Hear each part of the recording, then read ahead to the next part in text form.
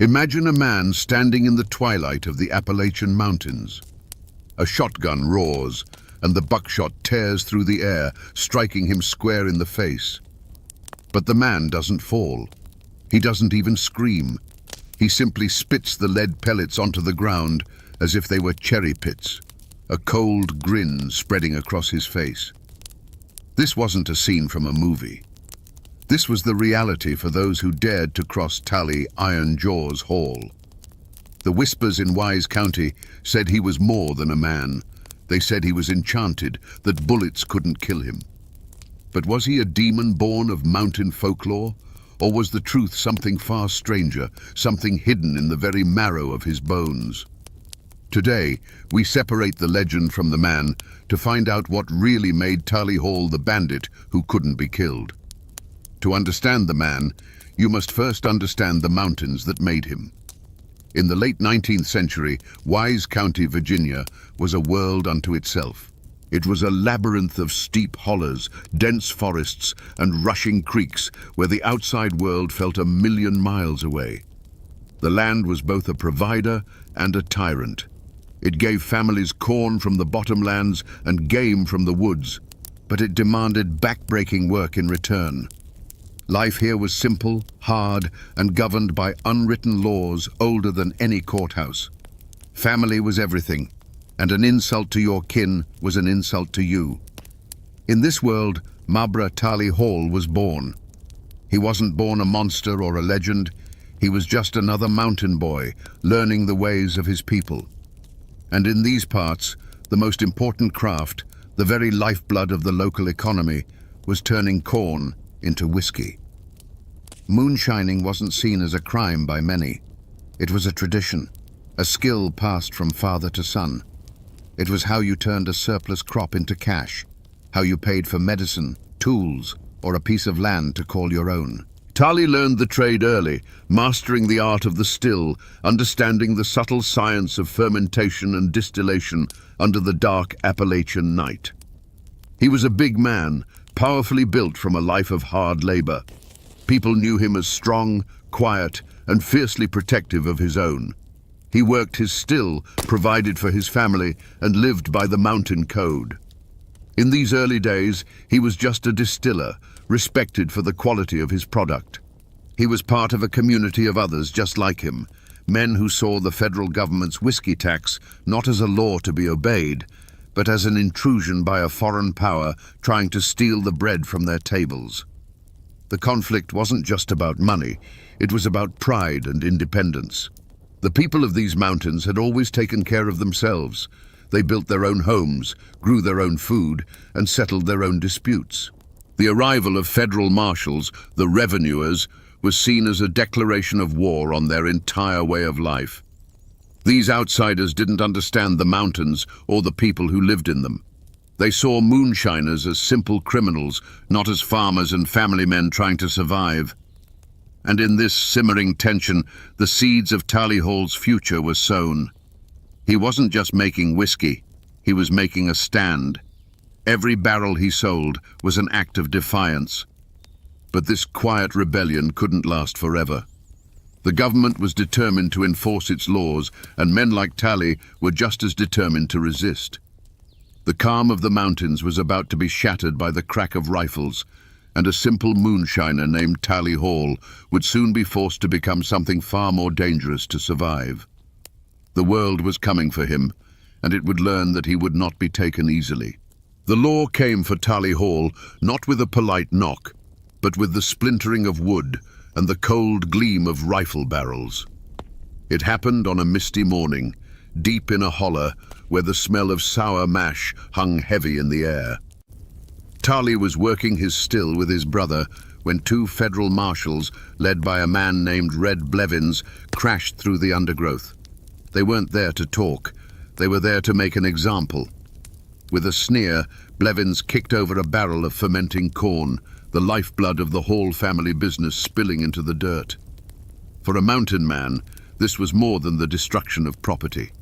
It was a profound insult, a strike against his pride and his ability to provide. Tally stood frozen for a moment, his massive hands clenched into fists. He didn't say a word. According to the stories passed down, Marshal Blevins then raised his axe, not to the still itself, but to the worm, the delicate copper coil that was the heart of the operation. As the axe came down, something inside Tarley Hall snapped. The quiet distiller was gone, and in his place stood something far more primal. What happened next became the first chapter of his legend. Tarley didn't reach for a gun. He lunged forward, moving with a speed that was terrifying in a man his size. He met the marshals not with bullets, but with bone and sinew. He broke one man's arm with a single brutal twist and sent the other flying with a blow to the chest that knocked the wind clean out of him. Red Blevins, the leader, found himself lifted off the ground by his throat, staring into eyes that held no mercy. Tarley didn't kill him. He simply threw him down the hillside like a sack of grain, leaving him broken and humiliated. The marshals limped back to the town of Wise, carrying with them not just bruises and broken bones, but a story of a man who fought like a cornered bear. The line had been crossed. This was no longer about an unpaid tax. Tarley Hall had assaulted federal officers. A warrant was issued for his arrest, and his name was no longer just whispered among moonshiners. It was now spoken with fear and anger in the courthouse. He was officially a fugitive, a wanted man with a price on his head. Tarley knew what this meant. There was no going back. He couldn't return to a quiet life. He had stood his ground, and now the full weight of the law was coming for him. But instead of running, he dug in. He gathered his brothers and his kin, men who believed in the same code he did. The forest that had been his workshop now became his fortress. The first drops of blood had been shed, not by Tarley, but by the government's attempt to break him. And Tarley Hall had answered in the only language he knew they would understand. The war had begun. With a price on his head, Tarley Hall became the most hunted man in Wise County. But hunting him and catching him were two very different things. The mountains were his kingdom, and he moved through them like a ghost. This drove his rivals, other moonshiners whose business he had crushed with his own brand of violent enforcement, to a point of desperation. They decided to do what the law couldn't. They set a trap on the Pound Gap, a treacherous road that snaked through the mountains, a place where a man could disappear without a trace. They waited in the deep shadows as Tarley rode alone, a silhouette against the rising moon. As he passed a narrow bend, the night erupted. A shotgun blast, fired from less than 20 feet away, struck him full in the head and upper body. The sound echoed through the holler, a deafening roar that sent birds scattering from the trees. Tarley's horse shrieked and crumpled to the ground, its legs tangled in a dying heap. The ambushers stepped out from their cover, rifles ready, expecting to see a body. But Tarley Hall was still standing. He swayed on his feet, stunned by the impact, but he did not fall. The men watched in frozen disbelief as he slowly raised a hand to his face. There was a strange, gravelly sound, and then he spat something dark onto a broadleaf plant on the roadside. He did it again and again. The moonlight caught the objects, and the attackers felt a cold dread creep up their spines. They were lead pellets. Buckshot. He was spitting the bullets out of his own flesh. It was in this moment that the man died, and the legend was born. The attackers weren't looking at a moonshiner anymore. They were looking at something torn from the pages of a dark folk tale, a creature the mountains themselves had made. He took a step towards them, his face a mask of cold fury. One of the men, shaking with fear, raised his rifle and fired again. The bullet slammed into Tarley's chest with a sickening thud, a sound like a hammer hitting stone. It barely staggered him. The sounds that followed were not of gunfire. They were the sounds of snapping wood as Tarley ripped a rifle from one man's hands and broke it over his knee like a twig. They were the dull, heavy thuds of fists meeting flesh, followed by choked-off cries of pain. He didn't use a gun. He didn't need to. He moved among them like a storm, and when the terrible, frantic noise was over, only silence remained. He left the men broken and scattered on that lonely road, a living testament to his unnatural resilience. From that night on, he was no longer just Tally Hall. He was Iron Jaws Hall. The story spread like wildfire, carried on hushed whispers from one holler to the next. They said he was protected by a witch, that he had made a pact with the devil. The truth, doctors would speculate many years later, may have been a rare medical condition called Paget's disease, which causes bones to become abnormally thick and dense, essentially creating a form of natural armor. But in the dark woods of Wise County, no one cared about a medical diagnosis.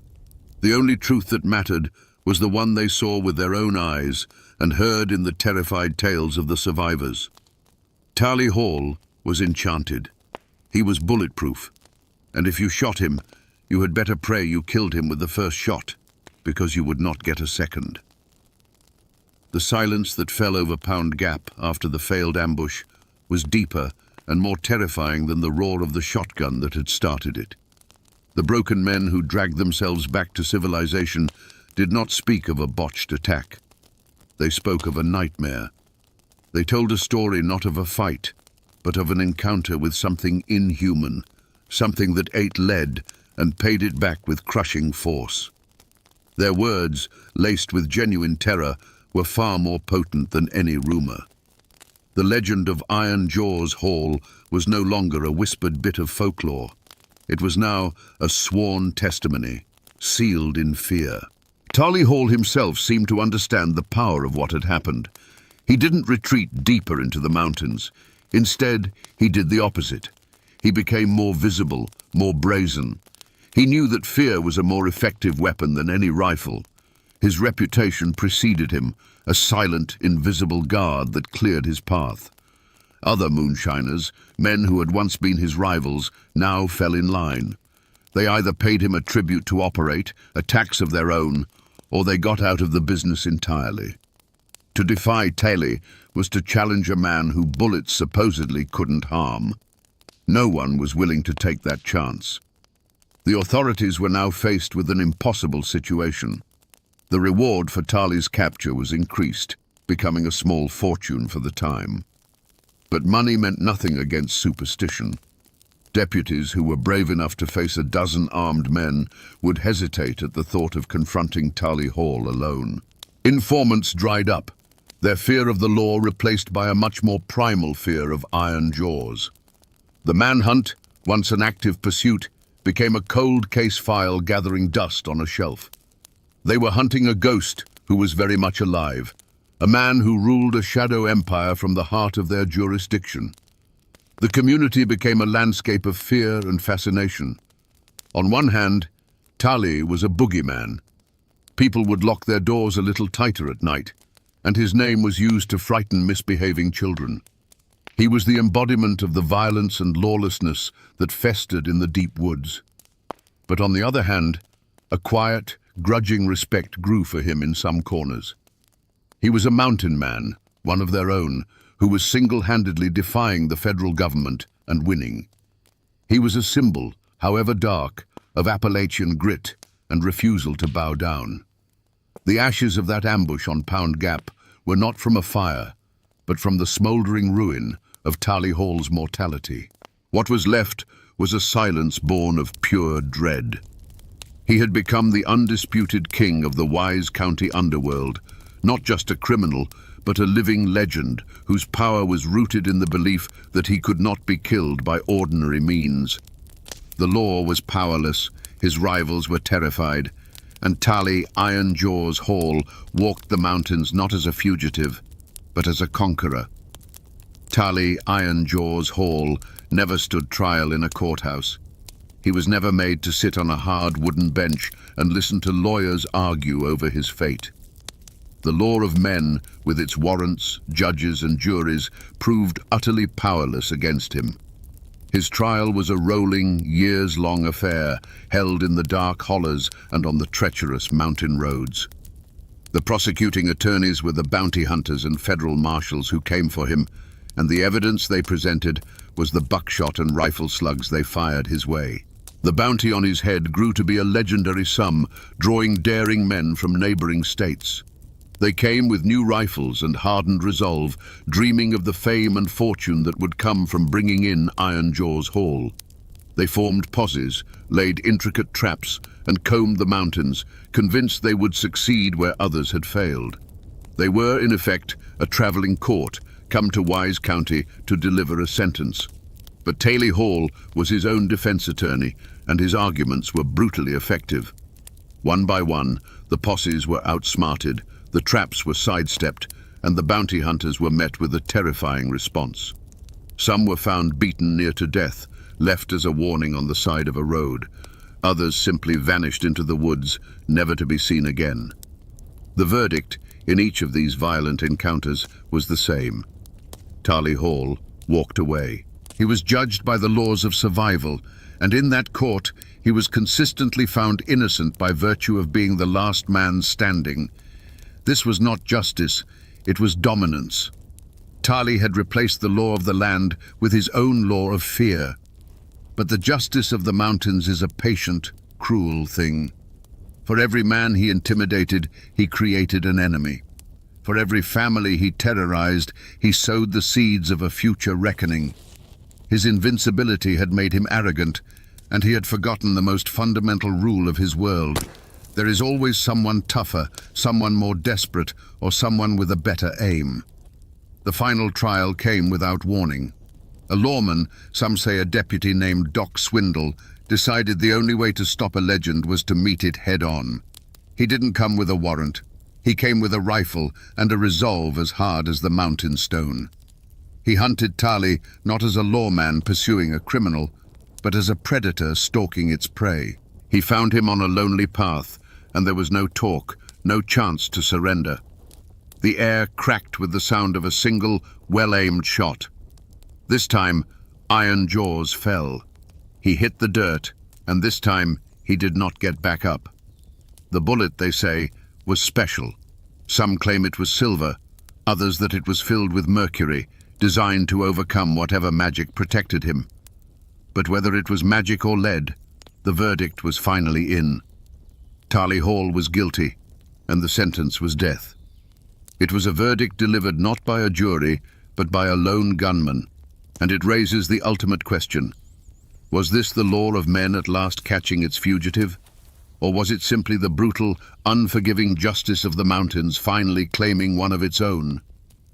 Taylor Iron Jaws Hall was buried in a small, remote cemetery in Wise County, not far from the lands he once ruled. For years, his grave was marked only by a simple fieldstone, as if even in death, people were afraid to carve his name for fear of what it might conjure. Today, a more formal headstone stands, a silent testament to the man who was once a living terror. Local historians and descendants still visit, standing over the patch of earth that finally managed to hold him, and they wonder. The physical landscape has changed. Pound Gap is no longer a treacherous dirt track, but a paved highway, US Route 23, that carries thousands of cars a day. Commuters and truckers speed through the cut in the mountain, their minds on schedules and destinations, completely unaware that they are passing through the very spot where a man once stood and spat buckshot back at his would-be killers. But for those who know the story, a drive through the gap, especially as evening falls, feels different. The shadows seem deeper, and the wind whistling through the rocks sounds like a whisper from the past. The legend of Iron Jaws has outlived the man by more than a century. It survives in the oral traditions of Appalachia, a story told by grandparents to their grandchildren, a campfire tale that happens to be true. While modern science offers a plausible explanation in the form of Paget's disease, that dry medical term has none of the power or romance of the legend. In the mountains, the story of the enchanted moonshiner who couldn't be killed by bullets remains the preferred version. It speaks to a deeper truth about the region, a belief in the extraordinary, and a deep-seated suspicion of simple explanations. The name Hall still echoes through Wise County and the surrounding region. The descendants carry not just the name, but the complex legacy of their infamous ancestor. For some, it's a dark chapter best forgotten, a stain of violence on the family history. For others, it's a source of a strange, defiant pride, a reminder of an ancestor who refused to bow to anyone, who was a king in his own right, however brutal his reign. The story hasn't vanished. It's simply gone underground, living on in family Bibles and hushed conversations.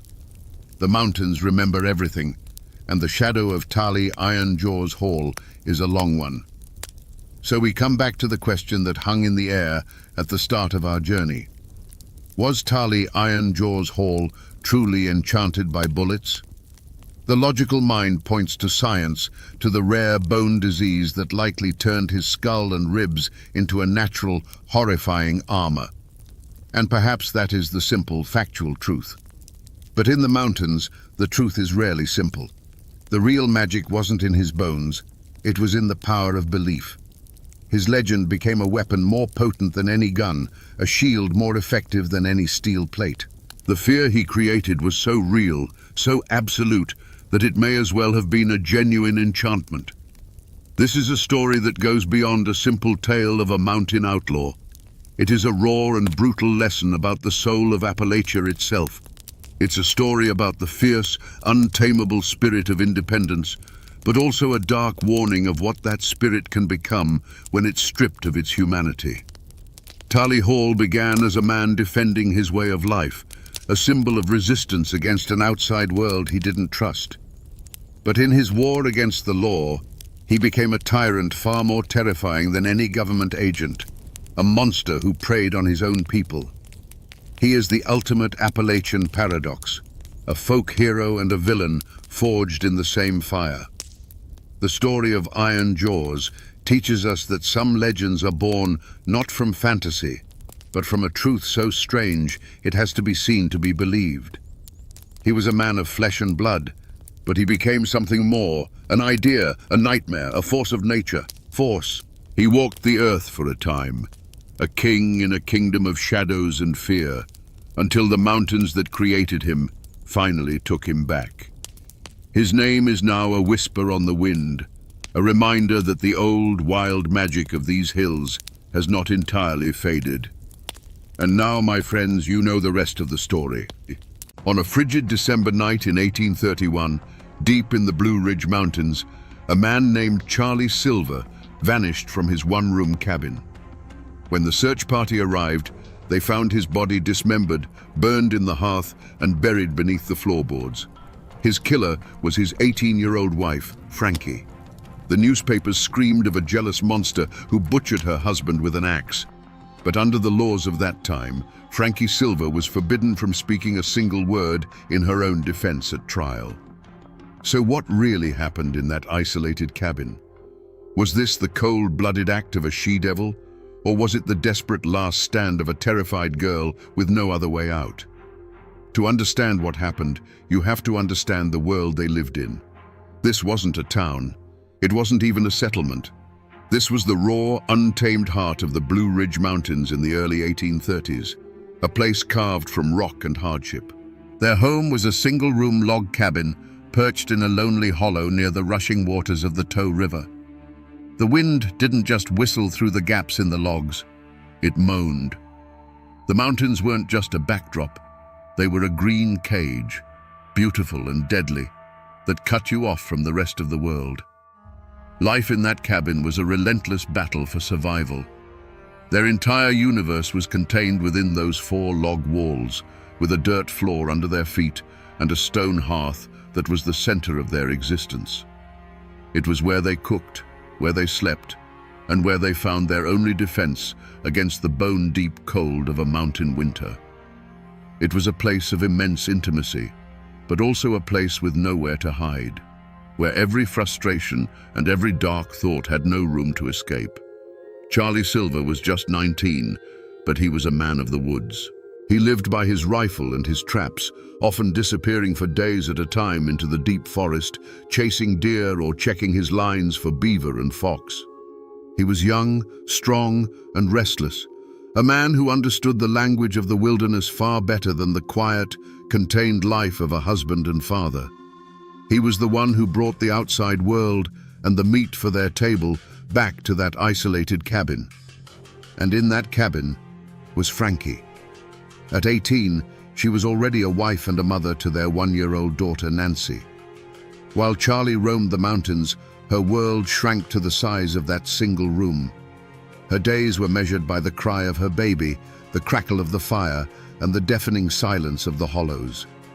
That kind of isolation can do strange things to a person.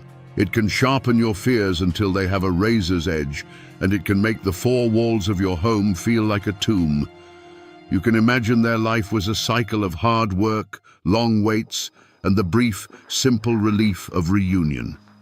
The smell of wood smoke, the sound of an axe splitting firewood, the sight of Charlie returning through the trees with game slung over his shoulder. This was their ordinary life. This was the world they had built, fragile as it was. But the winter of 1831 was coming, and it carried a cold that had nothing to do with the weather. The conflict that ended Charlie Silver's life didn't begin that December night. Its seeds were planted generations before in the very soil of those mountains. You have to remember who these people were. They were the descendants of Scots-Irish pioneers, a people known for their fierce independence and their stubborn refusal to bow to anyone. They hadn't been given this land, they had tamed it. They had wrestled a living from the rocky hillsides, fighting the woods, the winters, and sometimes each other for every acre. This land held memories of blood. It was not a peaceful place. Many of their grandfathers had been over-mountain men, the frontier riflemen who fought with brutal efficiency in the Revolutionary War. They learned a hard lesson in those days, that the only law you can truly count on is the one you enforce yourself. That belief seeped into the ground and rose up like a mountain mist. They distrusted authority from distant towns like Morganton. They settled their own disputes, often with a fist or a rifle, and they kept their secrets locked tight within the family. To be a Silver in that part of the country meant something. They were known as a hardy clan of hunters and trappers, men who knew the mountains like the back of their own calloused hands. They were proud, quick-tempered, and not to be crossed. A Silver man was expected to be the master of his domain, whether that was 100 acres of woodland or the 4 walls of a 1-room cabin. It was a heavy legacy for a young man like Charlie to carry, a pressure to be tough, to be in control, to never show weakness. Frankie came from the Stewart clan, people just as tough and rooted in the mountains as the Silvers. But when she married Charlie, she crossed a line. She became a Silver. In that world, a woman's identity was tied completely to her husband. Her reputation was his reputation. Her duty was to him. This wasn't a partnership of equals. It was a hierarchy as old and as unyielding as the mountains themselves. Frankie wasn't just an isolated wife. She was an outsider who now lived under the formidable shadow of the Silver name. In a place this isolated, the only thing that traveled faster than a winter storm was a rumor. And the air around the Silver cabin had grown thick with them. The community wasn't just a collection of distant neighbors, it was a web of eyes and ears. Every family was connected by blood, marriage, or shared hardship, and they all kept a close watch on one another. The 2 most watchful sets of eyes belonged to Charlie's father, Jacob, and his brother, John. The Silvers looked after their own, and from the start, they viewed Frankie, the Stewart girl, with a certain suspicion. They saw her as the outsider who had taken one of their boys. Whispers followed Charlie Silver when he came down from the mountains. Some said he had a temper that could flare up like a flash flood, especially when he'd been drinking. Stories of arguments that echoed through the hollow, of a young man growing restless and bitter with the heavy burdens of a wife and child, were passed from cabin to cabin. These weren't necessarily malicious tales. They were just observations, the way mountain people took the measure of a man. But each story added another thread to a net that was slowly tightening around that little cabin. The most poisonous rumor of all was that Charlie was planning to leave, not just for a long hunt, but for good. The story went that he'd been saving money and that he planned to take their daughter, Nancy, and head west, where a man could start over. Some versions of the rumor even gave his plan a name, another woman waiting for him somewhere down the trail. For a young wife like Frankie, alone and entirely dependent on her husband, this wasn't just gossip, it was a death sentence. You have to understand, these whispers weren't just idle talk. In a world built on honor and reputation, they were stones being thrown. Frankie would have felt their impact every day. A neighbor who wouldn't quite meet her eye. A sudden silence when she approached a group of women at the creek. The air in that community was charged with unspoken judgments and hidden tensions long before Charlie disappeared. The isolation of her cabin became a social quarantine, leaving her trapped with her fears and a husband who, the whispers said, was ready to abandon her. So when that fateful December arrived, the stage was already set. This wasn't a sudden storm breaking over a clear sky. This was the culmination of months of pressure building up behind a cracking dam. The Silver clan was watching, the neighbors were whispering, and inside that one-room cabin, a silent, bitter war was being waged. The mountains have a way of talking to those who know how to listen, and in the weeks leading up to that Christmas, they were screaming. The old folks would later say the winter of 1831 came on with an unnatural bitterness, a cold that felt personal, like a premonition. They said the screech owls cried from the ridges with a sound that wasn't just a call, but a shiver looking for a spine to run down. In the folklore of those hills, a screech owl calling near a home was a death warning, a sign that a soul was about to be claimed. And the owls, they say, were crying nightly over the Silver cabin. But the most dangerous omen wasn't in the sky. It was sitting across the hearth. Charlie Silver had become a stranger in his own home. The restlessness that had always been part of him had curdled into something darker. He was a caged animal, pacing the confines of his small life, and his eyes were fixed on the distant promise of the West. Every mention of leaving, every coin he saved and hid away, wasn't just a plan, it was a threat. His presence in the cabin was no longer a comfort for Frankie, but a constant, grinding source of tension. He was the human catalyst, the walking, breathing prophecy of the disaster to come. And Frankie felt it. She felt it in the pit of her stomach, a cold knot that had nothing to do with the winter chill. She would stand in the doorway of the cabin with baby Nancy on her hip and look out at the woods. The familiar trees now seemed to cast long, grasping fingers of shadow. The wind whistling through the hollow sounded like it was whispering a warning she couldn't quite understand.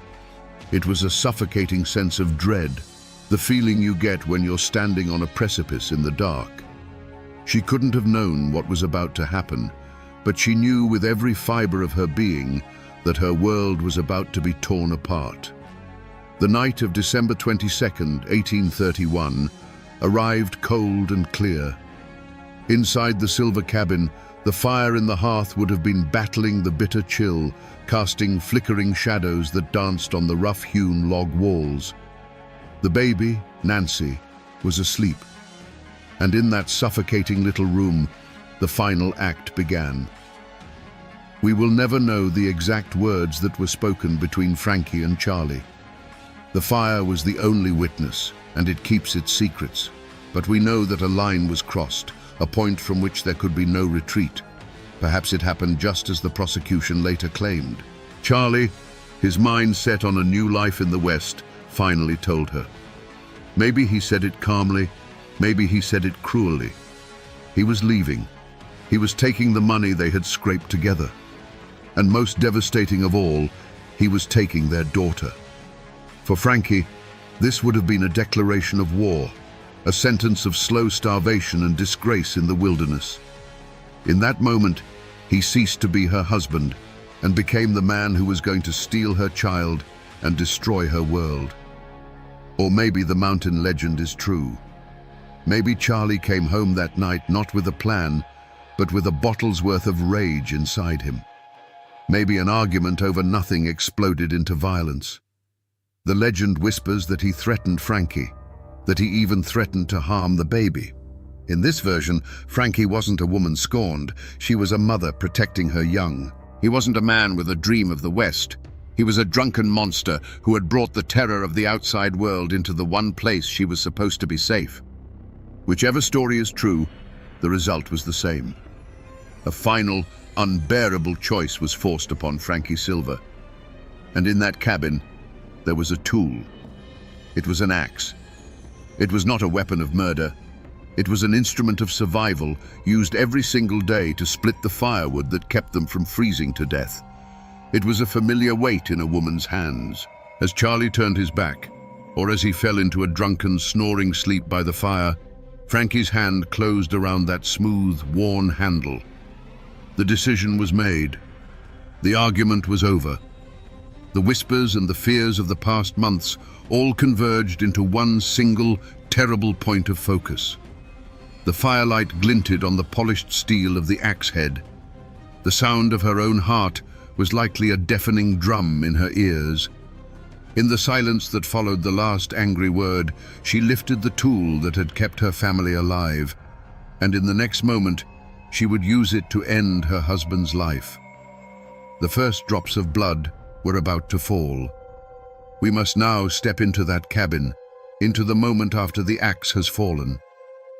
There was no scream. There was only a dull, wet thud that was nothing like the sound of splitting firewood. It was a soft, final sound. And then, a silence so complete it seemed to swallow the crackle of the fire itself. In that instant, the world stopped. Charlie Silver lay still on the floor, a dark stain spreading slowly from his head into the packed earth. The argument was over. The threats were silenced. And a new, more terrible reality had begun. Imagine the scene. The firelight flickers, casting long, wavering shadows across the room. The baby, Nancy, stirs in her sleep, but does not wake. For Frankie, this must have been a moment of pure, frozen terror. The man who had been her husband, the father of her child, was now just a body. An impossible problem. He was too heavy to move, too large to bury in the frozen winter ground. To leave him was to be discovered instantly. And in that small, isolated space, a desperate, gruesome plan began to form in the mind of a terrified 18-year-old girl. What followed was not an act of rage, but a feat of horrific, back-breaking labor. In the long, cold hours of that December night, Frankie Silver, a small woman by all accounts, began the task of dismantling her husband's body. She used the same tools they used for survival, the axe that had killed him, the knives they used for skinning deer. This was not the work of a monster reveling in gore. It was the frantic, mechanical work of someone trying to erase a terrible truth, to make a man disappear. The only witness was the fire in the hearth. That fire, which had been the heart of their home, the source of warmth and life, now became a hungry mouth. Piece by piece, she fed the flames. The smoke that curled up the chimney and out into the cold mountain air would have changed, growing heavy and greasy, carrying a secret that would stain the very stones of the fireplace. The smell in that cabin must have been unimaginable, the air thick with the evidence of her work. Some parts would not burn. For these, she pried up the heavy puncheon floorboards of her own home. She dug into the cold, damp earth beneath the cabin and buried what the fire could not consume. With every handful of dirt she replaced, she was turning her home into a grave, a tomb sealed by her own hands. The pools of blood seeped down between the logs, a silent testament to the slaughter that had occurred just a few feet above. According to the stories, one piece was treated differently. The heart. It wasn't burned or buried with the rest. It was hidden away separately, found later in a hollowed-out stump near the cabin. Why? Was this a final symbolic act of hatred? Or was it something else, a moment of confusion in a mind pushed past the edge of sanity? We will never know. It remains one of the most chilling and inexplicable details of the entire affair. As the first grey light of dawn crept over the mountain ridges, the work was finally done. The fire smoldered with a strange, unnatural heat. The floorboards were back in place. From the outside, the cabin looked just as it always had, a lonely puff of smoke rising into the winter sky. But inside, Everything had changed. Frankie Silver was alone with her child, and a secret that was buried in the ashes and under the floor, a secret that could never be contained. Let us, for a moment, try to do what the court never could. Let's try to step inside the mind of Frankie Silver in those terrifying hours. This is not to excuse what she did, but to understand the mechanics of how a human being can arrive at such a brutal act. What switch flips in a person's mind to turn a wife and mother into a killer who could dismember her husband by the light of their own hearth fire? Let's first walk the path the prosecution laid out, the path of the jealous monster. In this version, her mind was a pressure cooker of resentment and fear. The core of her logic was twisted but simple. He is going to destroy me. In her world, a woman abandoned by her husband, her child stolen away, was a non-person. She would be an object of pity and scorn, left to starve or depend on the charity of relatives who already saw her as an outsider. Charlie's plan to go west wasn't just a betrayal, it was an act of annihilation. The switch flipped the moment his threat became real.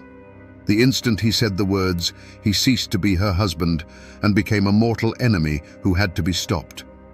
What followed was not a crime of passion, but an act of ice-cold logic. The dismemberment, then, was not a frenzy. It was a problem to be solved. A grim, terrible task performed with the methodical efficiency of a woman who had spent her entire life learning how to survive in the wilderness. But there is another path, the one whispered in the mountains. The path of the terrified victim.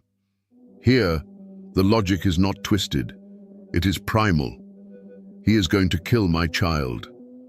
In this scenario, Charlie is not a man with a plan, but a drunken, violent force of nature. The switch flips the instant his rage turns towards the baby's crib. In that second, all thought of wife, husband, law, and future vanishes. There is only the mother animal, cornered in her den, protecting her young from a predator. The axe is not a tool of murder. It is a fang, a claw, a desperate act of defense. What happens next is not cold calculation, but pure, shrieking panic. The dismemberment is a frantic, horrifying attempt to hide what she has done, driven by the certain knowledge that no one will ever believe her. She isn't trying to erase a man. She's trying to erase a moment of justifiable terror that she knows will be her death sentence. After the deed was done, did she feel triumph, relief, or a chilling, bottomless emptiness? If she was the jealous killer, she might have felt a grim sense of victory, the quiet of a problem solved, quickly replaced by the cold fear of discovery. If she was the abused wife, she would have felt nothing but a hollow, ringing terror, a mind shattered by what she'd been forced to do. Only Frankie knew which path she walked in her own mind. And that is the most terrifying part of all. In the days that followed, an unnatural quiet settled over the Silver cabin. It was the silence of a secret. Frankie moved like a ghost through the small room, tending to the baby, stoking the fire, sweeping the dirt floor with a frantic energy. To any neighbor who might pass, she would have looked like a woman waiting for her husband to return from a long hunt. But inside, the air was thick with what was missing. Every creak of the logs, every cry from the baby, must have sounded like an accusation. The outside world soon came knocking. First came the questions, casual at first. Seen Charlie? Frankie had her stories ready, but they shifted like smoke. To one person, she'd say he'd gone off on a long hunting trip and was overdue. To another, she'd let slip a more bitter tale, that he'd taken the money they had saved, abandoned her and the child, and run off to the west. The stories didn't match, and in a community where every detail was noted and remembered, these contradictions were like cracks appearing in a frozen river. Her fight for survival had become a performance. She had to play the part of the wronged wife, worried but also resentful. She had to manage her grief, her fear, and her lie all at once, under the constant watchful gaze of the community. Little Nancy was her anchor, the living reason for what she had done. But the child was also a constant reminder of the man who was gone, making the charade that much harder to maintain. But Charlie's family, especially his father Jacob and his brother John, they weren't buying it. They knew Charlie. He was a skilled woodsman, yes, but he was also a silver. He wouldn't just vanish without a word, leaving his rifle and his dogs behind. Abandoning his family was one thing, but leaving his hunting tools was something else entirely. It was a detail that was fundamentally wrong, a note so out of tune it made their teeth ache. Their suspicion grew from a quiet unease into a certainty. Something terrible had happened to their boy. So they started the hunt. It wasn't a formal posse of lawmen, not at first. It was the clan, the family, taking matters into their own hands. They gathered their neighbors and began to search the woods, the creeks, the ravines around the cabin. Days turned into a week. They found no tracks, no sign of a hunting camp, no trace of a man lost in the wilderness. And with every failed search, all eyes turned back to the one place every trail led, the little log cabin where Frankie Silver waited with her shifting stories and a fire that never seemed to go out. The hunt for a missing man was about to become a search for a body. The moment the first piece of Charlie Silver's body was pulled from beneath the cabin floor, the whispers in the community turned into a roar. A line was drawn in the dirt, as clear and deep as the Tow River itself. You were either for the Silvers or you were for the Stewarts. There was no middle ground, no place for neutrality. The murder of one man had become a war between two clans, and every single person in that part of the mountains was forced to choose a side. The general store, the churchyard, the grist mill, these places became the tense gathering points for the factions. The Silver camp was loud, fueled by righteous fury and raw grief. Charlie was their son, their brother, their friend. They told the story of a cold-blooded she-devil who had lured their boy to his doom. Neighbors who had hunted with Charlie, men who owed Jacob Silver a favor, and those who simply believed in the old law of an eye for an eye, they all stood with the Silvers, their voices demanding justice, which to them meant a rope. On the other side, the Stewart clan circled the wagons. Frankie was their daughter, their blood. They may have been horrified, they may have been confused, but they would not abandon one of their own to the mercy of the Silvers. Their camp was quieter, more watchful. Their loyalty gave rise to a powerful conspiracy of silence. Many people knew Charlie had a temper. Many had heard the rumors of his planned abandonment. But who would dare speak of it now? To defend Frankie, even to suggest there might be another side to the story, was to paint a target on your own back. The Silvers were a powerful family, and their anger was a dangerous fire. Fear became a currency, and silence was the only way to stay safe. This division wasn't just abstract, it played out in small, defining actions. Frankie's own mother and brother were immediately suspected of helping her, of choosing the loyalty of blood over the law of men. A neighbor who might have seen them near the cabin that night would have looked the other way, his silence a shield for himself and an alibi for them. In contrast, another neighbor, seeing the greasy smoke pouring from the chimney for days, finally worked up the courage to tell Jacob Silver his suspicions. That act wasn't just sharing information, it was a public declaration of allegiance, a brave or foolish step, depending on who you asked. The community had fractured, turning lifelong friends into wary strangers and neighbors into potential enemies. After the verdict, Frankie Silver was a dead woman walking. But her family, the Stewart clan, refused to accept it. To them, the trial in Morganton had been a farce, a piece of legal theater orchestrated by the Silvers. Justice wasn't a blindfolded woman with a scale, it was a rope with a noose, and it was meant for their daughter.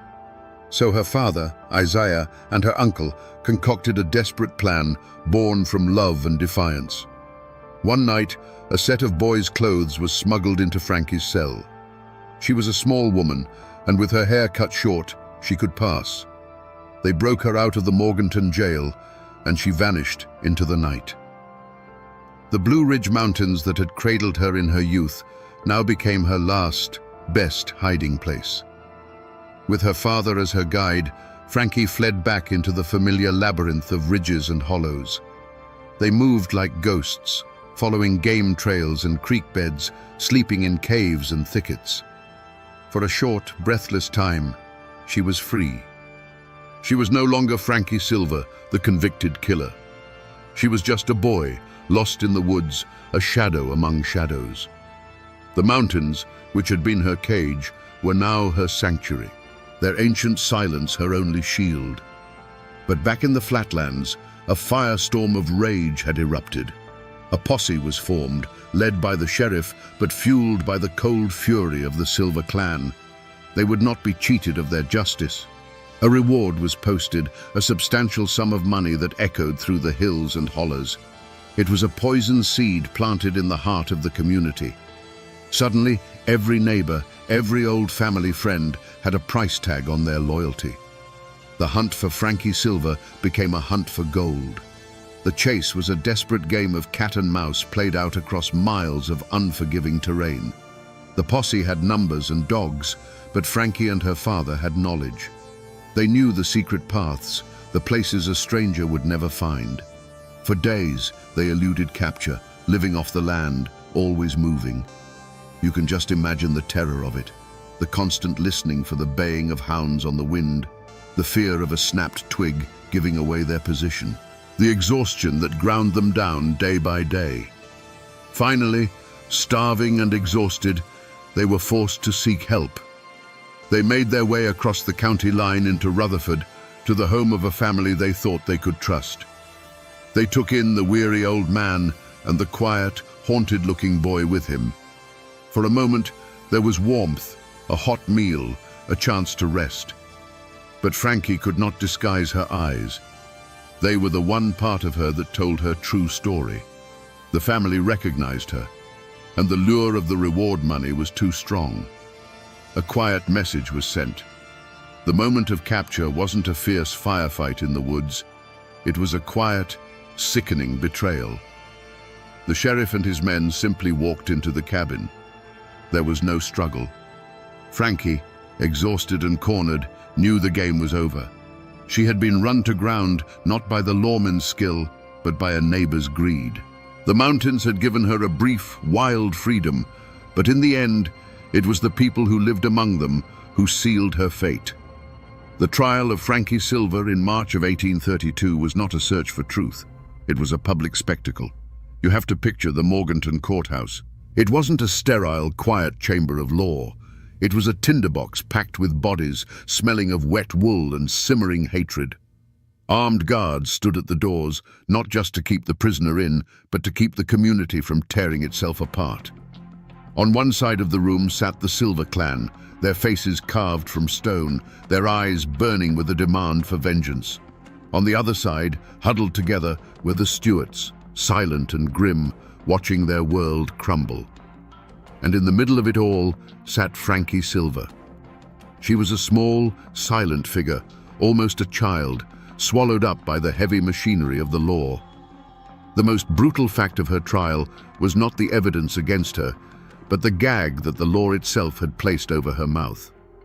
Under the legal customs of that time, an accused person could not testify in their own defense. She was a ghost at her own trial, forced to listen as lawyers and witnesses constructed the story of her life and her crime, while she was forbidden to speak a single word.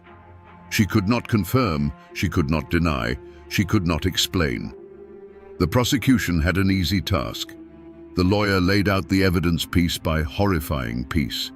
He presented the bone fragments from the hearth, the blood-soaked earth from beneath the floorboards, the testimony of the searchers. He painted a simple, damning picture of a jealous, monstrous woman who had butchered her husband in a fit of rage because he planned to leave her. It was a story that was clean, brutal, and easy for a jury to understand. What could her lawyers do? They were hamstrung, fighting a ghost story with a mountain of physical evidence. They could argue points of law, they could question the witnesses, but they could not put their client on the stand to tell her side of the story. They couldn't tell the jury about Charlie's temper or about a potential threat to the baby. because the only person who could testify to that was legally silenced. They were fighting a fire with their bare hands. The verdict, when it came, was no surprise. The jury barely had to deliberate. The word guilty echoed in the tense courtroom. A wave of grim satisfaction rolled through the Silver side of the room.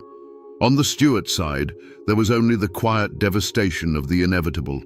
The judge, his duty clear, sentenced Frances Silver to be hanged by the neck until she was dead. The law of men had spoken.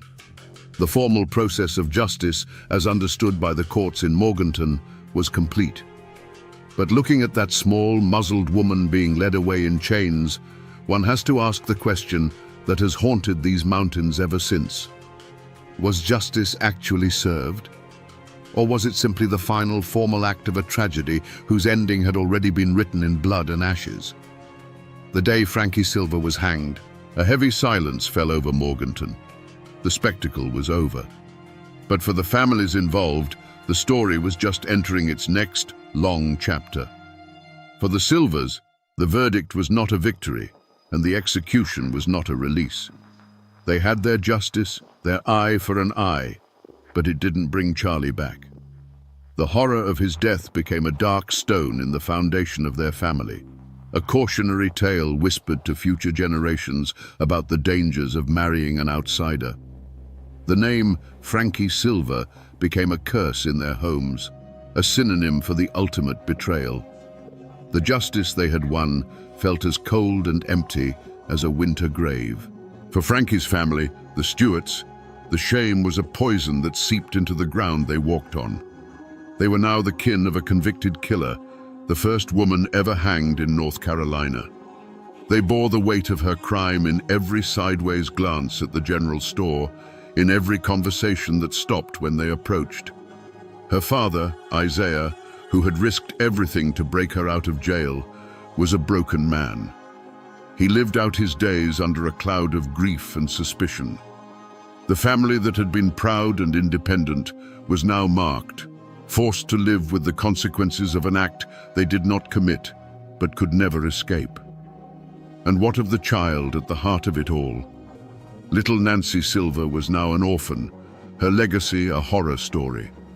Her mother had murdered her father. She was raised by relatives, growing up in the shadow of a tragedy she was too young to remember, but could never outrun. She was the living, breathing embodiment of that terrible night, a constant reminder of the blood that connected the two feuding families. Her life would be forever defined by the actions of her parents, a quiet testament to the innocent lives that are shattered in the wake of such violence. In the wider community, a collective amnesia began to set in. The story was too ugly, the divisions it created too deep. To heal, the community had to forget. People stopped talking about Frankie Silver. Her name was scrubbed from polite conversation. The brutal murder, the sensational trial, the dramatic escape, it was all pushed down, buried under the relentless demands of survival. The scar on the community was deep, and the only way to live with it was to pretend it wasn't there, to cover it with a thick blanket of silence. But in the mountains, stories don't die. They just go to sleep, waiting for the right voice to wake them up again. And what is left of this story today? If you go looking for the physical traces of Frankie Silver, you will find mostly ghosts. The one-room cabin is long gone, its logs rotted back into the earth, reclaimed by the deep woods of the Tow River Valley. The forest has swallowed it whole, erasing the scar from the land, but not from the memory. The exact spot where the gallows stood in Morganton is a matter of debate, likely a paved street corner or a parking lot now, a place people pass every day without knowing they are walking over ground that was once consecrated by a terrible and public death. You will not find a tombstone for Frankie Silver. After the hanging, her body was likely given to her father, who buried her in an unmarked grave, perhaps in the family plot, perhaps at a lonely crossroads, as was the custom for those who died in disgrace. The exact location is a secret that died with him. In a way, this lack of a final resting place is her most fitting memorial. It has allowed her to become more than a historical figure. She is a legend, a ghost without a home, a whisper that still haunts the hollows. But the most powerful echo isn't in a place, it's in the people. The Silvers and the Stuarts still live in those mountains. For over a century, the two families lived in a state of tense silence, the memory of the murder a deep, uncrossable chasm between them. But in recent decades, the descendants of both Frankie and Charlie, many of them descended directly from their orphaned daughter Nancy, have begun to come together. They hold joint reunions, not to forget the tragedy, but to finally acknowledge their shared, tangled, and bloody roots. They are living proof that the wounds of the past, even the deepest ones, can eventually begin to heal. And yet, the most enduring monument to this entire tragedy is not made of stone or of flesh and blood. It is made of words and a simple, haunting melody. The ballad of Frankie Silver, whether it was her confession or her father's creation, became her true headstone. It escaped the mountains and was carried across the country by folk singers and storytellers. The ballad is what kept her story alive, ensuring that even when the community tried to bury it in silence, her name would never truly be forgotten.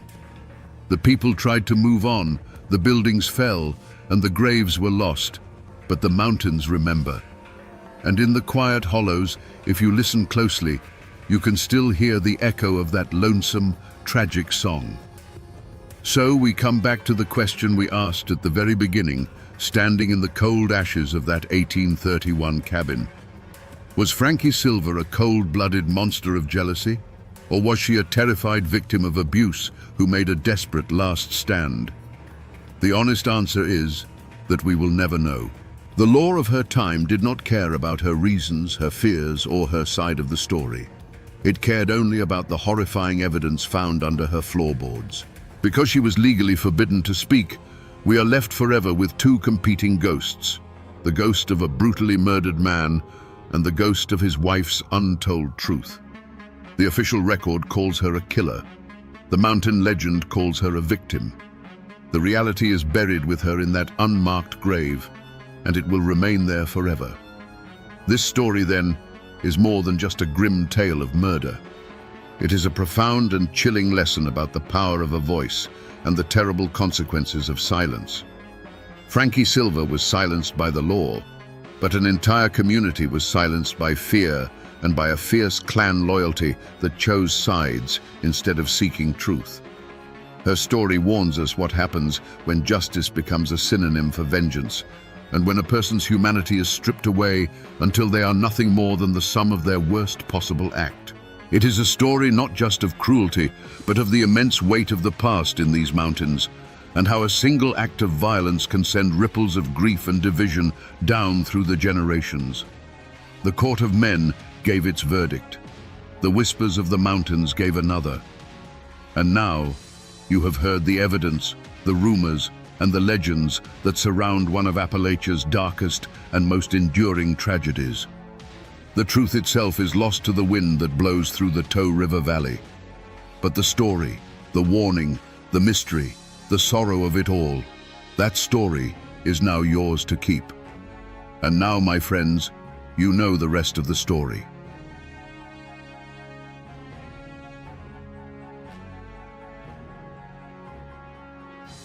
They say that on May 5th, 1931, the mountains of Harlan County themselves held their breath.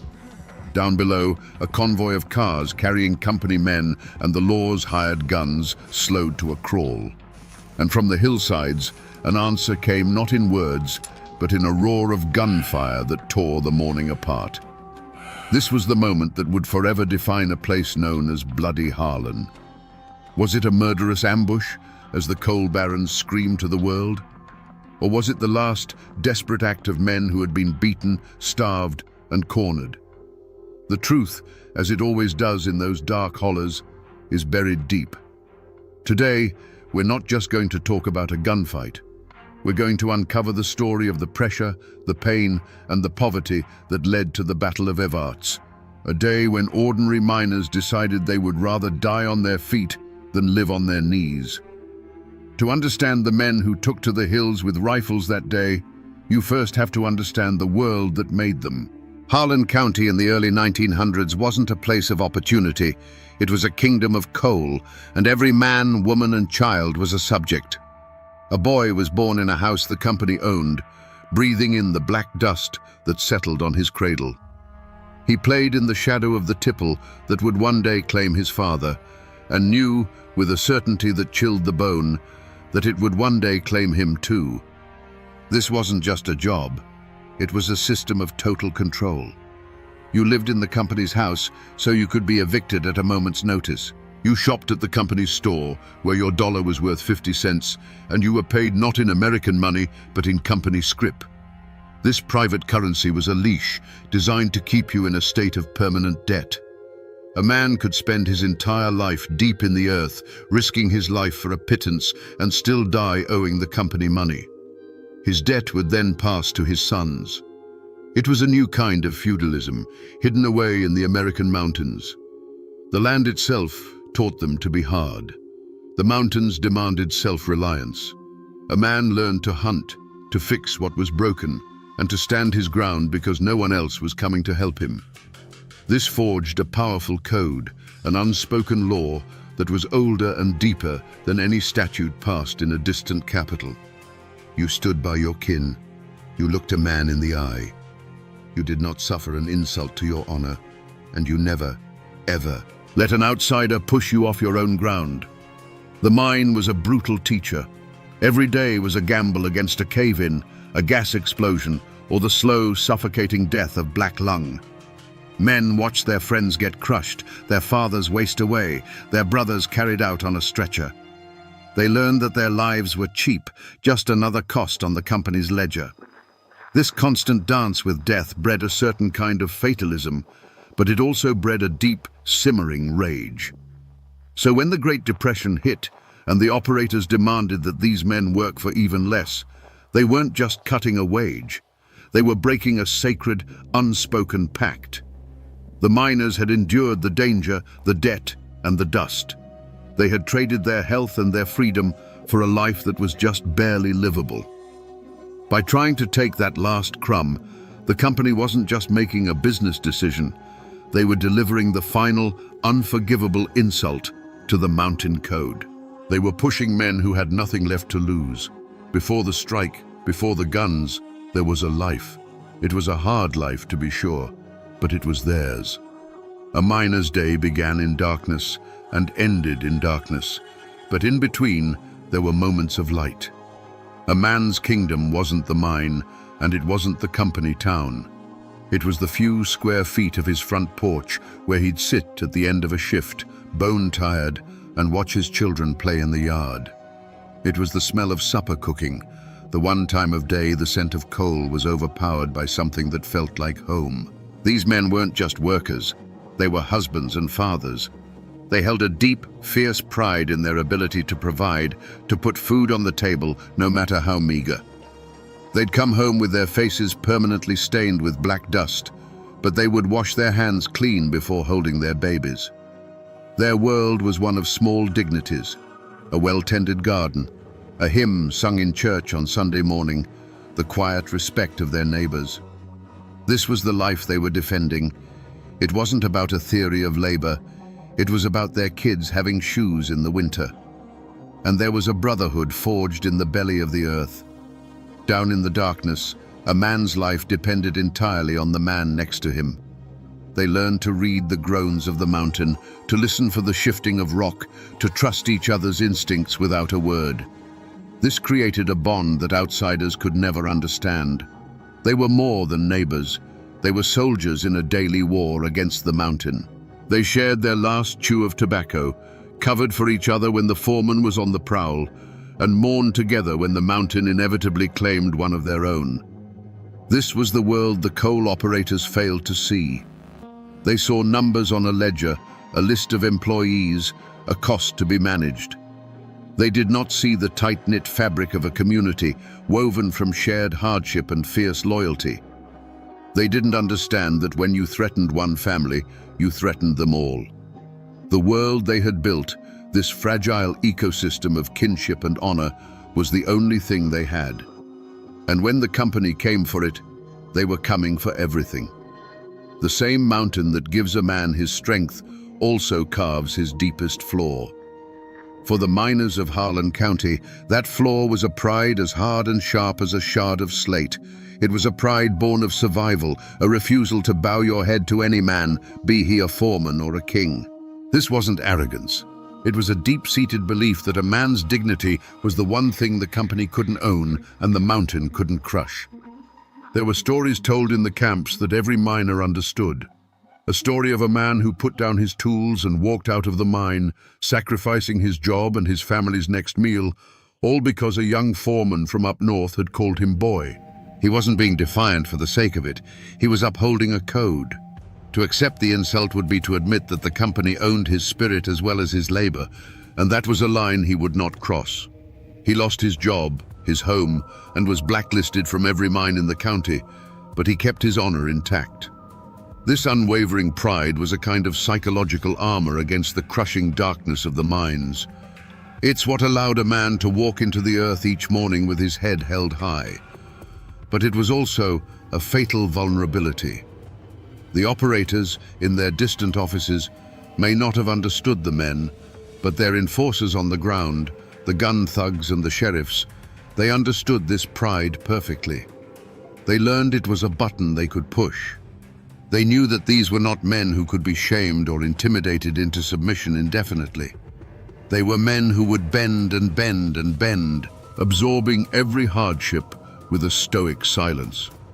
But when you pushed them past that breaking point, when you made it a question of their honor as men, they would not break.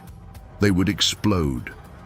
This pride, this absolute refusal to be seen as less than a man, was the powder keg sitting in the heart of Harlan County. All it needed was a spark. The first affront was the wage cut, a cold dismissal of their worth. The next was the company's response to the union. Any man who joined was fired, his name put on a blacklist that was a death sentence to his career. But the deepest cut, the one that went past the wallet and into the soul, was the evictions. Miners and their families, with nowhere to go, were thrown out of their company shacks, their belongings piled in the muddy road. It was an act of calculated cruelty, designed not just to punish the men, but to break their wives and starve their children. The pressure built until the air in Harlan felt thick enough to ignite. And on the morning of May the 5th, 1931, the company provided the spark. They decided to make a statement. They assembled a convoy of 3 cars, filled not just with non-union workers, but with the most hated symbols of their power, company officials and Sheriff J.H. Blair's deputies, the gun thugs who had been beating and intimidating them for weeks. Their goal was to parade these scabs right through the town of Evarts. This was not a logistical move. This was a deliberate act of humiliation.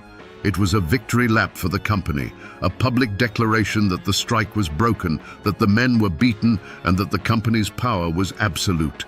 To the striking miners, watching from the hillsides where many of their families were now living in makeshift tents, this was an invasion. It was the enemy marching through their territory, flying a flag of contempt. The news passed from holler to holler, not in a shout, but in a low, dangerous whisper. They're coming. That was all that needed to be said. Men looked at each other, a silent understanding passing between them. This was no longer about a contract. This was about honor. It was a direct challenge to their pride, a public taunt. To stand by and watch that convoy roll through town would be to admit defeat. It would be to accept the role of the beaten dog, to bow your head and concede that you were less than a man. And for these men, forged by the mountain's harsh code, that was an impossibility. The moment that convoy was formed, the choice was made for them. Their pride, the very core of their identity, demanded a response. And in Harlan County, a response like that only came from the barrel of a gun. There were voices of reason, you see. There always are. Union organizers, men sent down from the national office, understood the danger. They knew that an open gunfight would bring the full weight of the state down on them. It would give the operators the perfect excuse to call in the National Guard and crush the strike with bayonets and machine guns. Their strategy was one of patience, of holding the line, of winning the war of public opinion. They preached discipline, warning the men not to be provoked, not to give the company the violence it so clearly wanted. But for a man watching his child grow thin, the word patience is a curse. For a man who has been beaten by company thugs and seen his furniture thrown into the street, the idea of discipline sounds like cowardice. The organizers' warnings, however wise, were spoken in a language these miners no longer understood. The company had been communicating in the language of brute force for months. The miners were simply deciding to answer in kind. Their pride, that raw, unshakable mountain pride, could not absorb another blow. The decision wasn't made in a meeting or put to a vote. It was made in silence, in the grim set of 100 jaws. It was the quiet click of a rifle bolt in a dozen hillside tents. It was a man giving his wife a look that said everything before taking his old shotgun down from the wall. One by one, then in small groups, they began to move. They slipped away from the desperate little camps and filtered down through the woods, their movements quiet and purposeful. This wasn't a mob, it was an army assembling. They knew the convoy's route. They knew the land better than any deputy, and they knew the perfect spot, a place where the road narrowed and was forced to cross the railroad tracks at the edge of Evarts. It was a natural choke point, a place where the cars would have to slow to a crawl.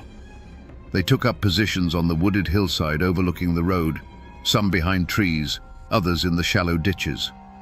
They were no longer just striking miners, they were choosing a battlefield. Every man who took his place on that hillside was consciously rejecting a path of peace. He was ignoring the warnings of the organizers. He was turning his back on the slim hope of a negotiated settlement. He was betting his life and the future of his family on the outcome of the next few minutes. The company had offered them a choice: submission or starvation. On that morning, the miners of Harlan County chose a third option: war. The path had narrowed until there was only one way forward, and it was lined with guns. There was a moment just before the first engine was heard when the world went still. The men lay hidden on the hillside, the cool earth pressed against them, the weight of their rifles familiar in their hands. The sun was climbing, casting long shadows through the trees. A bird sang somewhere nearby, oblivious. In that sliver of time, there was a profound silence. And that silence was the final off-ramp. It was the last chance for any man to back away, to slip back through the trees and return to his family. In that quiet, what does a man think about? He doesn't think about labor law or economic theory. He thinks about the look on his wife's face that morning. He thinks about his daughter's worn-out shoes. He remembers the cold knot of shame in his stomach when he had to tell his family there was no food. Then, another set of images floods his mind. The sneering face of a deputy, the sight of a neighbor's furniture sitting in the rain, the memory of a beating behind the company store. This was the final crossroads, not an offer from the company, but a question each man had to ask himself. He weighed the two futures. One was a future of slow, grinding surrender, a life of accepting insults, of watching his family suffer, of dying a little inside each day. The other future was unknown, violent, and terrifying, but it was a future where he stood up. He wasn't choosing between peace and violence. He was choosing between two kinds of death: the death of the spirit, or the risk of the death of the body. And then they heard it. A low, distant rumble. The sound grew, becoming the unmistakable growl of automobile engines. That sound shattered the silence and ended the debate. It was the sound of the enemy, confident and arrogant, coming to rub their noses in defeat. Every doubt, every fear, every hesitation was burned away by that approaching sound. It was the final provocation. Along the hillside, you could feel the change. A man would shift his weight, settling the rifle stock more firmly against his shoulder.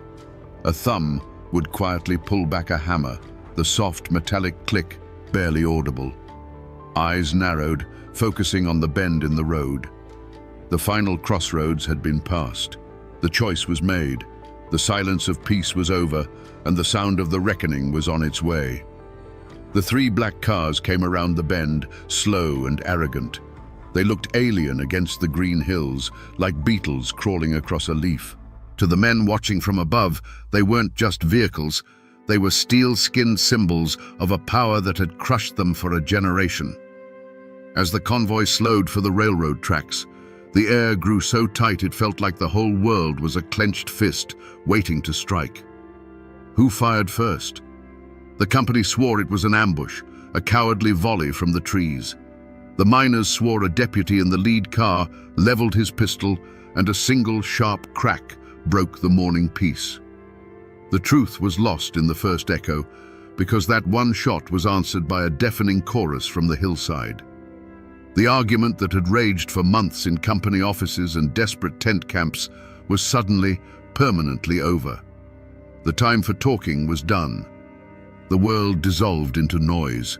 It wasn't the clean sound of a single shot, but a chaotic rolling thunder that battered the eardrums and shook the leaves from the trees.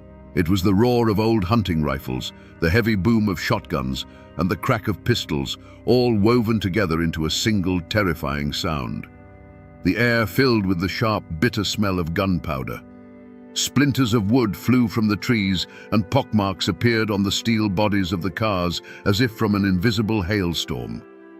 For each miner on that hillside, the world narrowed to a single point. It was the face of a man in a car, a man who represented the beatings, the evictions, the hunger. The kick of the rifle against a shoulder was a physical release of a year's worth of stored-up rage and helplessness. There was no strategy, no battle plan. There was only a raw, primal instinct to fight back, to finally answer force with force. Inside the cars, it was a trap. The world became a terrifying drumbeat of impacts against the metal frame. There was nowhere to run, nowhere to hide. One of the hated company guards in the lead car suddenly slumped forward without a sound. In another car, a company official cried out and went down. The illusion of their power, the authority that came from their guns and their money, was being shredded one bullet at a time. Then, almost as suddenly as it began, it stopped. The roaring faded into a few last, sporadic shots that echoed away into the mountains. A heavy, ringing silence rushed in to fill the void. Blue-gray smoke drifted through the trees, slowly clearing like a rising curtain. In the stillness, nothing moved. The birds were silent. The engines of the cars had stalled. A profound and terrible stillness had fallen over the choke point at the edge of Evarts. The battle had lasted only a few minutes, but it had changed everything. When the final tally was made, 4 men lay dead or dying on that dusty stretch of road. One of them was a miner, Jim Penland, who instantly became a martyr. The other 3 were from the company side. The convoy, shattered and bleeding, turned and fled in chaos, leaving their dead behind. The miners had held the ground. They had won the battle. For a long moment after the last car had vanished in a cloud of dust, nobody moved. The miners remained frozen on the hillside, phantom figures in the lingering gunpowder smoke. The only sound was the frantic ringing in their own ears. There was no cheering, no shouts of victory. There was only a cold, stark realization of what had been done. Below them, on the road, lay the undeniable proof. The still bodies, the abandoned cars riddled with holes. They had faced the monster, and for the first time they hadn't flinched. They had fired back, and they had won. But that feeling of grim triumph was fleeting, quickly replaced by a chilling clarity. They were no longer just striking miners fighting for a wage. In the eyes of the law, the company's law, they were now murderers. They had crossed a line from which there was no return. They knew what was coming next. The sheriff would raise a posse of every gun thug in the county. The governor would be called.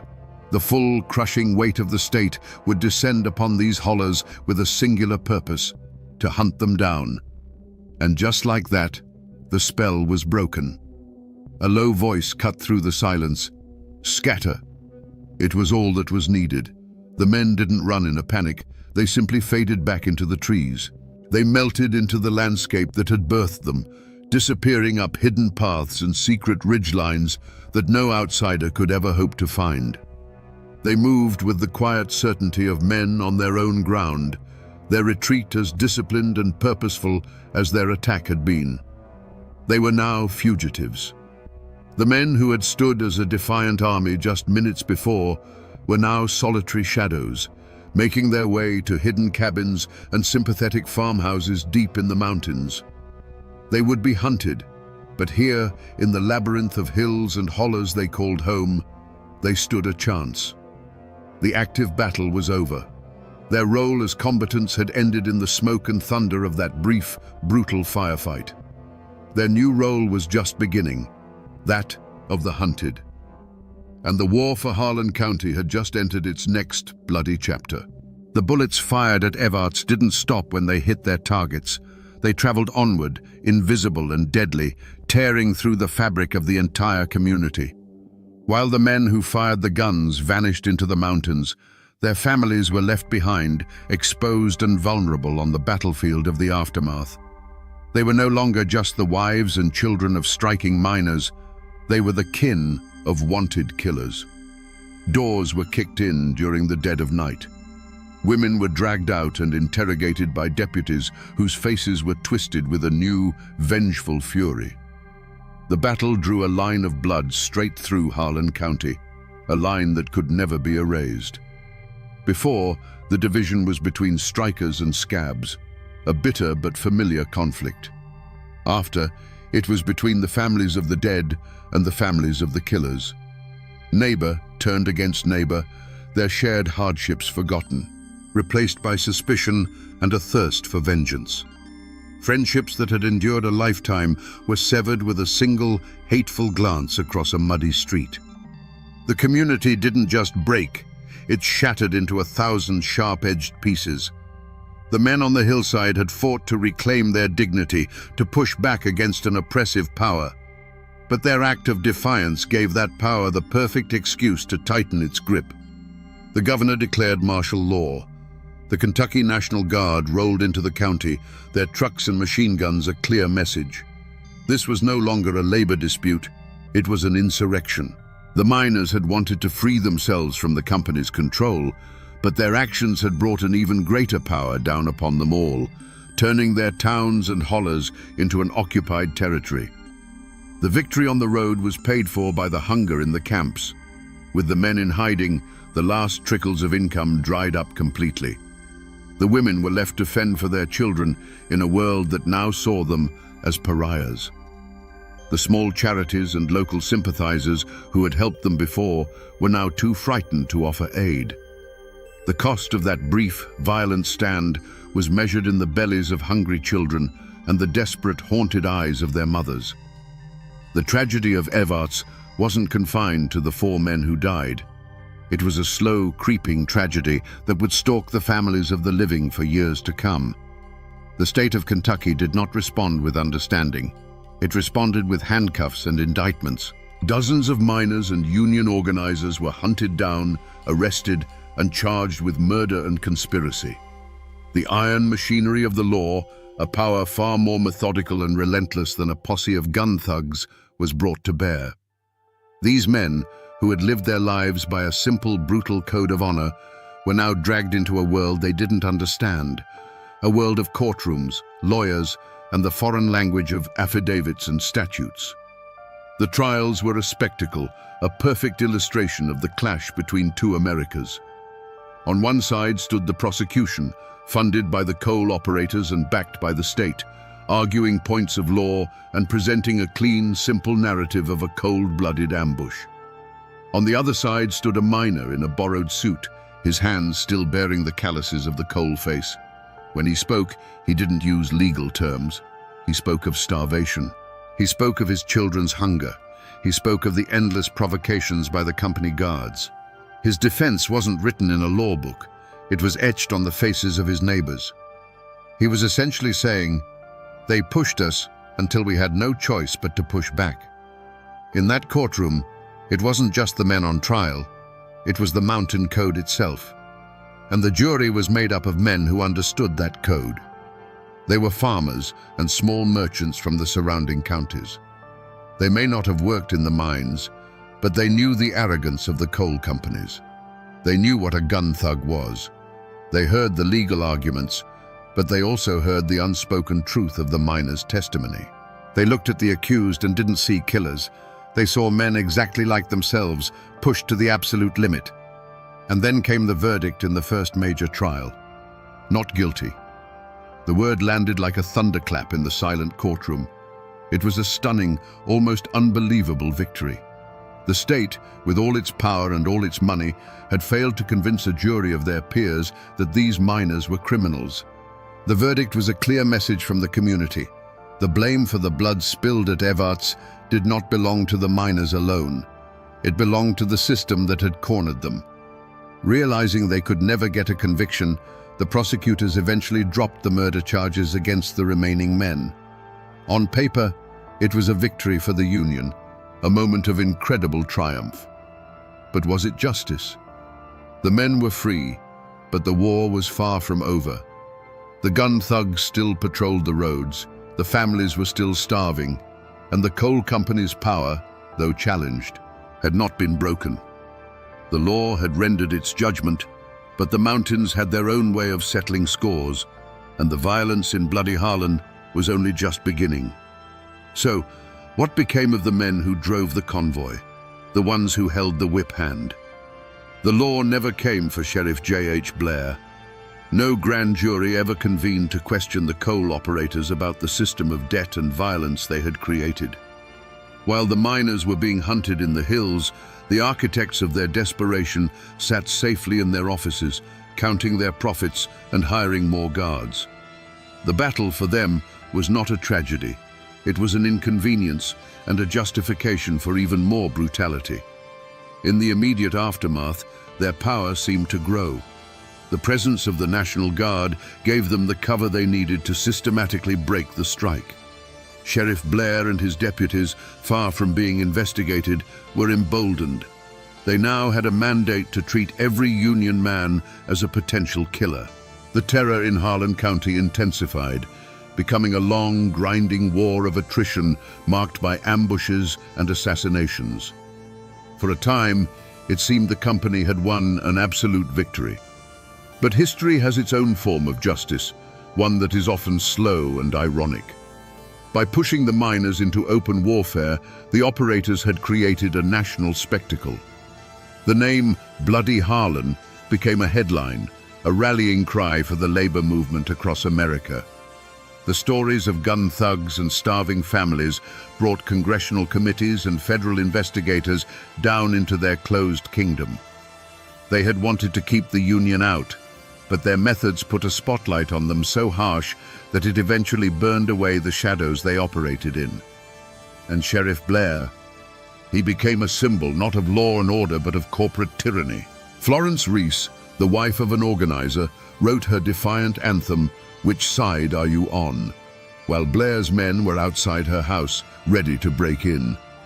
The song outlived him. It outlived the mine operators. It became the voice of the struggle long after their names were forgotten footnotes. In the end, the company men won the battle and the immediate war, but they lost their anonymity.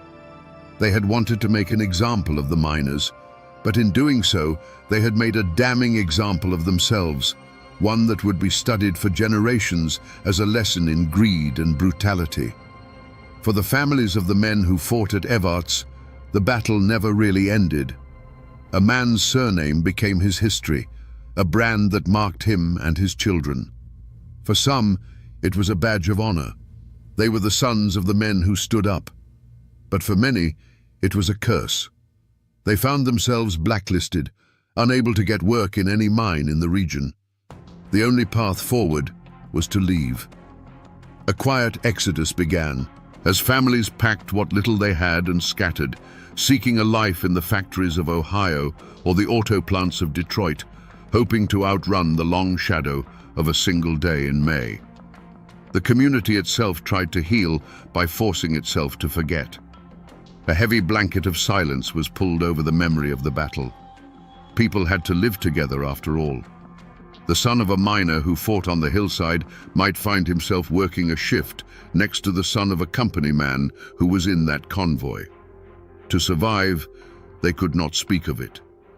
The gunfight became a ghost, a presence that everyone felt but no one acknowledged. It was a peace built not on forgiveness, but on the shared conspiracy of never speaking its name, a wound that scarred over but never truly closed. The Battle of Evarts didn't bring the Union to Harlan. In fact, it kicked off the bloodiest phase of the Harlan County War, a brutal decade of assassinations and bombings. The operator's power seemed unbreakable, but the battle had changed something fundamental. It had proven that the miners would die before they surrendered completely. It had created martyrs. It had planted a seed of defiance that, watered with the blood of men like Jim Penland, would stubbornly refuse to die. When the New Deal and new federal laws finally gave the United Mine Workers the leverage they needed to come back into Harlan years later, they were building on the foundation laid at Evarts. The legends of that day were told in secret, inspiring a new generation to take up the fight. The power dynamic didn't shift overnight, but the battle was the first great crack in the dam. The gunsmoke cleared in a matter of minutes, but the shadow it cast would stretch on for generations, a constant, haunting reminder of the price of dignity. If you drive the road that runs through Evarts today, you can still find the spot. The pavement is wider now, the old railroad tracks long gone, but the shape of the land hasn't changed. The hillside still rises steeply from the road, a silent, green witness. There are no monuments here, no bronze plaques to mark the spot where the battle was fought. The only memorials are the ones you have to search for. A weathered tombstone in a small mountain cemetery, the name Jim Penland worn smooth by a century of rain and sorrow. The most enduring echo of that day is the name it gave the county. Before the battle, Harlan was just another coal county.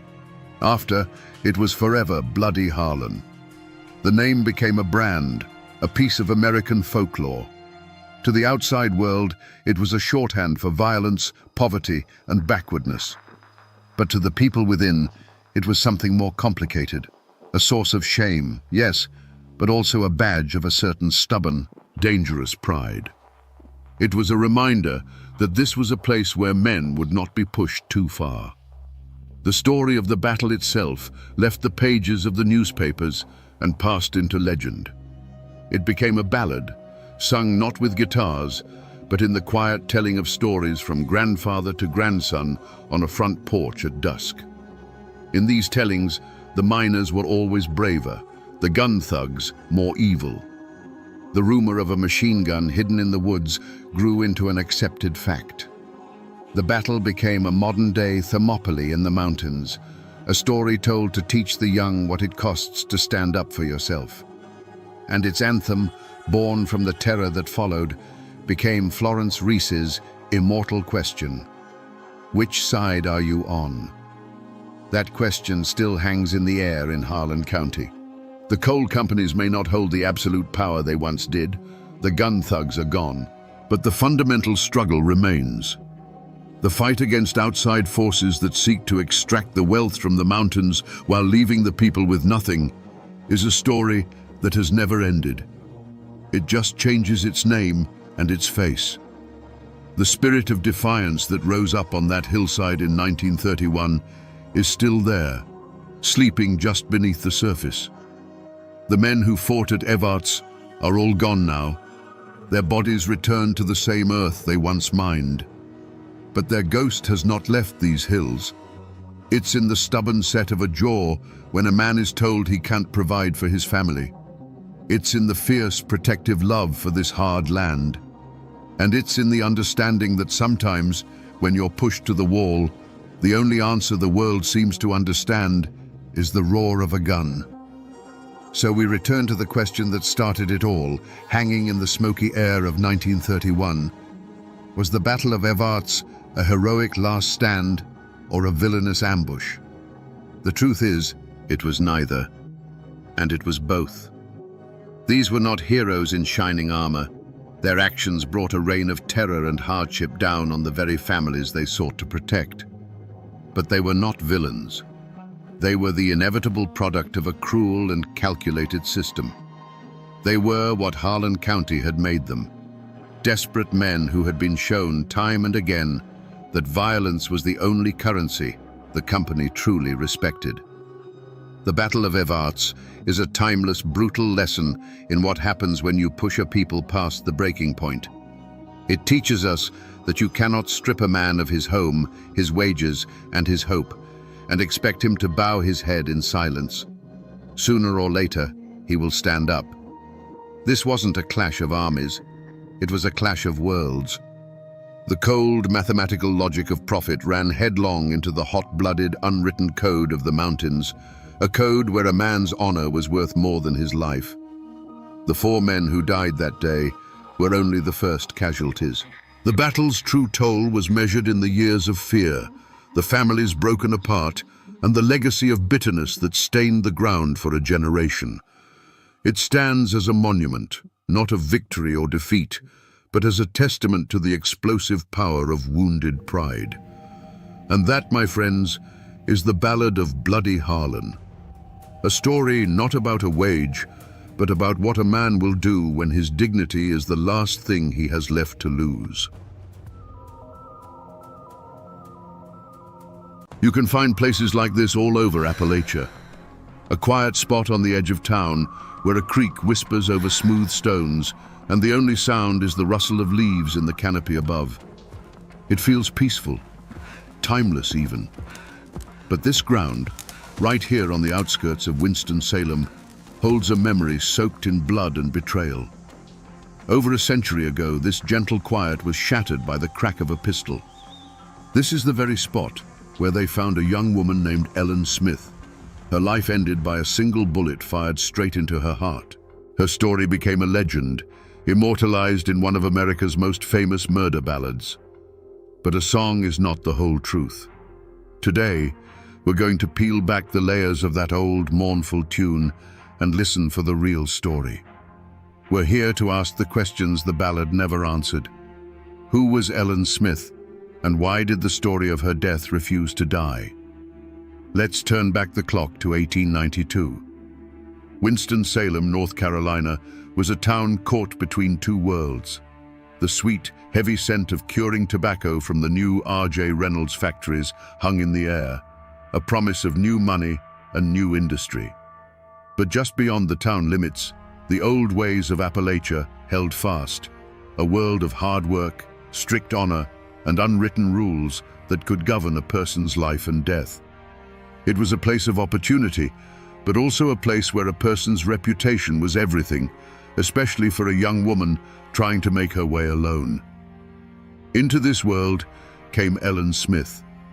She was barely 19, a girl from the surrounding foothills who, like so many others, was drawn to the town by the prospect of a steady wage. She found work as a maid at the Zinzendorf Hotel, a bustling hub where the wealthy tobacco barons mixed with travelers and local townsfolk.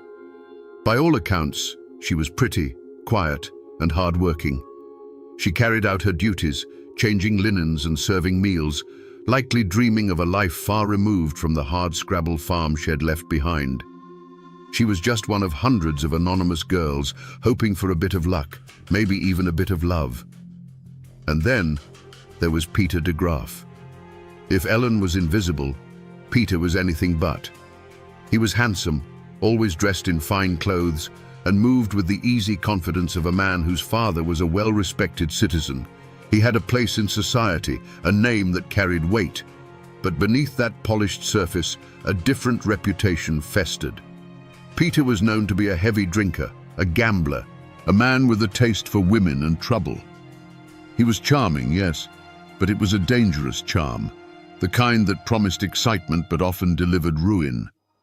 Their worlds collided within the walls of the Zinzendorf Hotel. He, the privileged customer, she, the humble servant.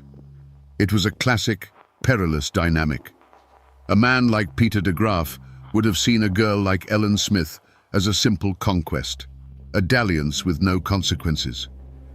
But for Ellen, The attention of such a man, someone so far above her station, must have felt like a fairy tale. He was a glimpse into a world of comfort and status she could only dream of.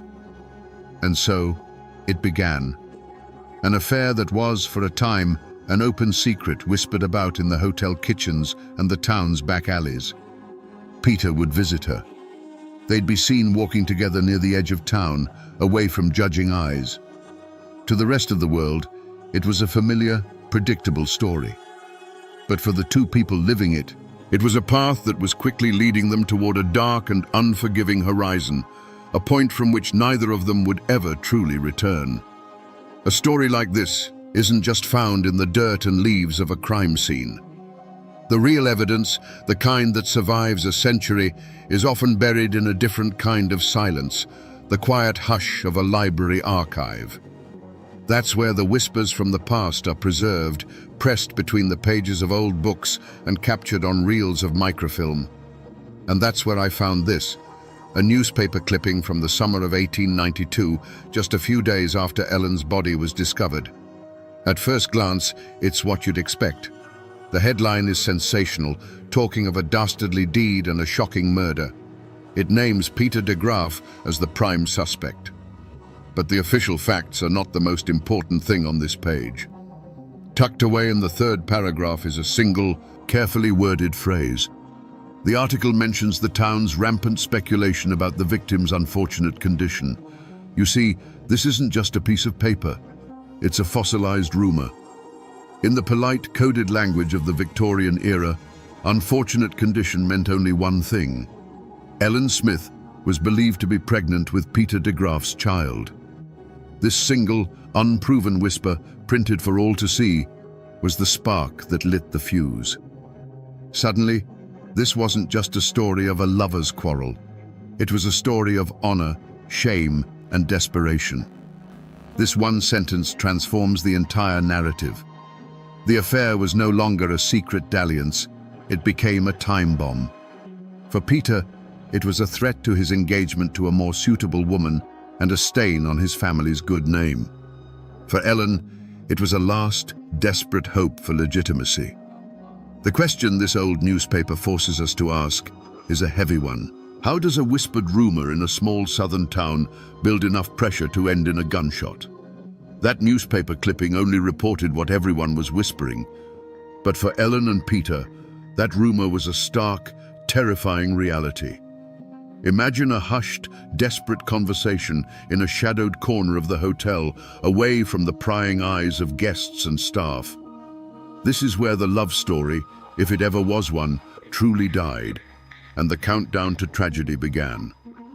Ellen, likely terrified but resolute, would have told Peter about the child. For her, it was a plea for salvation. In that moment, she wasn't just his lover. She was the mother of his heir. And in the unwritten code of the mountains, that demanded action. She would have asked him to do the right thing, to marry her and give their child a name. Peter de Graaf, however, was already promised to another woman, Fanny Faust, a bride his family approved of. Ellen's news was not a blessing, it was a catastrophe. It was a threat to his reputation, his inheritance, and his entire future. The easy charm he had used to woo her would have vanished, replaced by a cold panic. To him, her plea for marriage was not a request for honor, but an ultimatum that could unravel his entire world. The days that followed must have been a private hell for both of them. Their secret meetings would no longer have been filled with affection, but with bitter arguments. He likely offered her money, told her to leave town and never come back, to solve the problem on her own. But Ellen wouldn't have backed down. For her, this was not a problem to be disposed of. It was her life, her child's life. Her desperation would have made her bold, perhaps even threatening to expose him to his family and his fiancée. What started as a whispered secret between two people was now a festering conflict. Every denial from him would have fueled her resolve. Every tearful plea from her would have deepened his fear. The seeds of conflict were sown not in jealousy or simple hatred, but in a clash of two inescapable realities. She needed a husband to avoid ruin, and he needed to get rid of her to avoid the very same fate. The air between them grew thick with unspoken violence, and time was running out. Newspaper clippings and court records can give you the skeleton of a story, but they can't give you its soul. For that, you have to talk to the people who keep the memories alive.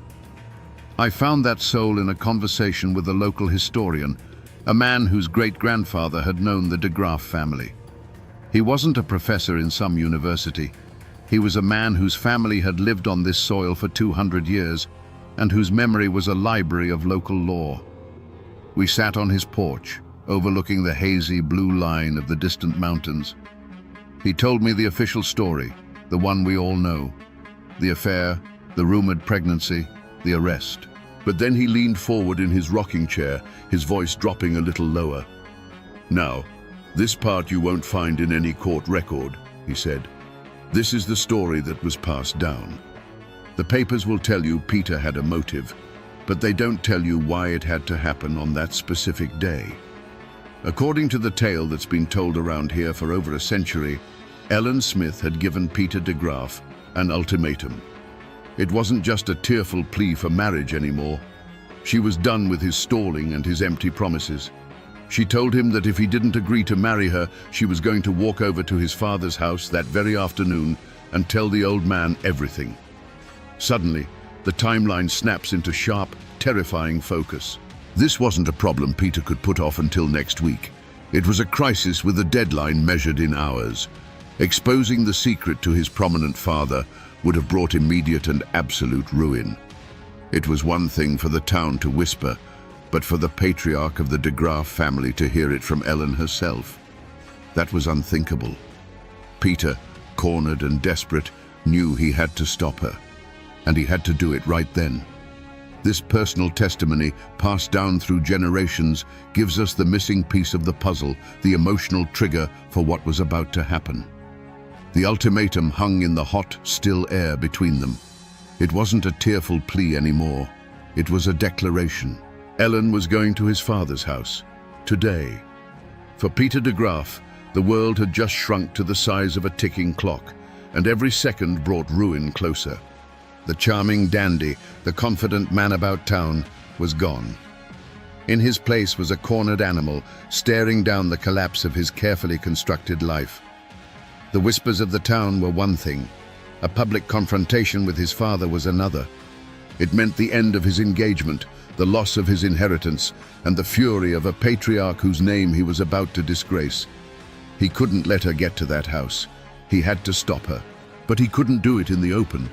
He needed to move her away from the center of town, away from prying eyes, away from anyone who might hear an argument or a scream. And so, the mask of the charmer went back on, one last, terrible time. He would have softened his voice, feigned surrender. He likely told her she was right, that they needed to talk it through properly, away from the hotel.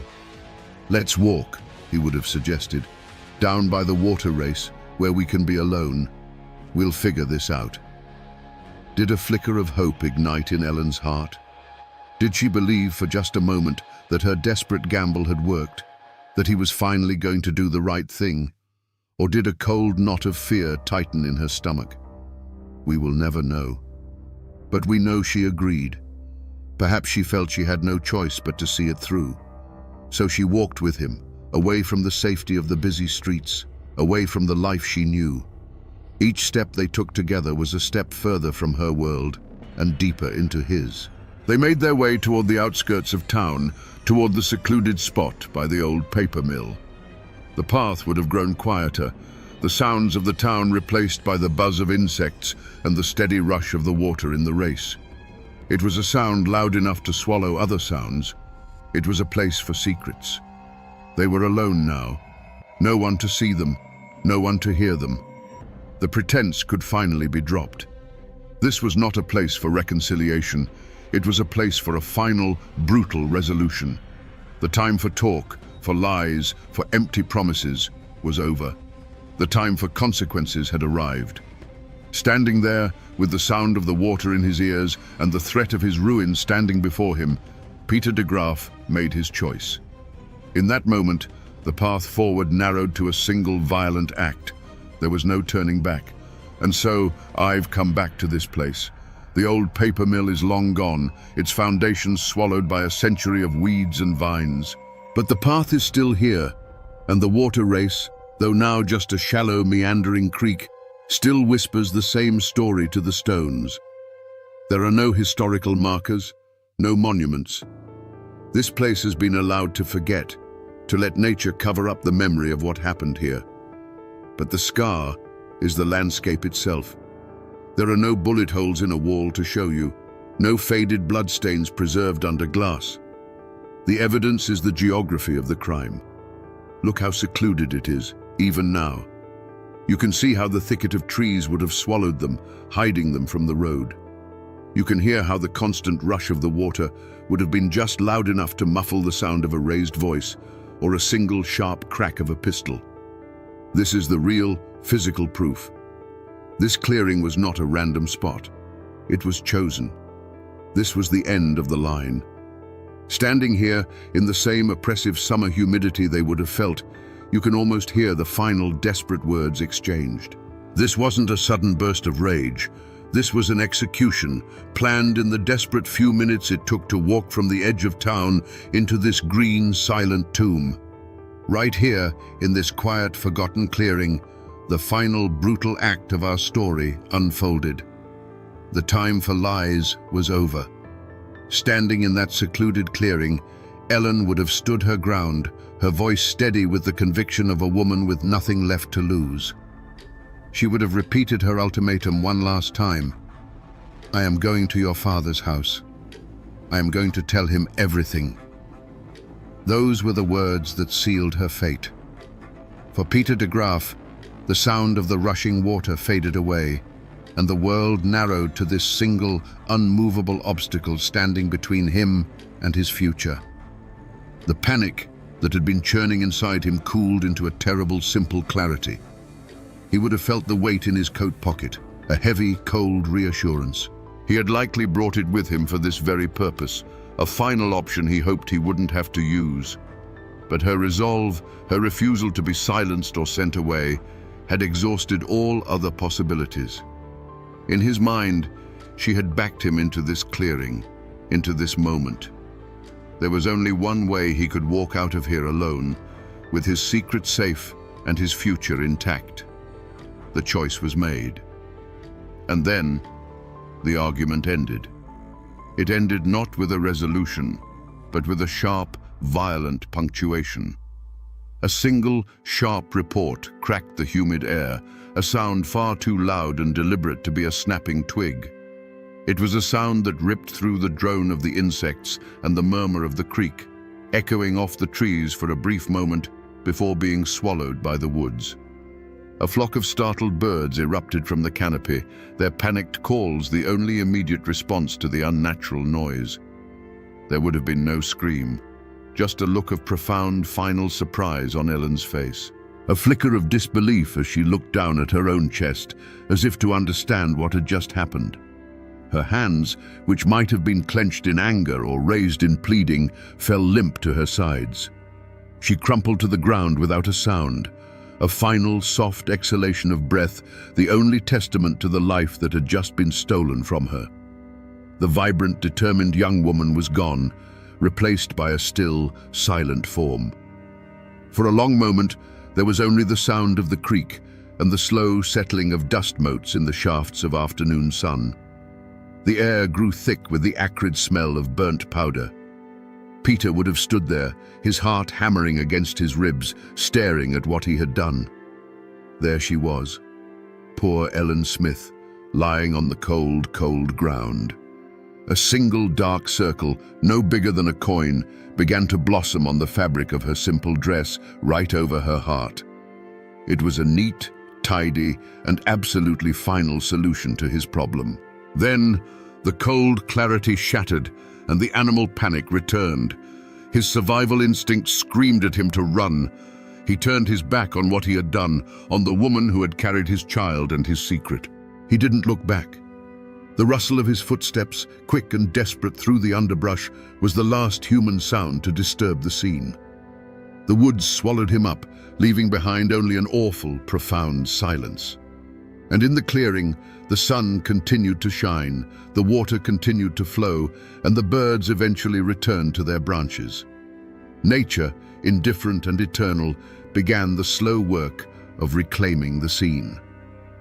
Ellen Smith was left alone, with only the indifferent sky and the whispering trees as witnesses to her final moments. The story of the violence lives in the soil of that clearing, but the story of the aftermath is preserved in a different kind of silence, the quiet, dusty archives of the Forsyth County Courthouse. Here, the raw, human tragedy of Ellen Smith's death was translated into the cold, formal language of the law.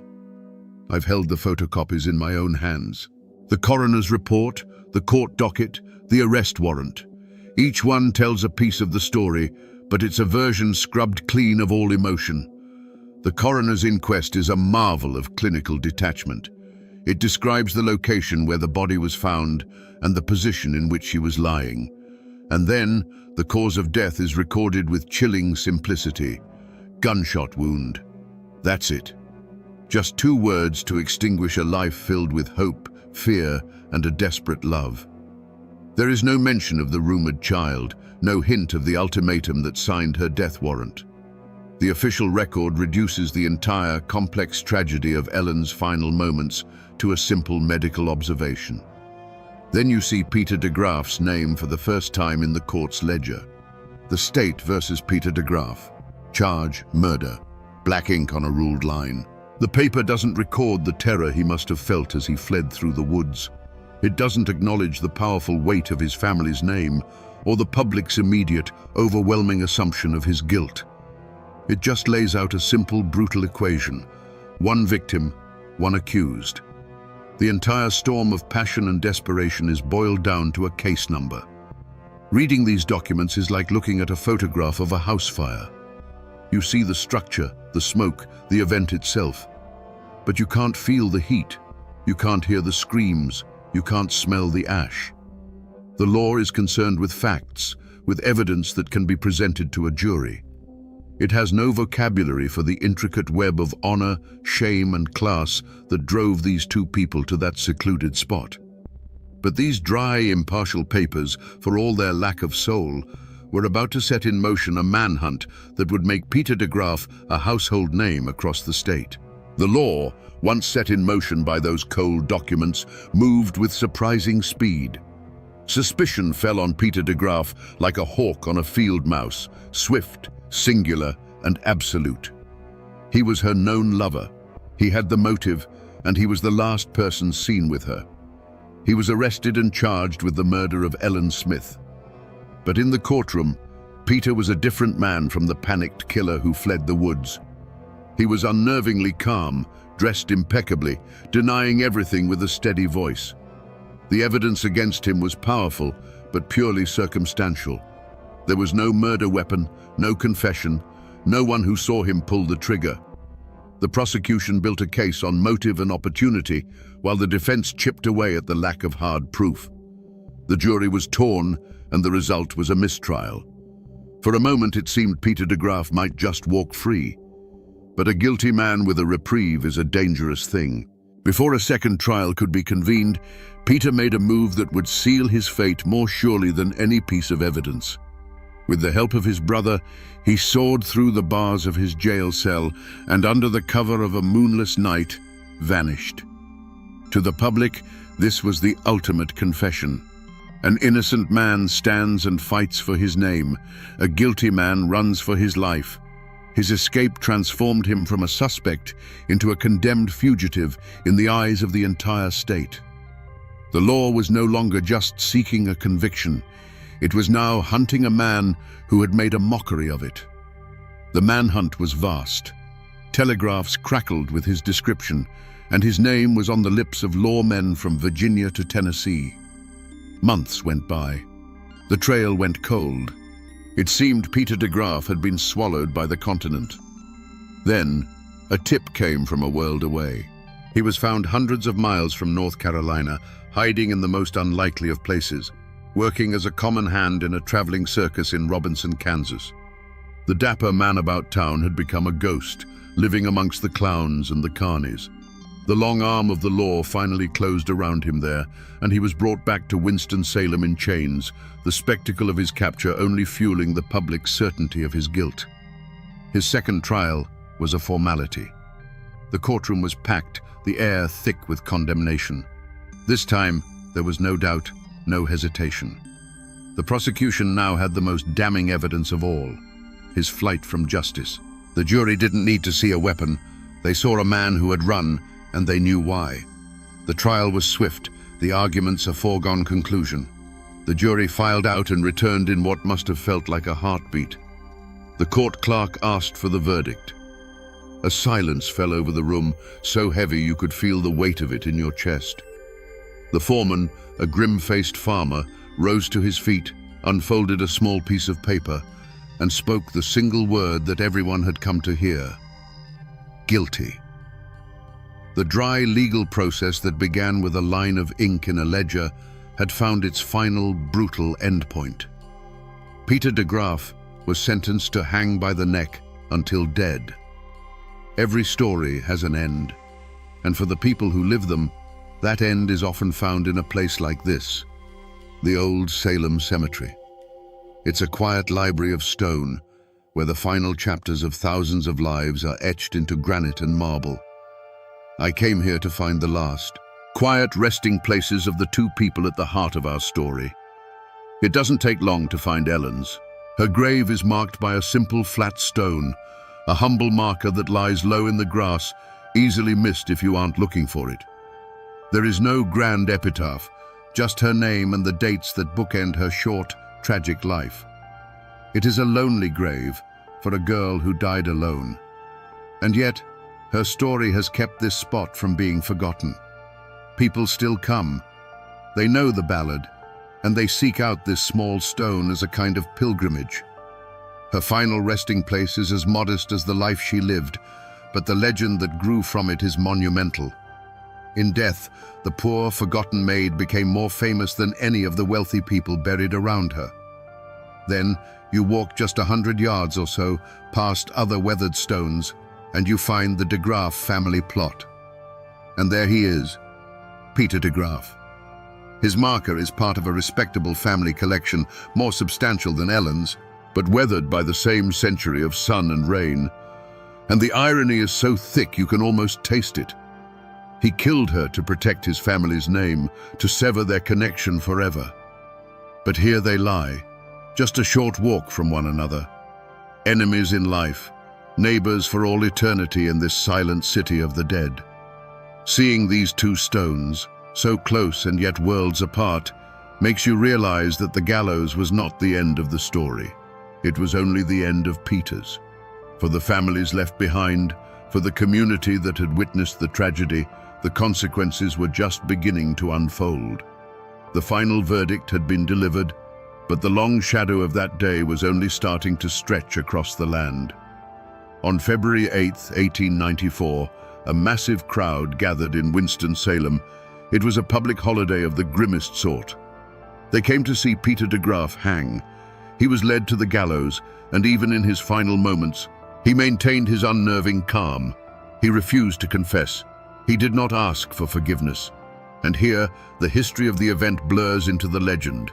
The story, the one that truly matters, is that as he stood on the gallows, with the rope around his neck, he handed a note to his brother. Some say it was a poem, a final confession scribbled on a scrap of paper. No one knows for sure if this note ever existed, but it didn't have to. The idea of it was enough.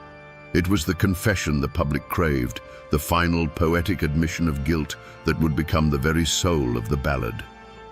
The trapdoor fell, and Peter de Graaf was gone. But the story was far from over. His execution did not bring peace. For Ellen Smith's family, there was no real victory. Their daughter was still gone, her name still tangled up in scandal. For the de Graaf family, the shame was permanent. Their son was a convicted murderer, his name a stain they would carry for generations. And for Fanny Fost, the woman Peter was supposed to marry, life was irrevocably altered. She had been saved from a marriage to a killer, but she would forever be known as the other woman in a famous murder case. The long shadow of that day fell across all of them. The survivors had to go on living in a town where every whisper, every knowing glance was a reminder of the tragedy. They had to rebuild their lives on the fractured ground of a scandal that was already becoming a local legend. The law had delivered its justice, the guilty party had paid the ultimate price, but the human cost continued to be paid in quiet grief and public shame for years to come. The event was over, but the memory, raw and painful, had just begun its long, slow burn into the community's consciousness. You would think that a story with a body, a killer, a trial, and an execution would have a clear, definitive ending. But it rarely works that way. The song that bears Ellen's name paints the picture in stark black and white. There is a villain and there is a victim. Peter de Graaf is the cold-hearted killer, and Ellen Smith is the poor, innocent girl he murdered. For the rest of the world, for anyone who has ever heard that mournful tune, that is the end of the story. It is a simple, powerful, and enduring morality tale. But when you spend time here, when you talk to people whose roots run deep in this soil, you find that the truth is never that clean. In the whispers and memories that were never set to music, a different, more complicated picture emerges. While no one defends what Peter did, the telling of the story shifts. In this version, Ellen is not just a passive lamb led to the slaughter. She is a woman who, finding herself in a desperate situation, used the only weapon she had, the threat of public shame. She gave an ultimatum, a high-stakes gamble in a game where she held very few cards. Likewise, in this whispered history, Peter de Graaf isn't a simple monster. He is a weak man, a foolish man, trapped by his own vices and the rigid expectations of his family. He was a coward, driven to an act of unimaginable cruelty, not by pure evil, but by the desperate fear of losing his social standing. This doesn't excuse him. It doesn't absolve him of his crime. But it recasts the story from a simple melodrama into a more complicated and perhaps more human tragedy about two flawed people crushed by the unforgiving social codes of their time. So which version is the truth? Was Ellen the pure innocent from the ballad, or the desperate gambler from the local law? Was Peter a cold-blooded predator, or a cornered coward? The answer is likely lost somewhere in the middle, in the unspoken words that passed between them in that clearing. The official record tells one story, the famous ballad tells another, and the quiet, persistent memory of the community tells a third. The truth, as it so often does, depends entirely on who is telling the story. And this is how a story truly becomes immortal. It's not in the court records or the newspaper clippings. In the mountains, a story survives when it is set to music. Almost immediately after Peter de Graaf's execution, the tale of what he had done was put to a simple, mournful tune. These murder ballads were the lifeblood of Appalachian history, a way of preserving cautionary tales and shocking news in a time before radio or television. They were the people's history, sung on porches and in parlors, passed down from one generation to the next. The ballad of poor Ellen Smith is a masterpiece of the form, chilling because it's told from the killer's point of view. It's not a song of remorse, but a cold, matter-of-fact confession. The lyrics, supposedly taken from that mythical note found on the gallows, captured the entire tragedy in a few unforgettable verses. It tells of the murder, the escape, the capture, and the final, lonely walk to the gallows.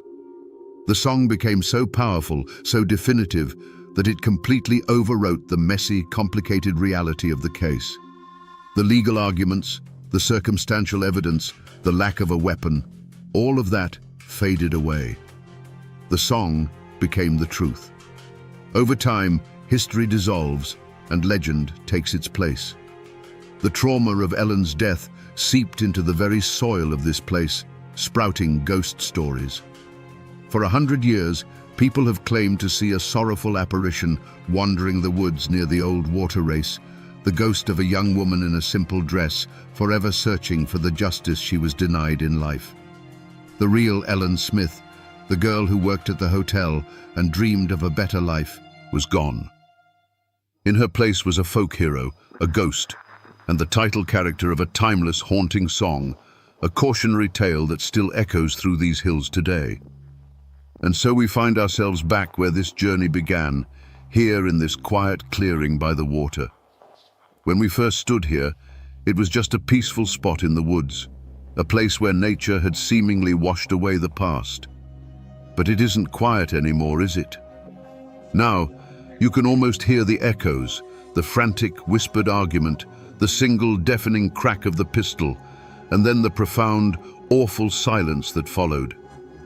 We came here looking for the truth behind a famous song, and we found something far more raw and complicated.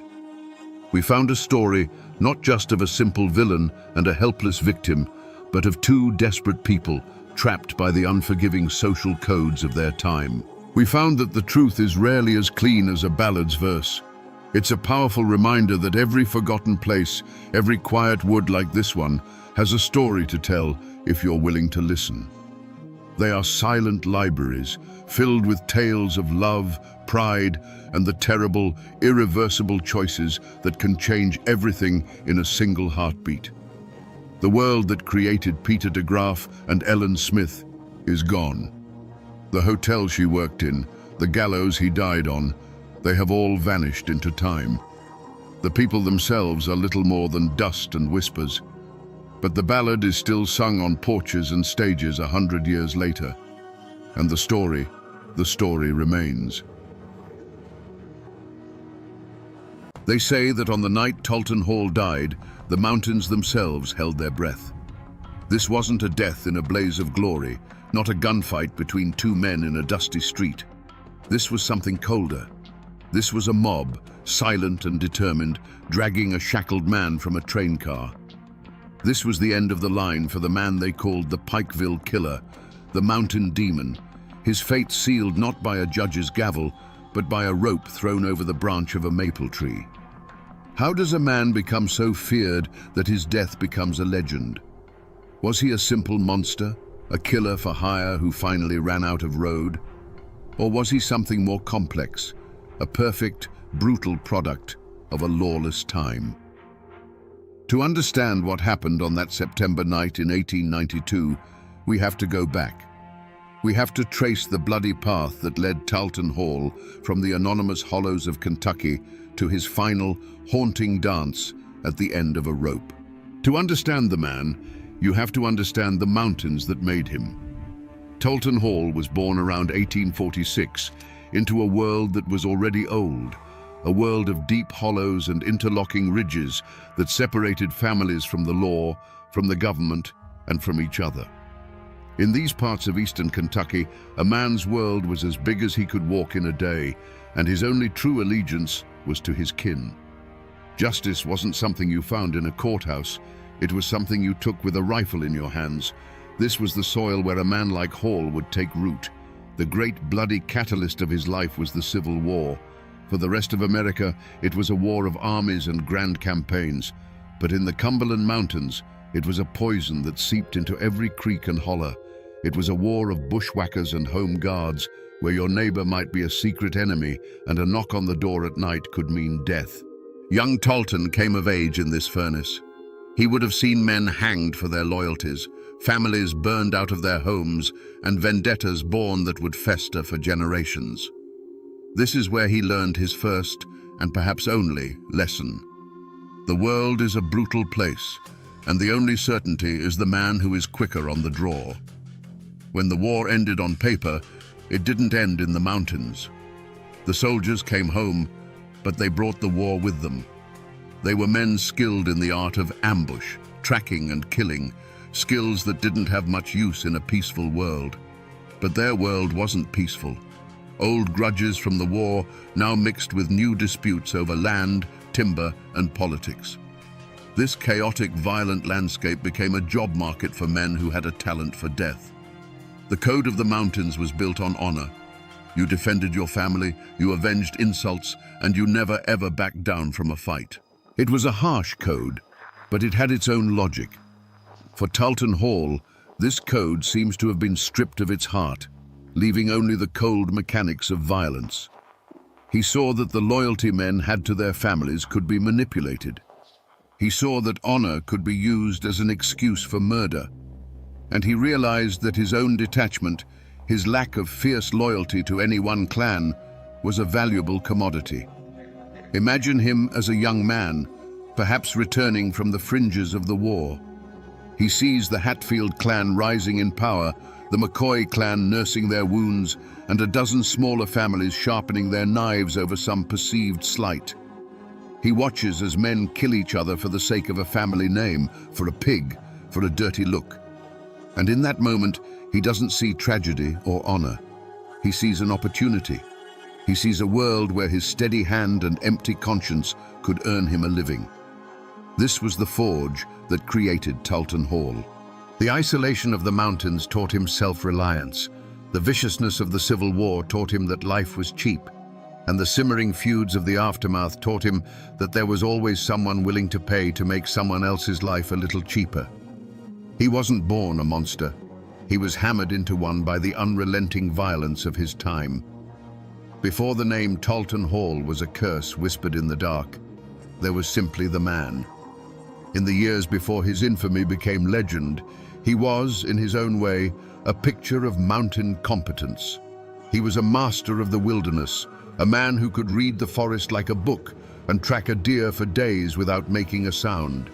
He was a crack shot, his skill with a rifle a thing of local renown. In a land where these abilities meant the difference between a full belly and starvation, or life and death in a confrontation, Talton Hall was exceptionally gifted. He embodied the rugged self-sufficiency that his world demanded. In the periods between the bloody work that would later define him, his life was likely one of stark simplicity. He would have had a cabin, tucked away in a hollow so deep and remote that the law was just a rumor.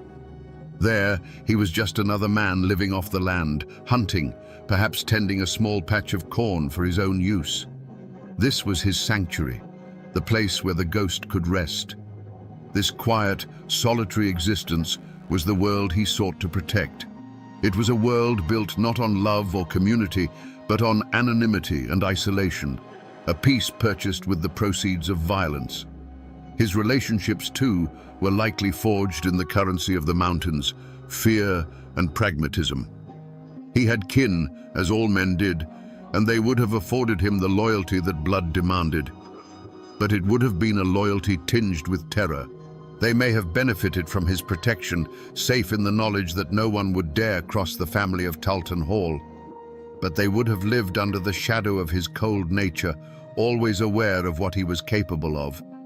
He wasn't a man who inspired love. He inspired a dreadful, unshakable respect. In his prime, before the New Year's massacre and the murder of Officer Belcher, his reputation was less that of a demon and more that of a tool. A dangerous tool, but a useful one. If a timber company needed a troublesome squatter scared off a piece of land, they might seek out Talt Hall.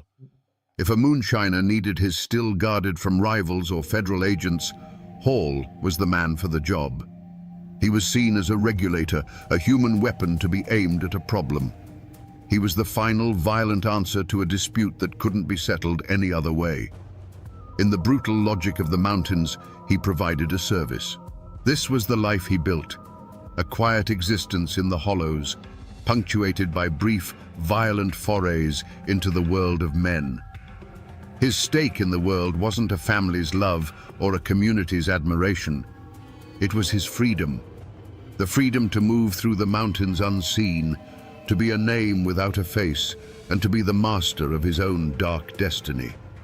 It was this self-contained, predatory world that was about to be threatened, and its destruction would unleash the full measure of his brutality. Every great tragedy is born from a single, deep-seated flaw. For Talton Hall, it wasn't greed or a quick temper. His flaw was a cold, patient arrogance, a venom that had been brewing for years. He had operated as a shadow for so long, a bringer of death who melted back into the mists, that he had begun to believe he was untouchable. He saw himself as an instrument of a higher, more primal law, and he believed the world of common men, with their sheriffs and their courts, simply did not apply to him. This wasn't just simple pride, it was a core part of his professional identity. It was a shield. The stories they told about him in hushed tones around the fireplace weren't just tales, they were his armor. It was said that Hall could walk into a crowded Pikeville saloon, and the simple act of him ordering a whiskey would be enough to end a loud argument at the other end of the room. He didn't have to raise his voice or draw his gun. He would just fix his piercing eyes on the source of the trouble, and the problem would evaporate. He had come to rely on this aura of fear, to see it as an absolute power. This belief in his own myth was both his greatest strength and his most profound weakness. It gave him the nerve to take on impossible jobs, to face down armed men without flinching. It was the source of the chilling calm he possessed in moments of extreme violence. He wasn't afraid because he genuinely believed he was death itself. And what does death have to fear? But that armor had a crack. Over time, he began to forget the difference between being feared in the secret world of the feuds and being feared in the open world of growing towns. He started to believe his reputation alone would bend reality to his will, no matter where he was or who he was facing. He thought the name Talton Hall was a magic word that made all obstacles disappear.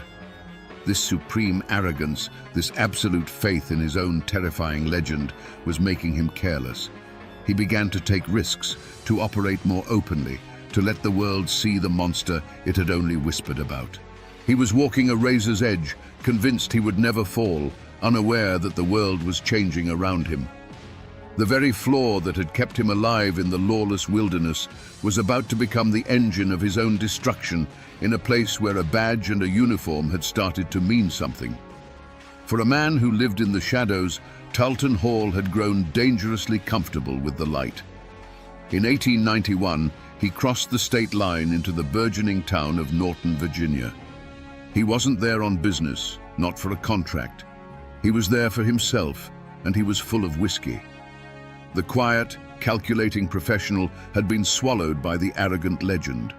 He was loud, belligerent, and causing a disturbance, a man who believed his very name was a shield that made him immune to consequence. He was no longer a specter of death. He was a drunken bully, daring the world to challenge him. And the world sent a man named Charles H. Belcher. He wasn't a rival feudist or a hired gun. He was a town policeman, a symbol of everything the mountains were not.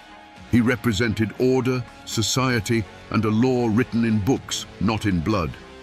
When he saw the disturbance Hall was causing, he did his duty. He walked toward the Pikeville killer, his simple blue uniform a stark contrast to Hall's reputation, which was as dark and formless as a mountain shadow. For Officer Belcher, this was just another drunk to be quieted. He had no idea he was walking toward a man who considered himself a god. The affront, in Hall's mind, was not an insult or a threat. It was the simple act of being confronted.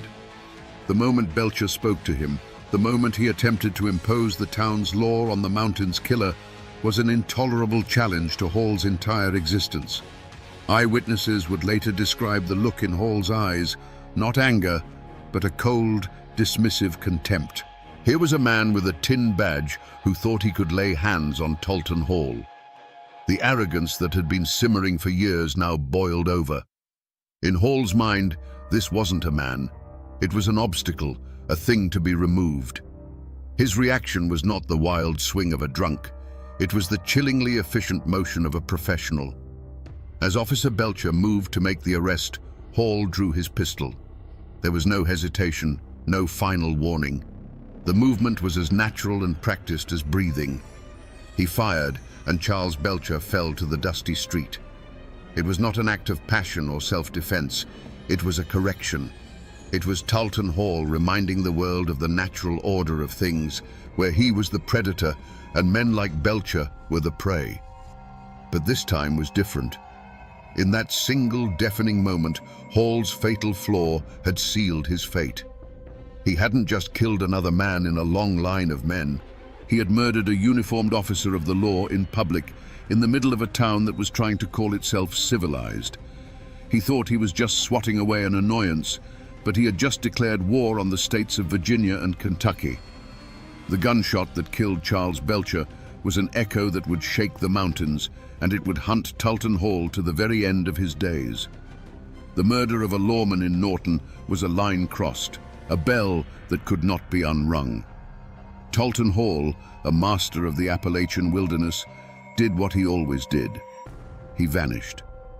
He slipped back across the border into the familiar tangled hollows of Kentucky, believing he could wait out the storm as he had done a dozen times before. This was his first and most arrogant mistake. He thought he had merely killed a man. He failed to understand that he had murdered a symbol, and civilization itself was now coming for him. The response was unlike anything the mountains had ever seen. This wasn't a half-hearted posse led by a local sheriff who was likely related to the man he was hunting. The states of Virginia and Kentucky pooled their resources. Bounties were posted, large enough to make a poor farmer forget all about mountain loyalty. And then came the name that struck a different kind of fear into the hearts of outlaws: the Pinkertons. They were relentless, methodical men who couldn't be bribed, intimidated, or swayed by family ties. They were a modern machine of justice, and they were hunting a relic from a bygone era. Warnings came, not from his enemies, but from what few allies he had left. Old associates, men who understood the shifting tides of power, would have told him in no uncertain terms, "Talt, this is different," they'd say. "You killed a badge in the street. They ain't gonna stop. You need to go west, disappear for good." They offered him the only path that might lead to survival, true, absolute anonymity, far from the mountains that knew his name. But Talton Hall's arrogance was a wall that no reason could penetrate. He scoffed at the warnings. He had outsmarted the law his entire life. He saw the Pinkertons as nothing more than city boys who would get lost in the first creek bed. In his mind, this massive manhunt was almost a testament to his own legend. It was a grand, fitting challenge for the Pikeville killer. He believed he was smarter, tougher, and more cunning than any man they could send after him. He saw every posted bounty with his name on it, not as a threat, but as an acknowledgement of his status. With each passing week, however, his world shrank. The net tightened. A cabin door that would have once swung open for him now remained bolted shut. A meal that would have been freely given was now denied. The fear of the law had finally begun to outweigh the fear of Talton Hall. He was becoming a ghost in his own homeland, a toxic presence that even his own kin could no longer afford to shelter. Each closed door was another offer of help rejected, another chance to escape squandered because his pride would not let him see the truth. He was being squeezed out of the only environment where he knew how to survive. The decision to finally flee, to make a run for a place like Memphis, Tennessee, was not a strategic retreat. It was an act of desperation. He was leaving the tangled wilderness that was his shield and armor and heading for the open, anonymous streets of a city. He was a mountain predator who had been driven from his forest, forced to walk onto the open plains where the hunters could see him for miles.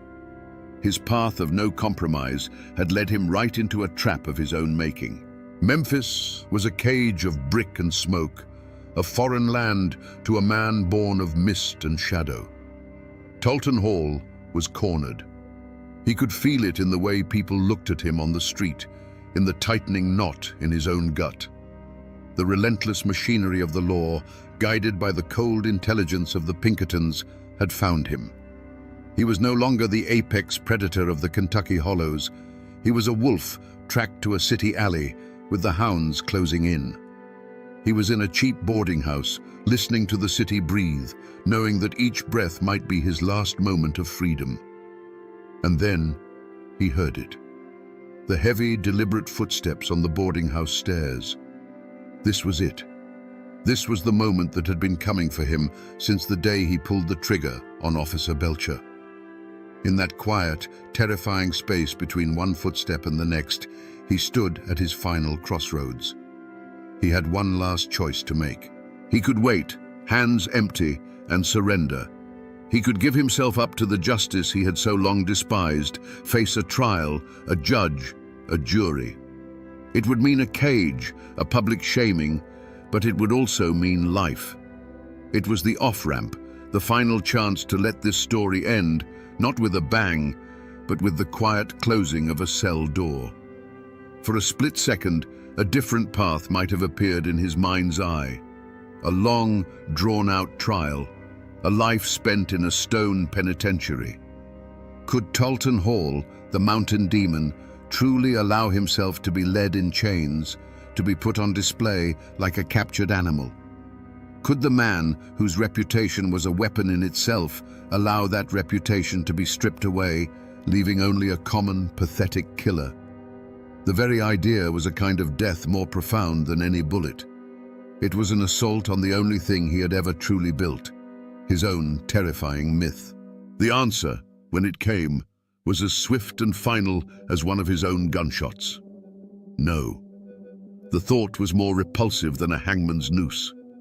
His arrogance, the fatal flaw that had brought him to this very room, made its final stand. He would not be broken. He would not be humiliated. The law could have his body, but it would not have his submission. He made a conscious, chilling choice.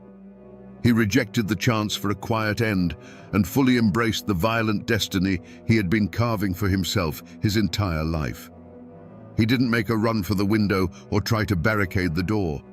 That was the act of a desperate man hoping to live. Instead, he calmly walked to his bag, pulled out his revolver, and checked the loads. Each click of the cylinder was a word in his final sentence. In that moment, he sealed his own fate, not with resignation, but with defiance. He chose to be the Pikeville killer right to the very end. The lawmen breaking down his door wouldn't be capturing a fugitive. They would be walking into the last act of a legend, an act that Talton Hall himself had decided to write in blood. The splintering of the door was the only warning he needed. It wasn't the sound of a lock being picked or a hinge being forced. It was the raw, violent crack of wood giving way to brute force. For Talton Hall, the world, which had been a tightening cage of streets and unfamiliar faces, suddenly shrank to the size of that small boarding house room. He was a creature of the deep woods, and in that moment, the lawmen crashing through the door were no different from a pack of hounds cornering a wolf in a box canyon. He wasn't panicked. He was eerily calm, the way a man is when he finally meets a fate he has been expecting his whole life. All the running, all the hiding, it had all led to this cramped, smoke-stained room. The revolver felt cool and familiar in his hand, a solid piece of certainty in a world that was coming apart. The figures in the doorway were just shapes, dark silhouettes against the light of the hallway, and in his mind, they ceased to be men. They were simply the final problem he had to solve. His hand moved with a fluid economy that was born of 1,000 deadly calculations. The room erupted in a deafening concussion of sound and fire. The muzzle flash was a bolt of lightning in the dimness, momentarily illuminating the determined faces in the doorway. It was the only language he knew how to speak to a world that sought to contain him, a single, explosive syllable of pure defiance. The smell of burnt gunpowder filled his nostrils, a scent more familiar to him than any perfume. But this was not a mountain holler where a single shot could settle an argument for good. Thunder answered thunder from the doorway. More flashes of light strobed across the room, turning the air into a chaotic storm of noise and swirling, acrid smoke. The world narrowed to the kick of the revolver in his hand, the ringing in his ears that drowned out all other sounds, and the shadowy dance of figures in the smoke. For a few heartbeats, Talton Hall was in his element, a whirlwind of violence at the heart of the storm. Then, a sensation he hadn't felt in years, a sharp, searing impact in his arm, a force that felt like a blacksmith's hammer. His fingers went numb. His trusted revolver, the instrument of his will, suddenly felt like a useless lump of lead. The weapon clattered to the wooden floor, the sound small and insignificant after the deafening roar of the gunfight. The storm inside the room had passed as quickly as it had begun. An almost supernatural silence descended, broken only by the harsh sound of men breathing and the slow, acrid clearing of the gun smoke. The dark silhouettes in the doorway resolved into tired, grim-faced lawmen, their own pistols still smoking. They moved in, not with anger, but with a weary professionalism. The fight was over. The great Talton Hall, the Pikeville killer, was standing in a ruined room, his arm useless, his gun on the floor. The final act was not a shout, but a cold, metallic whisper. The chilling slide and click of handcuffs locking around his wrists. That sound, more than any bullet, was the one that ended his life. In that moment, the legend died, and all that was left was a captured man facing the cold, methodical justice he had so long outrun. The roaring storm of his life had ended in the quiet snap of a lock. There was no triumph in the eyes of the lawmen who took him, only a grim, professional exhaustion. For Talton Hall, the moments after his capture were a blur of pain from his wounded arm and the heavier, colder pain of the shackles on his wrists. The swagger of the untouchable killer was finally gone, replaced by the quiet, heavy stillness of a caged animal. He wasn't filled with regret or fear, but with a deep, sullen emptiness. The world had finally proven to be bigger and stronger than his own myth, and the realization settled on him like a shroud. His journey back to the mountains was not a victory parade for the law. It was a covert operation, thick with tension. They knew the name Talton Hall still held power, that his allies might try to free him, or worse, that the families of his victims might try to kill him before he ever saw a courtroom. So they put him on a train, but its route was a lie, a winding, circuitous path designed to throw off any potential ambushes. He was heavily guarded, a man so dangerous that even in chains, he was treated like a ticking bomb.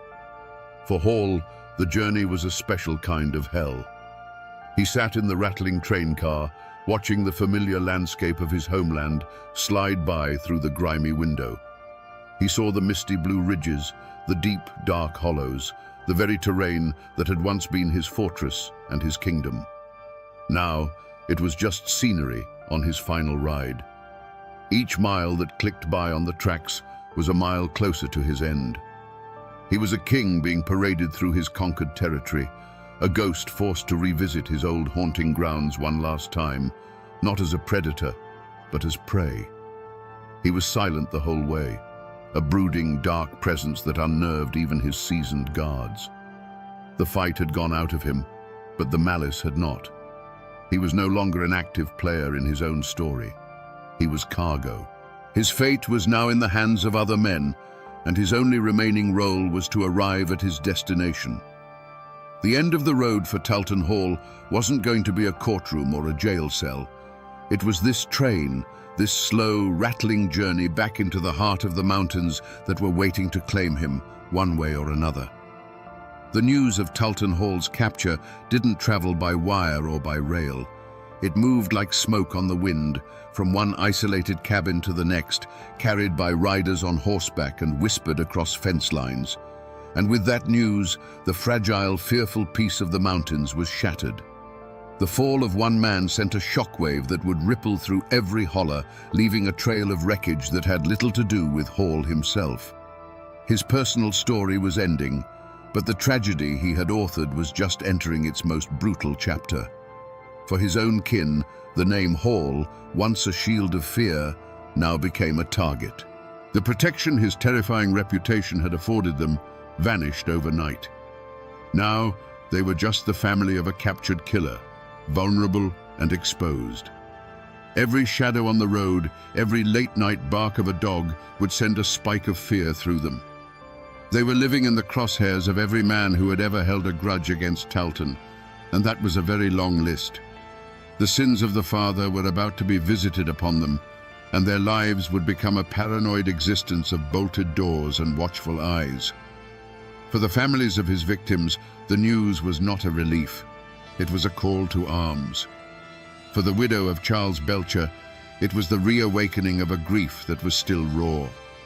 For the remaining McCoys, who had seen their brothers tied to pawpaw trees and their sister shot down in the snow, this was not a matter for a distant court. It was a personal debt of blood that had come due. Hall's capture didn't bring closure. It tore the scabs off wounds that had never healed, and the pain demanded a release. Their desire was not for legal proceedings, it was for a reckoning. The entire community felt the tremor.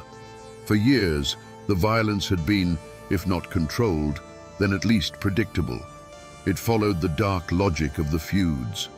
But Hall's capture created a power vacuum, a chaotic moment where old hatreds could flare without a central figure to fear. He had acted as a cancer on the region, and his removal didn't cure the disease. It simply sent the body into a violent, final spasm. The quiet resentment of his reign of terror now had a voice, and it was a chorus calling for vengeance. The true wreckage Talton Hall left behind was not the bodies he had buried, but the hatred he had cultivated. He had spent his life profiting from the region's culture of violence, and now, even in chains, he was about to give it one last, terrible gift. His capture hadn't brought peace. It had simply brought the promise of a different, more terrible kind of violence, a communal violence, where an entire region, haunted by his ghost, would gather to deliver a final bloody verdict of its own. The law had done its part. It had hunted a killer across state lines, engaged him in a gunfight, and brought him back in chains. The next step in the machinery of civilization was a trial, a slow, methodical process of evidence, testimony, and deliberation. The Commonwealth of Kentucky intended to give Talton Hall a proper legal defense, a jury of his peers, and a verdict rendered under the solemn roof of a courthouse. It was a testament to the new order that was trying to tame the mountains, an insistence that the rule of law was absolute and applied to all men, even the devil of the tug fork. But in the mountains, another court was already in session. This court didn't meet in a building. It gathered in secret, in barns and on ridges, under the cold light of the moon. Its jurors were men with names like McCoy and Belcher. Its evidence was not written on paper, but scarred into their memories.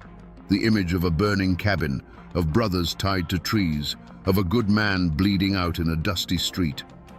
The code they operated under was ancient, simple, and merciless. It was the mountain code of an eye for an eye, a blood debt that could only be paid in one currency. The clash between these two systems of justice was inevitable. As the train carrying Talton Hall chugged closer to Pikeville, the official legal process became more and more irrelevant. The law saw a prisoner who needed to be tried. The community saw a rabid dog that needed to be put down. The lawmen guarding Hall were operating under their code of duty and due process. The mob gathering to meet the train was operating under a code of honor and vengeance that was etched into the very stones of the mountains. The community's verdict had been reached long before Hall was ever captured. He was guilty, not just of killing Officer Belcher, but of everything. He was the living embodiment of the fear and violence that had plagued their lives for a generation. A trial, in their eyes, was a farce. It was a place where legal tricks and silver-tongued lawyers might let a monster walk free. They had seen it happen before. They had no faith in a system that seemed so far removed from the raw, immediate reality of their lives. They believed in a more direct, more certain form of justice. The train carrying Talton Hall was the ultimate symbol of this clash. Inside the car was the prisoner of the state, a component in a legal machine. But outside, gathering in the darkness, was the judgment of the mountains. The law's plan was to deliver him to a jail. The mountain's plan was to deliver him to a tree. In the end, it was a question of whose jurisdiction was more powerful in that place, on that night. Was it the new, fragile authority of the state, or the old, unyielding power of the clan? The answer was coming as surely as the train was coming down the tracks. While Talton Hall was taking his last ragged breaths in a Virginia town square, another man, a far more powerful one, was watching the world change from his porch in West Virginia. What became of Anderson Devil Anse Hatfield, the patriarch who had employed Hall's gun and allegedly directed the New Year's night massacre? Did he face a mob's justice? Did he ever see the inside of a courtroom for the crimes of the feud? The answer adds a bitter, complex layer to this story of mountain justice. The brutal attack on the McCoy cabin was a turning point. It was too savage, even for the feuding mountains, and it brought the full weight of the law down on the Hatfield clan. Several of Devil Anse's sons and supporters were hunted down, tried, and sent to prison. One, Ellison Cottontop Mounts, was hanged for his role in the massacre. The political power that Devil Anse had wielded for decades began to crumble. The war was over, and in a way, he had lost. But Devil Anse himself, the great leader of the clan, was never made to pay by the law. He was indicted, but he was never arrested, never forced to stand trial for the murders of the McCoy children. He lived out the rest of his days as a timberman and a farmer, a living legend who had outlasted his own violent era. In a final strange twist, the man they called Devil Anse was baptized in his old age, seeking peace with his God after a life of war with his neighbors. He died of pneumonia in 1921 and was buried on a mountainside overlooking the land he had fought so fiercely to control. This is the messy, unsatisfying truth of it all. Talton Hall, the hired gun, the disposable instrument of violence, was lynched by a mob for a crime committed in the open. His death was brutal, public, and absolute.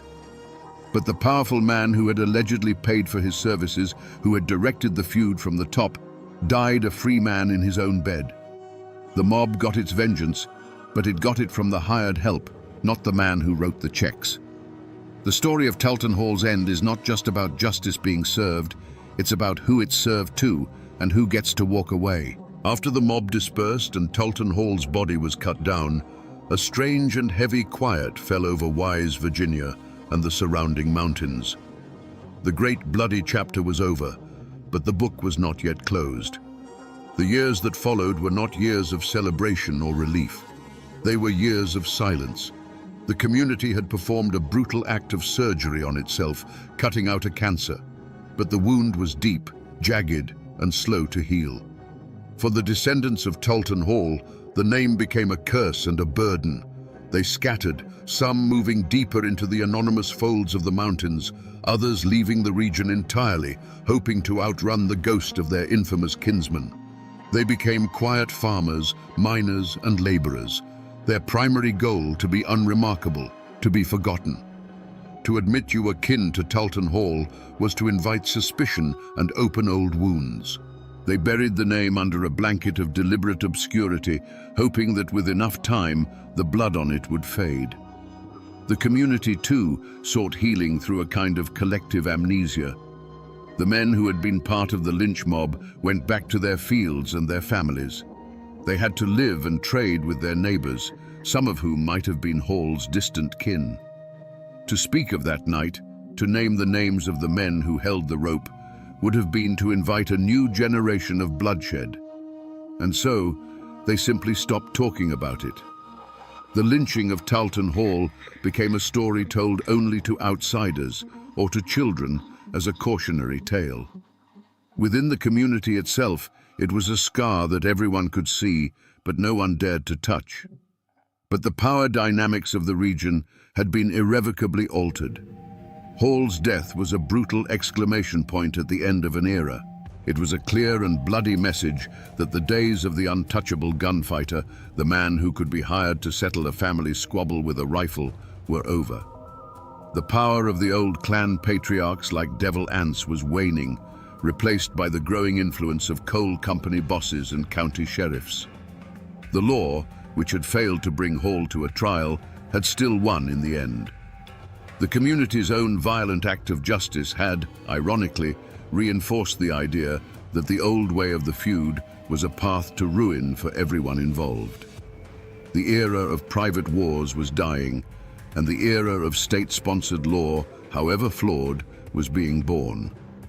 The man named Talton Hall was gone, but the ghost of his name lingered.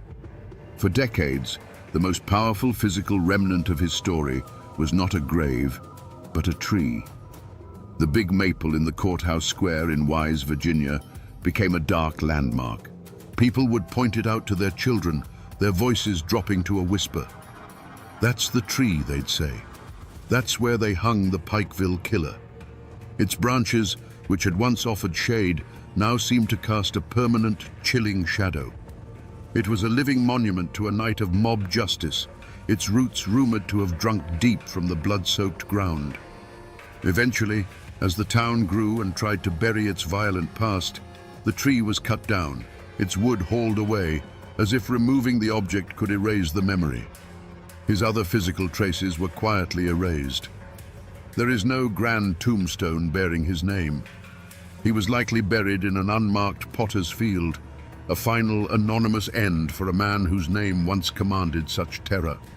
The cabins he lived in have long since rotted back into the damp earth of the hollows, leaving no trace. It's a strange and fitting irony. The man who worked so hard to be a faceless shadow in life was rendered completely faceless in death. All of his physical reality was scrubbed from the world. But you can't kill a good story, and the tale of Talton Hall was too dark and powerful to die. It transformed. It left the realm of history and entered the world of folklore. For generations, people in Wise claimed that on still, moonlit nights, if you looked at the spot where the old maple stood, you could still see him. A spectral figure, dangling silently in the air, a permanent, ghostly reminder of the night the law of the mountains was served. The man became a boogeyman, a cautionary tale told to frighten unruly children into behaving. His life became a kind of unwritten murder ballad, the verses known by heart in every holler. He was no longer just a man, he was a character, a symbol of the entire bloody era of the feuds.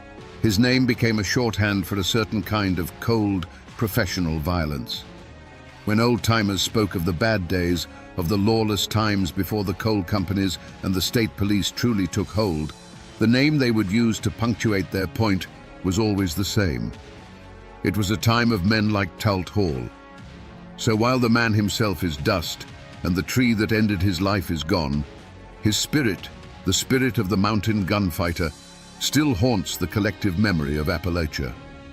He is the ghost that walks the ridgelines of the past, a chilling echo of a time when justice didn't come from a book, but from the barrel of a gun and the end of a rope. So we come back to the question that hung in the air at the very beginning, a question as quiet and heavy as the mountain fog. Was Talton Hall a hero or a villain? The answer is as clear and cold as a Kentucky creek in winter. He was no hero. He was a killer, a man who dealt in death for profit, whose hands were stained with the blood of an unknown number of men. There is no honor in that.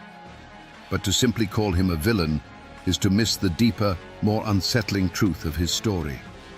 Talton Hall was not an aberration. He was a perfect, terrible product of his time and place. He was a monster, but a monster the mountains themselves had birthed. He was forged in the pointless brutality of the Civil War and sharpened on the whetstone of the feuds. He was the logical conclusion of a world where law was a suggestion and violence was a way of life. He was a symptom of a disease, not the disease itself. In the end, this is a story about a man whose greatest strength, his absolute belief in his own terrifying legend, became the flaw that destroyed him. He saw himself as a timeless force, a permanent part of the mountain landscape. But the world was changing around him. The law, clumsy and slow as it was coming. He was a relic of a savage past, unable and unwilling to adapt. The same cold arrogance that made him a feared gunfighter made him blind to the fact that his time was over. And that, my friends, is the ballad of Talton Hall. A killer who sold his gun to the highest bidder and whose life was finally paid for, not with silver dollars, but with a rope, in a town square that wanted to forget his name.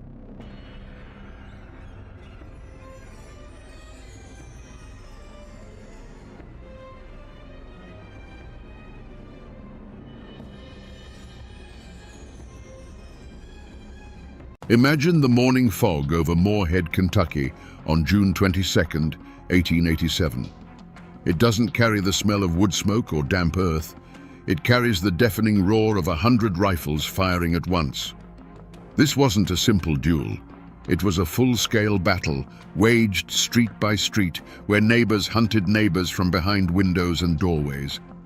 The history books call it the Rowan County War, often dismissing it as just another mountain feud. But was it? How does a quiet county seat turn into a slaughterhouse? And how does one man, a charismatic saloon owner, become its undisputed king, holding life and death in his hands? Today, we separate the smoke of legend from the fire of truth to understand how a political argument on a hot August day unleashed 3 years of terror. To understand the blood that was spilled, you first have to understand the land. This was Rowan County, Kentucky, in the years after the Civil War. A place carved out of the Appalachian Mountains, where steep hills and deep, shadowed hollows kept communities isolated, suspicious of outsiders, and fiercely self-reliant. Here, the law wasn't something that came from the state capital in Frankfurt. It was something made by the men who held the most land, commanded the most respect, or carried the fastest gun. The forests provided a living, the cornfields provided the bread, and the family name provided your identity. It was a world that ran on its own clock and lived by its own unwritten rules. At the heart of this world were two powerful currents, pulling the county in opposite directions. On one side, you had the Martins and their allies. These were the Democrats, the old guard. They were farmers and landowners, men whose families had worked this soil for generations. They saw Rowan County as their birthright, a legacy to be protected. Their leader, John Martin, was a respected figure, the patriarch of a clan that embodied the traditional values of the mountains. They were the establishment, the deep roots of the county. On the other side stood Craig Tolliver and his followers. They were the Republicans, the ambitious newcomers who saw the future not just in farming, but in business, commerce, and control of the growing town of Morehead. Tolliver himself was a force of nature. He wasn't some backwoods brawler. He was a sharp, charismatic, and utterly ruthless man who ran the town's most prosperous saloons. He knew that real power didn't come from owning a few acres of land. It came from controlling the flow of money, whiskey, and votes. He was a political boss in the making, and his iron will was beginning to forge Morehead into his personal kingdom. This wasn't a simple family feud, not in the way the legends tell it. The names Martin and Tolliver became flags, banners under which people gathered based on their politics, their debts, their family ties, or simple fear. If you were a Democrat who felt the old ways were best, you stood with the Martins. If you were a Republican who saw opportunity in the changing times, you threw your lot in with Tolliver. Choosing a side wasn't just a political preference, it was a declaration of loyalty that could determine whether your family ate well or starved, whether you found justice in a courtroom or at the end of a rope. Life in Rowan County went on, with harvests and church socials, births and funerals. But underneath the surface, a bitter tension was simmering. It was the friction between the old world and the new, between the farmer and the businessman, the Democrat and the Republican. Every election, every business deal, every drunken argument was another ounce of pressure building in a sealed container. They were living in a powder keg, and they all knew it. All they were waiting for was the spark that would blow their world to pieces. The spark finally landed on Election Day, in the thick, muggy air of August 1884. You can almost feel it.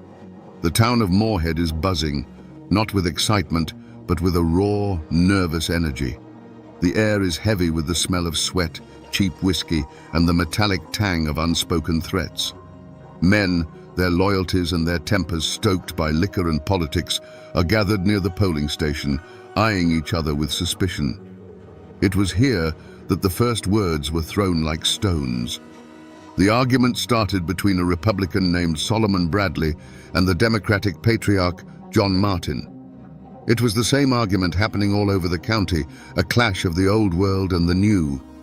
But then, a new player stepped into the circle, Floyd Tolliver, a relative of Craig's. The shouting quickly turned to shoving, and in the chaotic scuffle there was a flash of steel. In a single brutal motion, Floyd Tolliver's knife found its mark, and John Martin, the leader of the county's Democrats, fell bleeding into the dust. This was more than a murder. It was a public execution, a message sent in broad daylight. The Republicans had struck down the head of the Democratic snake. The Martin clan, stunned and enraged, demanded justice. They turned to the law, but in Rowan County, the law had a name, and that name was Craig Tolliver. He controlled the courts, he controlled the sheriff, he controlled the narrative. And so, it came as no surprise to anyone when a jury declared Floyd Tolliver had acted in self-defense and set him free. For the Martin clan, that verdict wasn't justice. It was a declaration of war. It was proof that the system was rotted through, and that the only law they could trust was the one they enforced themselves. They retreated into the hills, not in defeat, but to plan. A few cold months later, in December, Floyd Tolliver was walking down the main street of Moorhead, wrapped in the arrogant confidence of a man who believed he was untouchable. He was wrong. A sudden volley of rifle fire erupted from a darkened alleyway. Floyd fell dead onto the frozen ground, his body riddled with the Martins' answer to the court's verdict. The blood of John Martin had been answered with the blood of Floyd Tolliver. A personal score had been settled, but a terrible line had been crossed. There was no going back now. The first drops had been spilled, and they had opened a wound that would bleed for 3 long years, turning the hollows and streets of Rowan County into a hunting ground. The war had begun. For 2 years, the war had been a story of back-alley ambushes and simmering fear. On June 22nd, 1887, it exploded into the open. Before the sun had fully risen, nearly 100 men from the Martin faction descended on Moorhead. They moved not as a frantic mob, but as a determined army, entering the town from multiple directions with a single, unified purpose: to cut the head off the snake and end the reign of Craig Tolliver. The first shot wasn't a single crack, but a deafening, rolling thunderclap as dozens of rifles opened fire at once. For the townspeople huddled in their homes and cellars, the world dissolved into a terrifying storm of noise. They could hear the high-pitched whistle of bullets passing overhead, the splintering crash of lead tearing through wooden walls, and the sharp ring of ricochets off anything solid. The street outside was no longer a place for commerce or conversation. It had become a no-man's land. Through the shifting curtains of gunsmoke, a deadly ballet unfolded. Tolliver's men, barricaded inside saloons and hotels, turned second-story windows into sniper nests. The Martins and their allies returned fire from behind overturned carts and the corners of buildings, methodically advancing toward the center of town. Moorhead had become a brutal chessboard where every move was a gamble with death, and the air was thick with the acrid smell of burnt black powder. This was a war of neighbors, and the cost was intimate. At some point during the hours of relentless battle, a sharp cry of grief cut through the roar of the guns from the Martin side.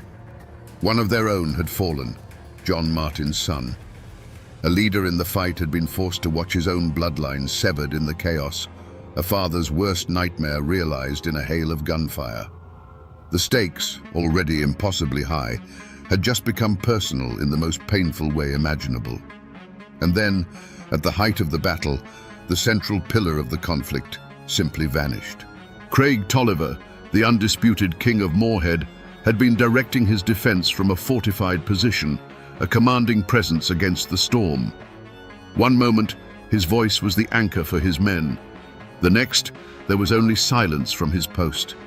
There was no heroic last stand, no dramatic duel, just a sudden, shocking absence. A single, unseen shot, fired by a Martin sharpshooter or a treacherous ally no one would ever know for sure, had found its mark. As the news rippled through the ranks, the fighting faltered.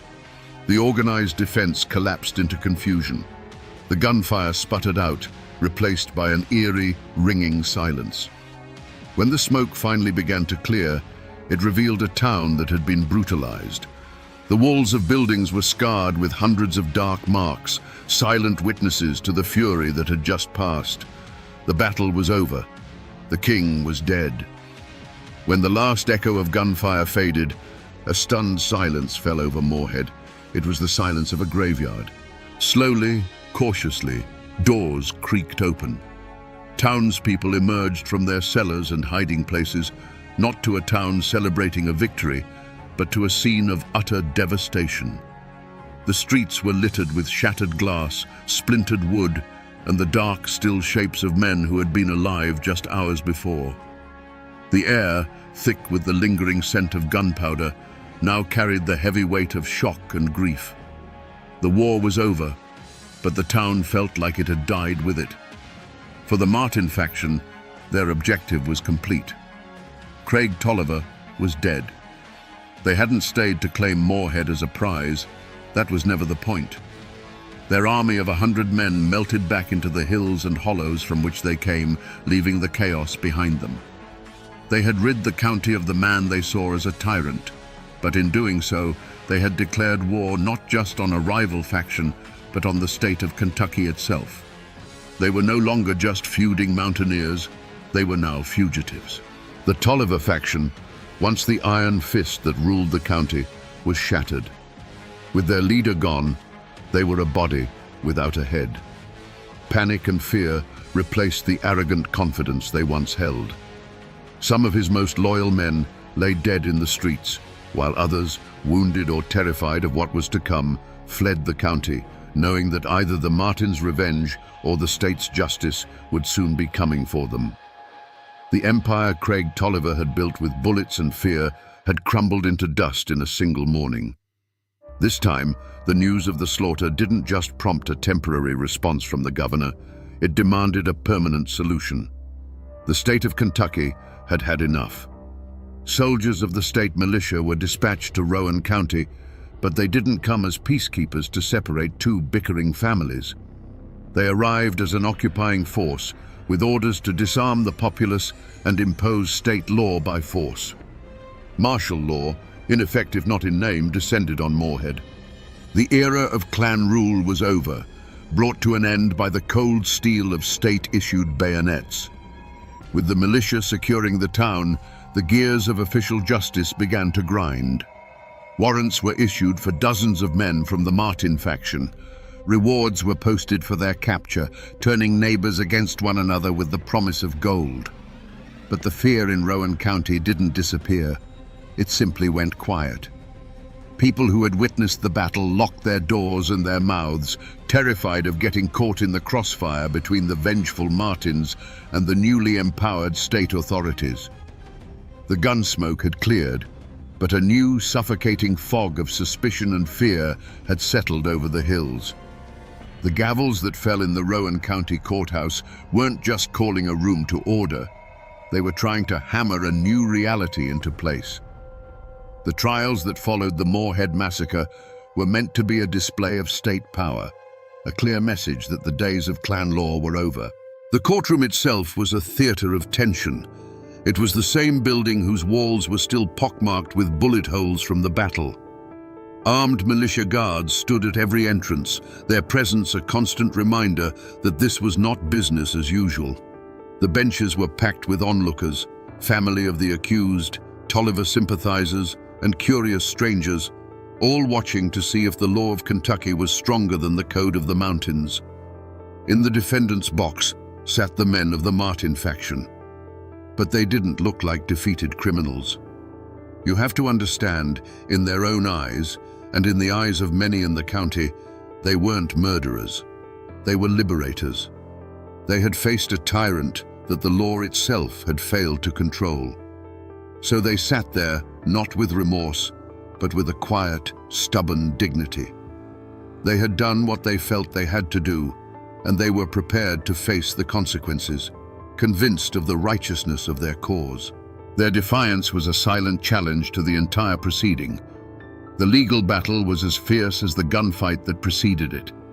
Cunning lawyers for the defense didn't just argue points of law, they put Craig Tolliver's entire reign of terror on trial. They painted a picture of a county held hostage where the legal system was a corrupt tool in the hands of one man. They argued that the attack on Moorhead wasn't an act of aggression, but an act of desperation, a people rising up to reclaim their own government. It was a powerful narrative that resonated deeply with a jury of their peers, men who had lived through those same dark years. And then came the verdicts. One by one, the men who had marched on Moorhead and waged open war in its streets faced the judge. And one by one, the astonishing results came in. Some were convicted of lesser charges and given light sentences. Others were acquitted entirely. In the end, not a single man was executed for their role in the battle. The most prominent leaders of the Martin faction eventually received pardons from a sympathetic Democratic governor, effectively wiping their slates clean. The state had flexed its muscle, but the outcome felt less like a verdict and more like a negotiated truce. The old power structure was broken, and a new one, led by the Democrats, had taken its place. The men who had taken the law into their own hands had been vindicated, not by the mountains, but by the very system they had attacked. So, was this justice? The Tolliver faction was gone, their leader buried. The Martin faction, despite laying siege to a town, walked free. The law of men had been spoken in the courtroom, but the final judgment sounded an awful lot like the justice of the mountains. It left a profound and unsettling question hanging in the Appalachian air. Who really won the war? The war ended, but the peace was a fragile, bitter thing. The hatred stirred up by the feud didn't vanish with the last puff of gunsmoke. They seeped into the soil of Rowan County and poisoned the roots of the community for generations. For decades after the massacre, the names Martin and Tolliver were spoken with caution. They dictated who you did business with, whose children your children were allowed to marry, and which side of the aisle you stood on in local politics. The shooting had stopped, but the war lived on in quiet, resentful hearts. If you visit Moorhead today, you might think the past has been completely erased. It's a bustling university town now, full of students who know more about textbooks than blood feuds. But the ghosts are still there, if you know where to look for them. For many years, the old courthouse stood as the most stubborn witness. Visitors could run their hands over the dozens of pockmarks scarring its brick walls, each one a physical memory of that terrible morning in 1887. And up in the cemetery, you can still find the grave of Craig Tolliver, the fallen king, a simple stone marker for a man who once held the county in an iron fist. But the most powerful reminders aren't the ones you can touch. They're in the landscape itself. The main street of Moorhead is no longer a battlefield, but the ghosts of the men who fought and died there still linger in the local lore. The winding back roads and shadowed hollows leading out of town were once the sites of countless ambushes and secret meetings. They are quiet now, but it's a heavy kind of quiet, the kind that holds stories. Most people who walk those streets today have forgotten the names of Craig Tolliver and John Martin.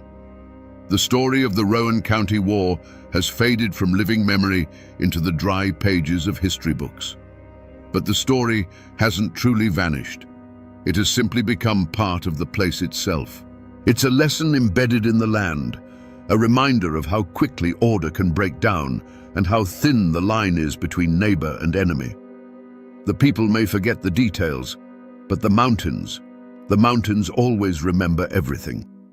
So we return to the question that hung in the gunsmoke at the start of our story. How does a quiet county turn into a battlefield? The answer, buried for a century under the myth of a simple family squabble, is now clear. The Rowan County War was never just a feud. It was a political war, fought for the soul of a community. The names Martin and Tolliver were the banners, But the real conflict was over power, control, and whose vision of the future would prevail. Craig Tolliver became a king because he understood that in a place where the law was weak, the strongest will becomes the law. And the Martins went to war because they believed the only way to fight a broken system was to burn it to the ground. This story is more than a dark chapter in Kentucky's history. It is a brutal lesson in what happens when people lose faith in their institutions, when they believe the ballot box is broken and the judge's gavel is for sale. It shows that when official justice becomes a mockery, men will seek out their own, older and bloodier form of justice in the streets. This is a story not just of Appalachian violence, but of the indomitable and sometimes terrifying spirit of people who refuse to be ruled by a tyrant, even if it means becoming killers themselves. It is a grim reminder that the line between civilization and chaos is not a fortress wall, but a thin, fragile thread of trust. And when that thread is cut, the most ordinary of places can become a hell on earth. The men who fought and died in Moorhead have long since turned to dust, but the lesson they left behind, written in blood and gunpowder, must never be forgotten.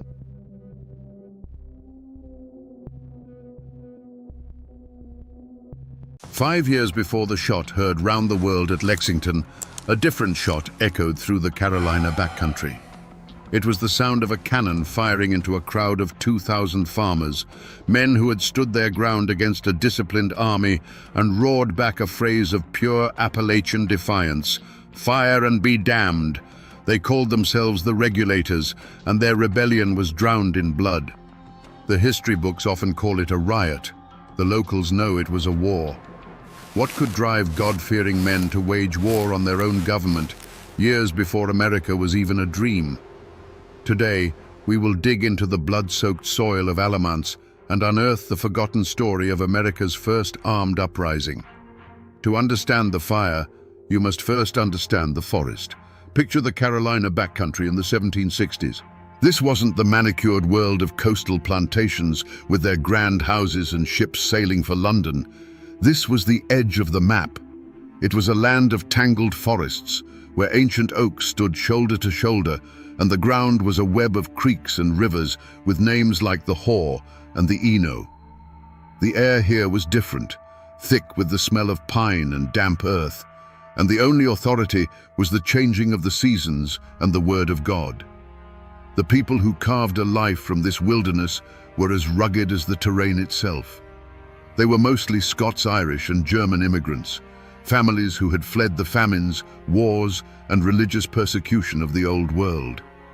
They came here not for riches, but for something far more precious: a piece of land to call their own and the right to be left alone. They were dissenters, Presbyterians and Lutherans, who held a deep and abiding suspicion of any government that smelled of the high and mighty Anglican Church they'd left behind.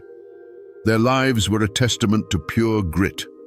A man would build his cabin with his own 2 hands, felling the trees and notching the logs himself. He'd clear his fields one back-breaking stump at a time, his wife working right alongside him. They hunted for their meat, grew their own corn, and spun their own wool. Survival was a daily struggle against rocky soil, harsh winters, and the ever-present threat of raids. This constant hardship forged them into something tough, fiercely independent, and loyal only to their family, their clan, and their creator. In this world, money was a ghost. A farmer might go an entire year without seeing a single silver coin. The economy ran on barter and good faith. A bushel of corn might be traded for a new axe head. A day's labor might be paid with a salted ham. A man's worth wasn't measured by the gold in his pocket, but by the strength of his handshake, the straightness of his rifle shot, and the honor of his family name. But this isolated world of sweat and scripture was not its own kingdom. It was ruled from afar, from the balmy coastal cities, by a class of wealthy English gentlemen appointed by the royal governor.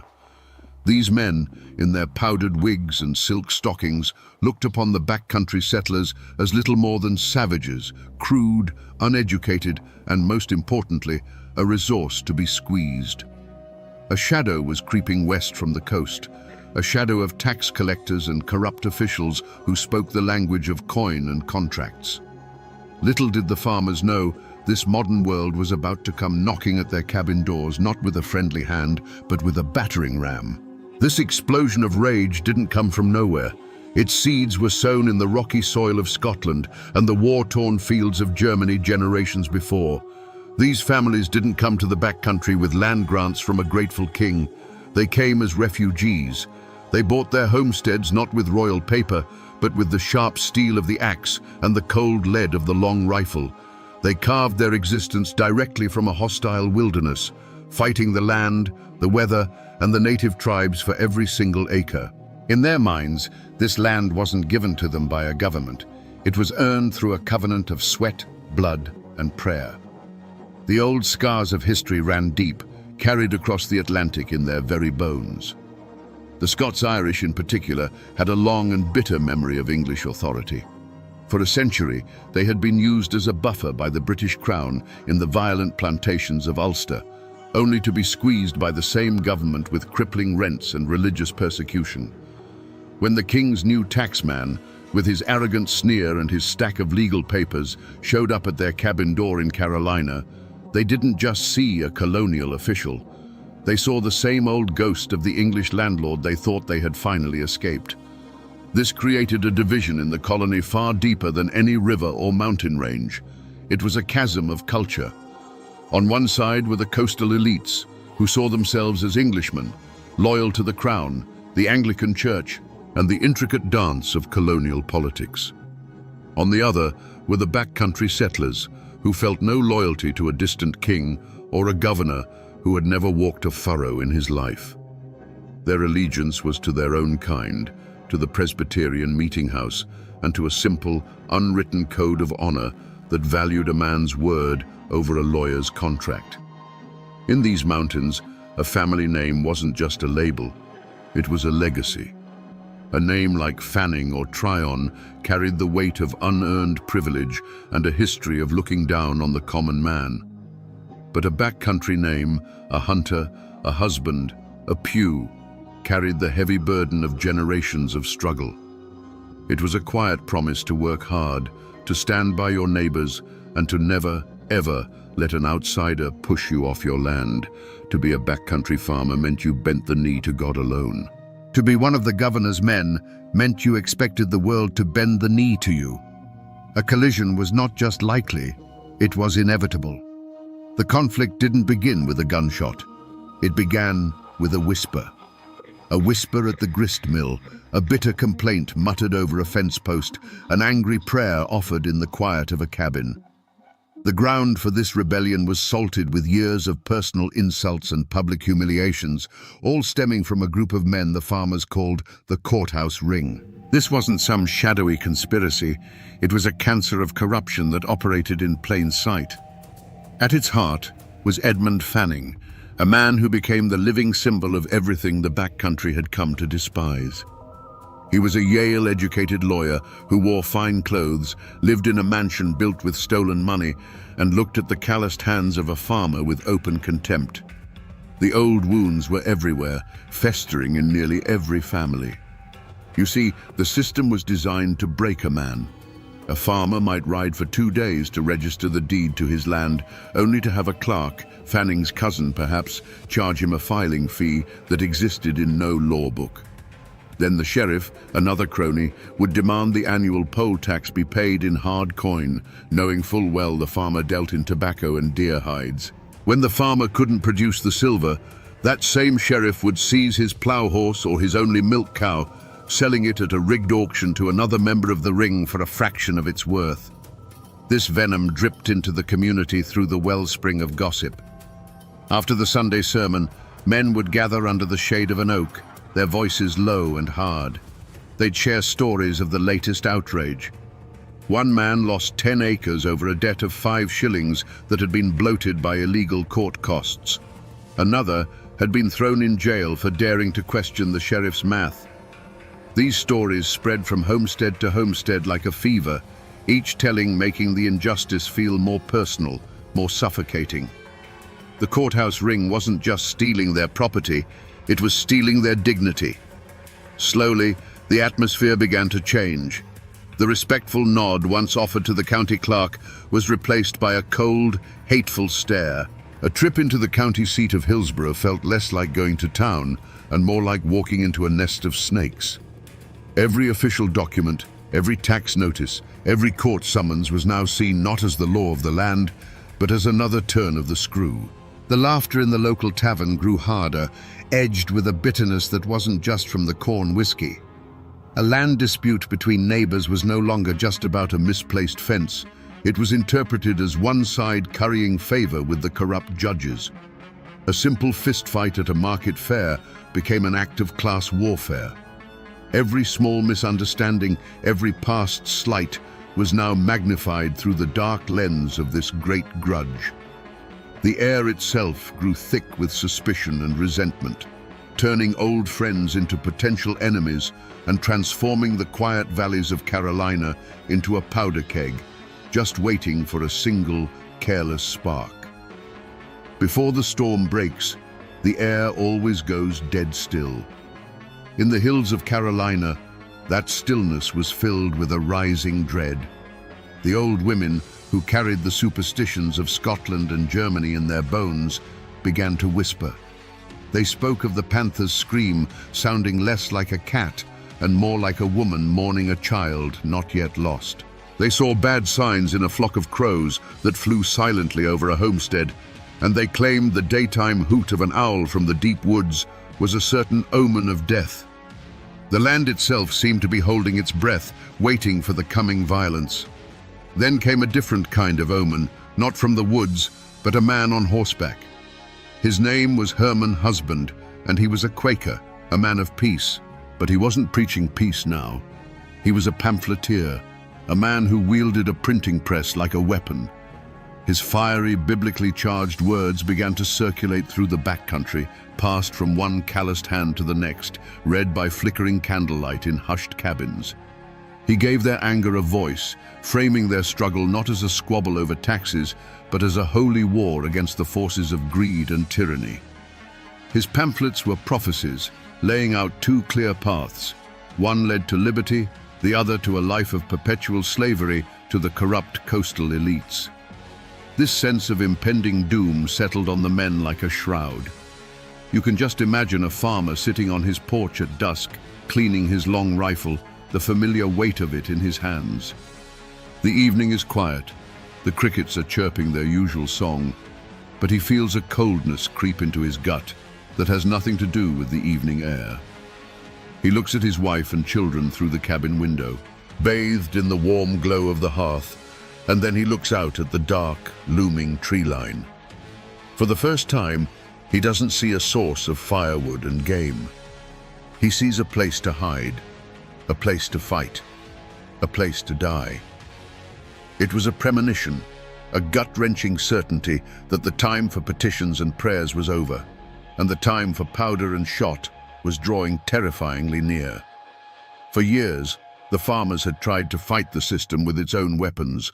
They wrote petitions, polite and humble, begging the colonial assembly for relief. Each one was ignored, dismissed with the contempt a lord might show a serf. They tried to sue the corrupt officials, only to find the courts were run by the very same snakes who were robbing them blind. Every legal door was slammed in their faces. The pressure had been building for years, and in September of 1770, in the town of Hillsborough, the dam finally broke. This was no spontaneous riot. It was a calculated act of defiance. 150 regulators, their faces grim and set, marched into town on court day. They weren't a disorganized rabble. They were a determined force, armed with heavy sticks, farm tools, and a righteous fury that had been simmering for a decade. Their target was the courthouse, the very symbol of their oppression. They stormed the building, a wave of muddy boots and homespun cloth overwhelming the shocked officials. Their first act was to find Edmund Fanning. They dragged the despised official from the judge's bench, his fine clothes tearing in their grip. They threw him into the dusty street and beat him, not to kill, but to humiliate.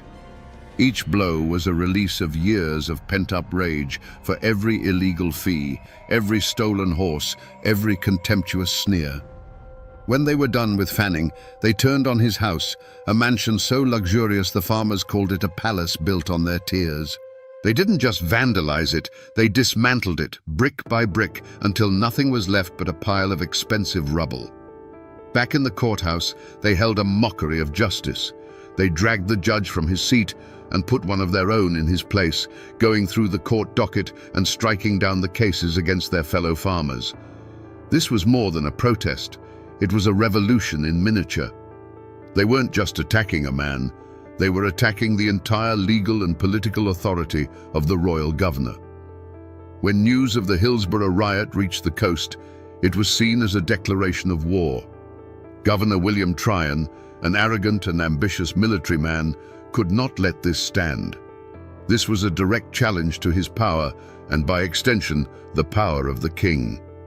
The line had been crossed. There would be no more petitions. There would be no more negotiations. The only answer now would come from the barrel of a gun. The first drops of blood had been metaphorical, spilled in the beating of a corrupt official and the destruction of his home. The next would be real. On the morning of May 16, 1771, two armies faced each other across a quiet field bordering Alamance Creek. On one side stood Governor Tryon's militia, over 1,000 men in disciplined lines, their bayonets glinting in the spring sunlight. Before them sat the dark, menacing mouths of several cannon. On the other side, scattered amongst the trees and rocks, were 2,000 regulators. They were not an army. They were a gathering of fathers and sons, armed with the old hunting rifles and farm tools they used to feed their families. When the governor's final demand for surrender was met with that thunderous cry, "Fire and be damned," the fate of them all was sealed. There was no warning shot. The first sound was a deafening physical blow that seemed to tear the very fabric of the sky. The cannon spoke, and the world dissolved into smoke and a hellish roar. For the farmers, who had only ever known the sharp crack of a squirrel rifle, it was the sound of the apocalypse. The ground shook beneath their feet, and the air, which moments before had carried the scent of honeysuckle, was instantly choked with the bitter, sulphurous stink of black powder. Through the eyes of a young boy hiding behind a wagon, the battle was not a series of heroic charges, but a terrifying blur of chaos. He saw the man who had been his neighbor, a man he'd known his whole life, suddenly stagger and fall as if tripped by an invisible hand. There was no dramatic cry, just a quiet, heavy collapse into the grass. He heard the pop, pop, pop of the regulator rifles, a desperate and scattered sound, answered by the terrifying, unified crash of hundreds of militia muskets firing as one. It was the sound of a handful of pebbles thrown against a stone wall. The air itself became a lethal thing, filled with a constant, high-pitched whine. Leaves and twigs were clipped from the trees as if by an unseen scythe. Men would duck behind an ancient oak for cover, only to have the bark explode into splinters beside their head. The orderly commands of Tryon's officers were a distant, chilling murmur, while the sounds on the regulator side were a desperate chorus of individual shouts, screams of pain, and cries of encouragement that were swallowed by the unending noise. When the smoke momentarily cleared, the field was a landscape of surreal and terrible images. A farmer's broad-brimmed hat lay upside down in the grass, a small dark hole punched through its crown. A heavy iron pitchfork stood upright, its tines buried in the soft earth, its owner nowhere to be seen. The disciplined red lines of the militia advanced slowly, relentlessly, a machine of death that seemed unstoppable, firing and reloading with a terrifying, practiced rhythm. After 2 agonizing hours, the sporadic resistance finally broke. The farmers, their courage no match for cannons and disciplined volleys, fled. They melted back into the deep woods from which they had come, their retreat covered by the smoke and confusion. And then, an even more terrifying sound descended upon the field: silence. Not the peaceful silence of the morning, but a heavy, profound stillness, broken only by the low moans of those who could not run. The battle was over, The rebellion was crushed. The spring grasses of Alamont's field were trampled and stained, littered with the abandoned tools and weapons of men who had gambled everything for justice and lost. The smoke slowly drifted away, revealing not a field of victory, but a scene of profound and brutal sorrow. The first American Revolution had ended not with a declaration, but with a slaughter. To understand a man like Governor William Tryon, you must understand that he never once saw the regulators as aggrieved citizens. In his mind, they were simply an infection. He was not a governor responding to a protest. He was a surgeon cutting out a tumor from the body of the colony. His entire career was built on the rigid structure of the British military, a world where orders were given and followed without question. To him, the farmer's defiance was not a plea for justice. It was a breakdown in the fundamental order of civilization itself, a direct and personal insult to his authority and the king's. Tryon's logic was cold, sharp, and utterly devoid of empathy. These were not men who had lost their farms. They were traitors who had defied the law. They were not fathers trying to feed their children. They were a rabble who had assaulted an officer of the crown. In his dispatches, he referred to them as banditti and insurgents.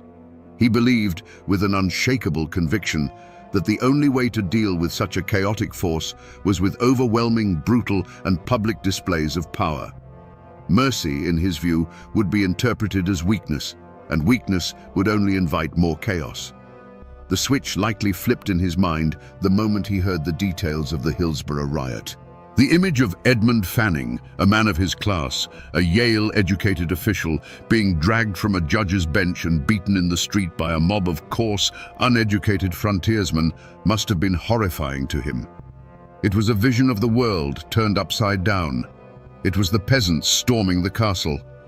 From that moment on, his response was not a political calculation, but a visceral, almost aristocratic rage. He wasn't just marching to restore order, he was marching to put these people back in their proper place. After the cannons fell silent at Alamont's and the farmers had fled, Tryon likely felt not a shred of remorse, but a grim sense of satisfaction. The feeling would have been one of triumph, of order restored. As he rode across the silent, blood-soaked field, he wouldn't have seen the bodies of his fellow countrymen. He would have seen the evidence of a necessary and successful operation. The hanging of James Few on the battlefield without a trial was not an act of cruelty in his mind, but a necessary piece of political theatre. It was a clear, unambiguous message sent to every cabin in the backcountry. This is the price of defiance. This is the fate of those who challenge my authority. It was the cold, calculated logic of an empire that saw dissent not as a voice to be heard, but as a disease to be eradicated. When the last of the fleeing farmers had vanished into the woods, a new kind of silence fell on the Alamont's battlefield. It was not a peaceful silence. It was a heavy, suffocating stillness, thick with the smell of spent gunpowder and blood. Governor Tryon's victorious militia moved across the field, their discipline holding firm even in the face of the carnage they had wrought. They collected the wounded, counted the dead, and secured a handful of prisoners who had been too slow or too injured to escape. For them, it was a clean, decisive victory. For the backcountry, it was the beginning of a nightmare.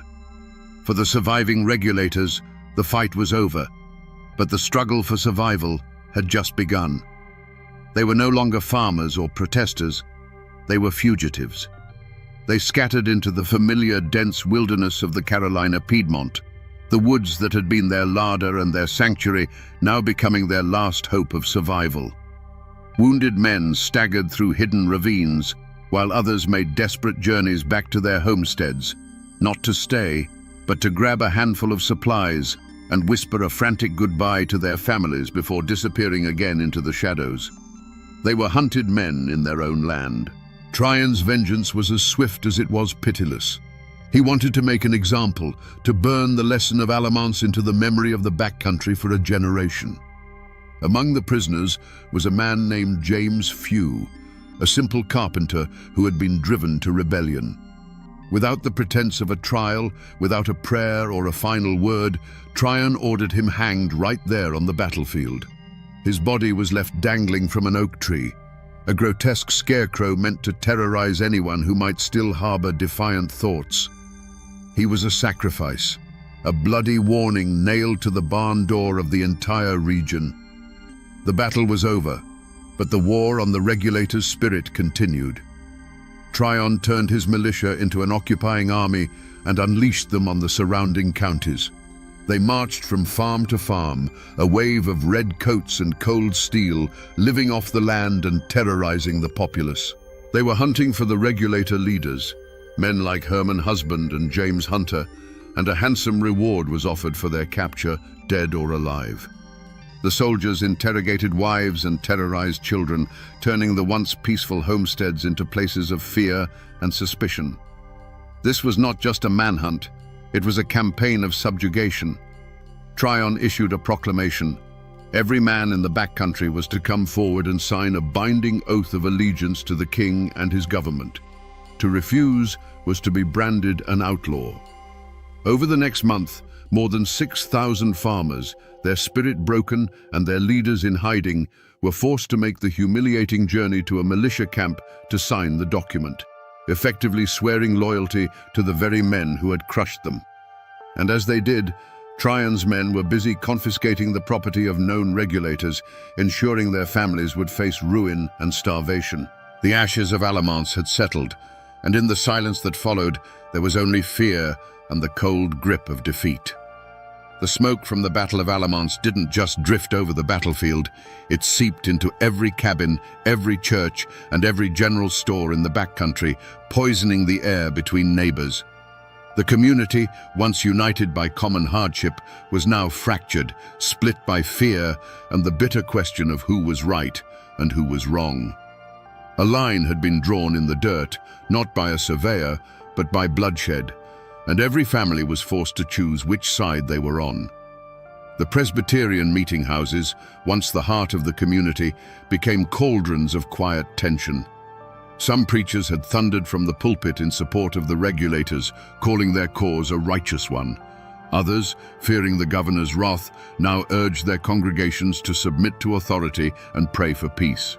Friendships that had been forged over decades of shared harvests and barn raisings now buckled under the weight of suspicion. Was the man who helped you clear your field last spring secretly reporting your movements to the militia? Was the family you shared bread with now loyal to the governor? A suffocating conspiracy of silence fell upon the region. The few who had witnessed the hangings or knew the hiding places of the regulator leaders were gripped by a primal fear. To speak the truth to the authorities was to risk being labeled a sympathizer, inviting the wrath of the occupying militia. But to stay silent was to betray their own conscience. Many chose a third option.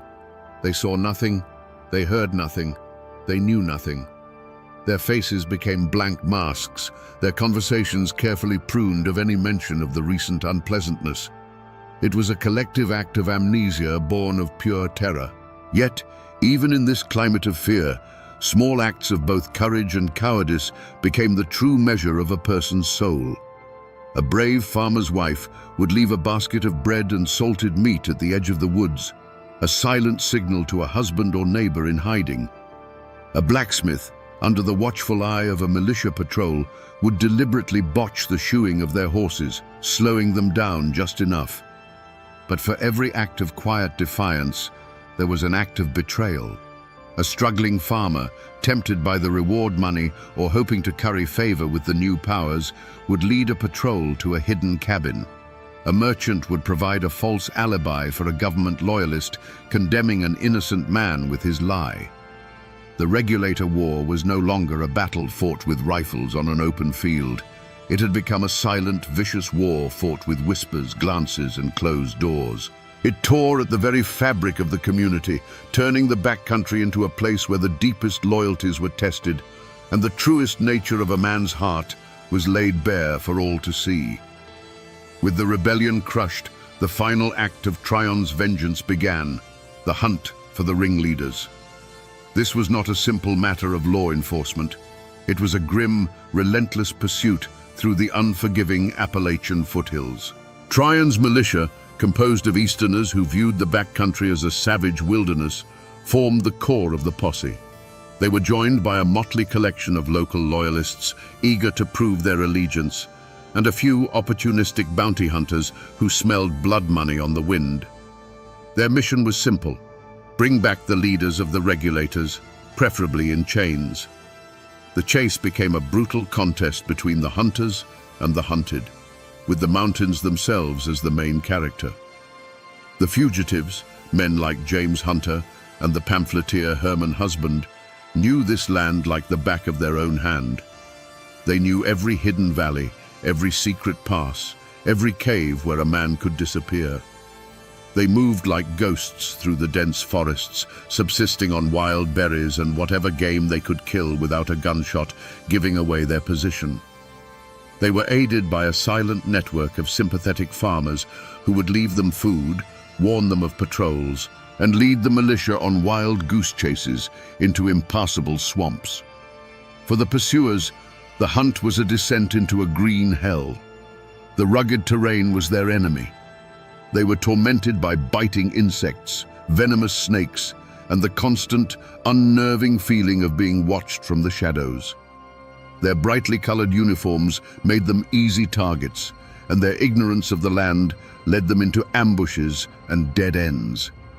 More than one militia patrol found themselves hopelessly lost, forced to abandon the chase and struggle back to camp, humiliated and exhausted. The mountains, which had nurtured the regulators' independence, now served as their greatest fortress. Despite the difficulties, the net slowly tightened.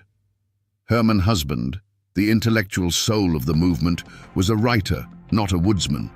He was captured relatively quickly, his spirit broken. Others, however, were harder to corner. The general of the regulators, James Hunter, remained at large, a phantom who seemed to be everywhere and nowhere at once. The final moment of capture for most of the key leaders wasn't a dramatic firefight in a mountain pass. It was a slow, grinding process of attrition. Exhausted, starving, and betrayed by informants, they were picked off one by one. Often, they were found not in a heroic last stand, but sleeping in a barn or accepting a meal from someone they mistakenly trusted, too worn down to run any longer. The hunt in the shadows was over, and the stage was set for the governor's final act of justice. The captured regulator leaders were dragged back to Hillsborough, the very town they had once triumphantly seized. But now, it was an armed camp.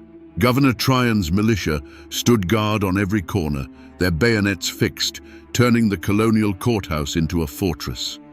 The air inside the courtroom was thick with the metallic tang of fear and the stench of foregone conclusions. On one side of the room sat the coastal gentry and loyalists, their faces smug with victory. On the other, huddled in silence, were the wives and families of the accused, their faces etched with a despair that knew there was no hope here. In the defendant's box sat the 6 captured leaders. They were not cowering criminals. They were broken, exhausted men, but their eyes held a hard, defiant glint. There was no remorse on their faces, only the quiet dignity of men who had fought for what they believed in and lost. They looked out at a courtroom where the judge, the prosecutor, and the jury were all part of the same corrupt system they had risen up against. Their trial was a piece of theater written by the victors, a legal ritual designed to give the veneer of law to an act of pure political vengeance. The proceedings were a farce. Witnesses for the prosecution, likely motivated by fear or reward, gave their testimony. Any evidence of the years of extortion and abuse that had led to the rebellion was dismissed as irrelevant. The charge was not assault or rioting, it was high treason. By firing on the king's representative, they had, in the eyes of the law, fired upon the king himself. It was a charge from which there was no escape. The verdict, when it came, was a foregone conclusion, delivered with cold, formal gravity: guilty. The sentence: death by public hanging. A wave of shock and grief washed over one side of the courtroom, while satisfied murmurs rippled through the other. 6 men who had stood up for their neighbors against a tide of corruption were now to be strung up like common murderers. But the story of this trial does not end with the judge's gavel. It ends on the gallows with a man named James Pugh. As the noose was placed around his neck, he refused to play the part of the penitent traitor. Instead, he turned to the crowd and began to speak. For nearly half an hour, Pugh delivered a fiery, damning sermon from the scaffold. He condemned the cowardice of Edmund Fanning and the tyranny of Governor Tryon. He spoke of the justice they had sought and the violence they had received. He prophesied that a day of true reckoning would come for these corrupt men. He was still speaking, his voice ringing with righteous fury, when the sheriff, impatient with this final act of defiance, gave the order to cut him down. The court of law had delivered its verdict. But from the gallows, the justice of the mountains had delivered its own. The law of men had won the day, hanging its enemies and silencing dissent. But the question hung in the air, far longer than the bodies of the condemned. Was this justice? Or was it merely the law, a tool in the hands of the powerful, used to crush the powerless? The hangman's rope cast a long shadow over the Carolina backcountry, a shadow that would linger for years. For the families of the executed and the thousands of other regulators, life after the verdict was a bitter cup to drink. Those who remained on their land lived as a conquered people. They plowed their fields and harvested their corn under the watchful eye of a government they now knew was their enemy. Every tax notice was a fresh wound. Every court summons a reminder of their powerlessness. They had been forced to sign an oath of loyalty, a piece of paper that felt like a brand on their soul, a public declaration of their own humiliation. But not everyone stayed. For many, the memory of Alamance was a poison in the soil, and the oath of allegiance was a chain they refused to wear. They saw only one path to freedom: west. In a great, silent exodus, hundreds of defeated regulator families packed their meager belongings, turned their backs on the homes they had built with their own hands, and began the perilous journey over the Appalachian mountains. They were branded as outlaws, but they saw themselves as pilgrims. They illegally settled in the river valleys of what would one day become Tennessee, forming a new society called the Watauga Association. Here, beyond the reach of Governor Tryon and his corrupt courts, they created one of America's first independent, self-governing communities, a place where the law would be their own. The spirit of the regulators was not dead, it had simply moved over the mountain. And what of the men who had crushed them? Did they face a curse, an atonement for the blood on their hands? Not at all. In the world of colonial politics, brutality was often rewarded.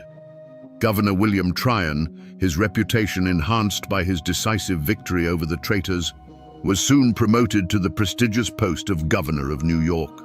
Edmund Fanning, the architect of the farmer's misery, also left Carolina, continuing his career as a loyal servant of the crown. They faced no justice, no ostracism, no reckoning. They simply moved on, leaving a broken land behind them. Their only curse would come years later, when the fires of revolution they had helped to stoke would finally consume the entire British system they served. Back in Carolina, the community tried to heal by forgetting. The story of the Regulator War became a dangerous and painful memory, a ghost to be locked away. The word regulator itself became a whisper, a name associated with defeat and treason. People got back to the hard work of survival, focusing on the seasons and the soil, burying the trauma of Alamance under a blanket of collective silence. They tried to move on, to pretend it never happened. But a wound that deep doesn't heal just because you stop talking about it. It festers in the darkness, waiting for a chance to break open once more. Decades pass. The powdered wigs and red coats are gone, but the echoes of Alamance never truly faded. They can be found in the bloodlines of the families who fought there. Many of the sons of the regulators, raised on bitter stories of Tryon's tyranny, picked up their rifles again just 4 years later. The British made the fatal mistake of assuming these backcountry men, once crushed by a royal governor, would be loyal to the crown. They couldn't have been more wrong. The men who fled over the mountains to Watauga became the legendary Over-Mountain Men, and at the Battle of Kings Mountain, they unleashed a frontier fury that annihilated a British army and helped turn the tide of the entire Revolutionary War. It was the Regulators' final, posthumous revenge.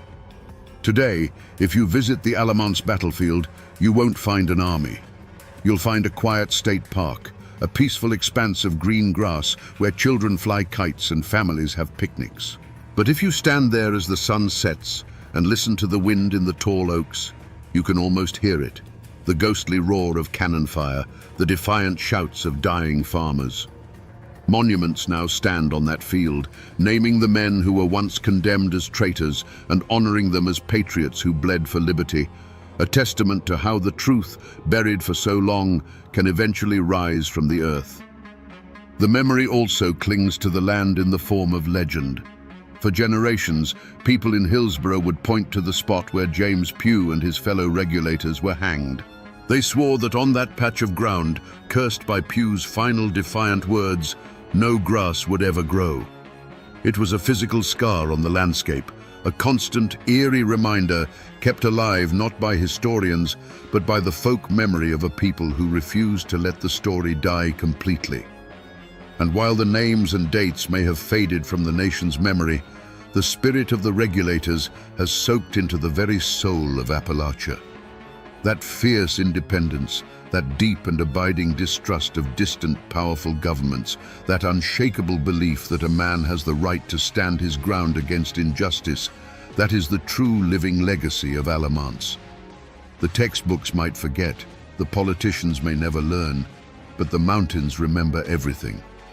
So we return to the question that started our journey, the question that hangs in the smoke of the Alamance battlefield. What could drive God-fearing men to wage war on their own government? The answer, we now see, is both simple and profound. They didn't fight to create a new nation or to overthrow a distant king. They fought because the boot of a corrupt and arrogant power was pressing down on their necks. And they believed, with every fiber of their being, that a free man does not endure such a thing without fighting back. They fought for the most fundamental of all rights, the right to enjoy the fruits of their own labor and to be treated with dignity. This is a story that teaches a hard lesson about the price of liberty. It reminds us that the first people to stand up are often the first to be cut down. The regulators lost their battle, their property, and in some cases, their lives. They were branded as traitors, and their story was buried. But their spirit did not die on that field. The blood they shed at Alamance was not wasted. It seeped into the ground and watered the roots of a tree of liberty that would burst into full revolutionary bloom just a few short years later.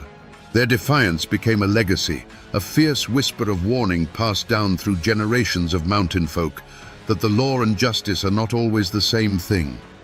Their struggle is a testament to the indomitable Appalachian spirit, a spirit that bends for no man and bows only to God. It's a timeless reminder that when every legal door is slammed shut, when every petition is met with contempt, ordinary people will eventually seek their justice not in a courthouse, but in the open field with whatever tools they have at hand. Their voices were silenced by the rope and the cannon, but if you listen closely, you can still hear their echo in the Carolina hills. And now, my friends, you know the rest of the story. For 3 days in the summer of 1889, the town of Hazard, Kentucky, was a war zone. The courthouse wasn't a place of law, but a brick fortress under siege. An army of nearly 100 men, led by a hired killer known only as Bad Tom Smith, had come to take the town by force, and the streets echoed with the constant crack of Winchester rifles. The newspapers called it the bloody end of a clan feud over money and power. But the old-timers in these mountains knew the truth was deeper, rooted in honor, betrayal, and a code of justice written in blood. Today, we're going to separate the gun smoke from the legend, We'll find out how a political dispute exploded into open warfare, and how one man's death on the gallows marked the end of an entire era in Appalachia. Before the bullets flew, Hazard, Kentucky, was a world unto itself, nestled deep in the rugged heart of Perry County. This wasn't a peaceful mountain hollow, it was a powder keg waiting for a spark. The hills were rich with timber and the black promise of coal, and the man who controlled the town controlled that wealth. Here, power wasn't held by a mayor in a starched collar. Power was the sheriff who was your kin, the judge who owed you a favor, and a rifle that never missed its mark. The air was thick with the tension of a storm that had been gathering for years. On one side stood the French clan. They were the old guard of Appalachia, people whose roots ran as deep as the ancient oaks. They lived and breathed the unwritten laws of the mountains. Honor was more valuable than gold. An insult to your family was an act of war, and you settled your debts yourself, blood for blood. Led by Joseph C. French, they saw Perry County as their birthright, a sacred trust passed down through generations. To them, the coming of new laws and outside money felt like an invasion. Challenging them were the Eversoles and their powerful allies, the Combs family. They were the new force, more ambitious, more connected to the changing world beyond the mountains. Their unofficial leader, Josiah Combs, was a shrewd politician who saw a future paved with railroads and fueled by coal money. They believed the old ways of the French clan were holding the county back. They wanted to bring in progress, even if it meant tearing down the old world to build their new one. There was no middle ground in Hazard. You were either with the French or you were with the Eversoles. Every election for sheriff became an armed standoff. Every court case was a test of loyalty.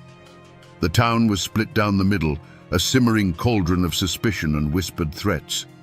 You chose your side, and you prayed it was the winning one. The official story says their feud was born of politics and greed, a fight for control of the county's resources. But the mountains remember things the official records leave out. Old folks still whisper the other stories around the fire. Some say it all started when an Eversole man publicly shamed a woman from the French family, an unforgivable sin. Others talk of a high-stakes poker game where a deed to a valuable piece of land was lost on a crooked hand, and the argument that followed was settled with a pistol. Whatever the first spark was, it no longer mattered. A decade of bad blood, of small ambushes on lonely roads and threats exchanged on the courthouse steps had turned the simmer into a rolling boil. These two families, these two visions of Appalachia, were on a collision course, and they were about to drag the entire town of Hazard into a war from which no one would walk away clean. The simmering feud had reached a stalemate of blood and fear. Ambushes on lonely roads and threats in crowded saloons were getting them nowhere. The French clan, feeling the pressure, realized that the old ways of fighting weren't enough. The Eversoles, with their political connections, were chipping away at their power. To win, they needed more than just loyal kinsmen. They needed a weapon, a human weapon who knew neither fear nor pity. And so, they sent out the call. They found him in the dark corners of the mountains, a man whose name was already a legend, whispered with a shudder, Tom Smith. But no one called him Tom. He was Bad Tom Smith. He wasn't a French by blood. He was a mercenary, a regulator they called them back then, an angel of death with a Winchester rifle. They said he was tall, silent, with eyes as cold and grey as a winter river. The stories claimed he killed his first man at 16 and could shoot the eye out of a squirrel in a thunderstorm. He wasn't just a gunman, he was a force of nature. The French clan didn't just hire him, they unleashed him. With the arrival of Bad Tom Smith, the war for Hazard changed. The scattered violence stopped. In its place began a systematic campaign of terror. Smith became the marshal of the French clan, their chief enforcer, and he brought a cold, calculated brutality to the conflict. Their primary target was the heart of the Eversole power structure, Sheriff Joe Eversole and his deputies. The feud was no longer about honor, It was about extermination. The final line was crossed on a quiet evening, a moment that would be seared into the memory of Perry County forever. Nicholas Combs, a close and powerful ally of the Eversoles, was at home with his family. There was no warning, no challenge shouted in the street, just the sudden deafening blast of a rifle from the darkness. Nicholas Combs was shot dead on his own doorstep in front of his wife and children. This wasn't a gunfight, it was an execution. The news spread through Hazard like a plague, and the town froze in a state of collective shock. For the Eversoles and their allies, grief was quickly replaced by a cold, hard rage. They now knew this was a fight to the death. The French clan had declared that there were no more rules, no more lines that wouldn't be crossed. The time for talking and maneuvering was over. They would fortify, they would arm themselves, and they would prepare for the final battle. The summer of 1889 arrived with a suffocating heat, and with it, the final storm. The French clan decided the time for waiting was over. They were coming for Hazard. They didn't sneak in under the cover of darkness. Led by the cold-eyed Tom Smith, nearly 100 men marched into town in broad daylight. Their boots kicked up the dust of Main Street, the sun glinting off the barrels of the Winchesters resting on their shoulders. This wasn't an attack. It was an invasion. Warned of their approach, the Eversoles and their men had turned the brick courthouse into a fortress. The windows were no longer glass. They were dark, jagged mouths, framed with sandbags and rifle muzzles. Snipers lay waiting on the roof, their eyes scanning the streets below. The town held its breath, the silence stretched thin and tight, and then a single shot cracked the air. The world dissolved into a storm of lead. For the people of Hazard, not aligned with either clan, the world became a cage. Women dragged their children into root cellars, their hands pressed over their children's ears as if they could block out the sounds that would haunt them forever. The constant whine of bullets, the splintering of wood as a stray round tore through a porch railing, the sharp metallic clang of a slug embedding itself in a cast-iron stove. A farmer, caught on the wrong side of the street when the shooting began, made a desperate run for home. He didn't make it. His body lay in the dusty road, a grim testament that in this war there were no innocent bystanders. Through the haze of gunsmoke, across the bullet-scarred square, two men found each other.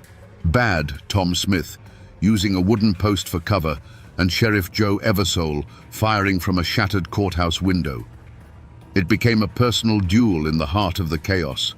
Bullets tore splinters from the wood, inches from Smith's head. Brick dust exploded from the courthouse wall just beside the sheriff's face. This wasn't just a clan war anymore. It was a battle of two wills, two warriors deciding the fate of the town with every pull of the trigger. Day bled into night, and the shooting never truly stopped. The air grew thick with the acrid smell of burnt black powder. Inside the courthouse, the last of the water was gone. Thirst became an enemy as deadly as the rifles outside. The French clan controlled the streets, but they couldn't breach the brick walls. The Eversoles held the fortress, but they couldn't break the siege. Hazard was a town held hostage by its own sons, a stalemate of iron and lead, where every sunrise brought the certainty of more death. The war had come, and it had consumed everything. It wasn't a bullet that ended the war. It was a sound that didn't belong in the mountains of Perry County, the steady, rhythmic tramp of disciplined boots on a dusty road. Word of the siege had finally reached the governor, and he had sent in the state militia.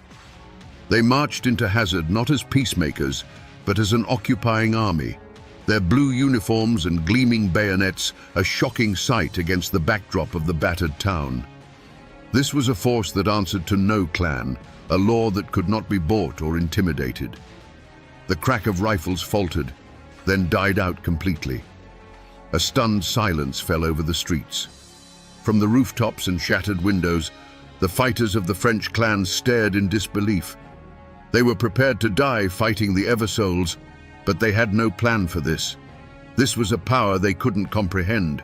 With their siege broken and a new unstoppable enemy in their midst, They did the only thing they could. They melted back into the hills and hollows from which they came, vanishing like ghosts into the forest. Slowly, the doors of the courthouse creaked open.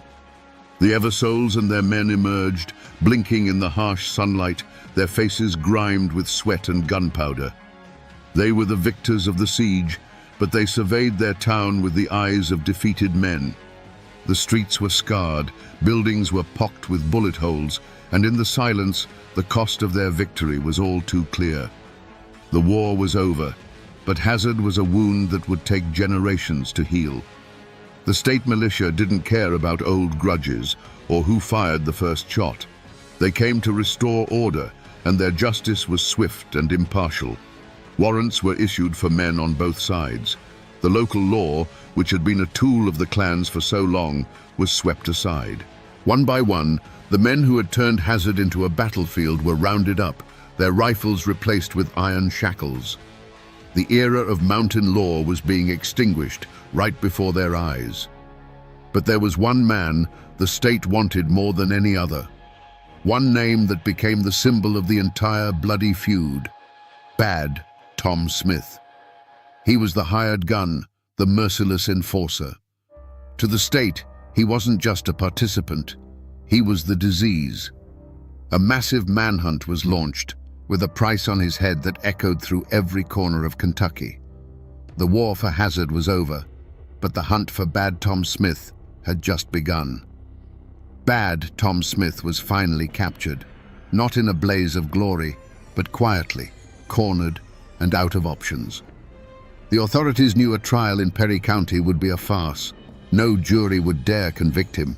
They'd be too afraid of the French clan's retribution. So they took him away, far from the mountains that had been his hunting ground, to a place where the name Bad Tom Smith was just a headline in a newspaper, not a boogeyman in the night.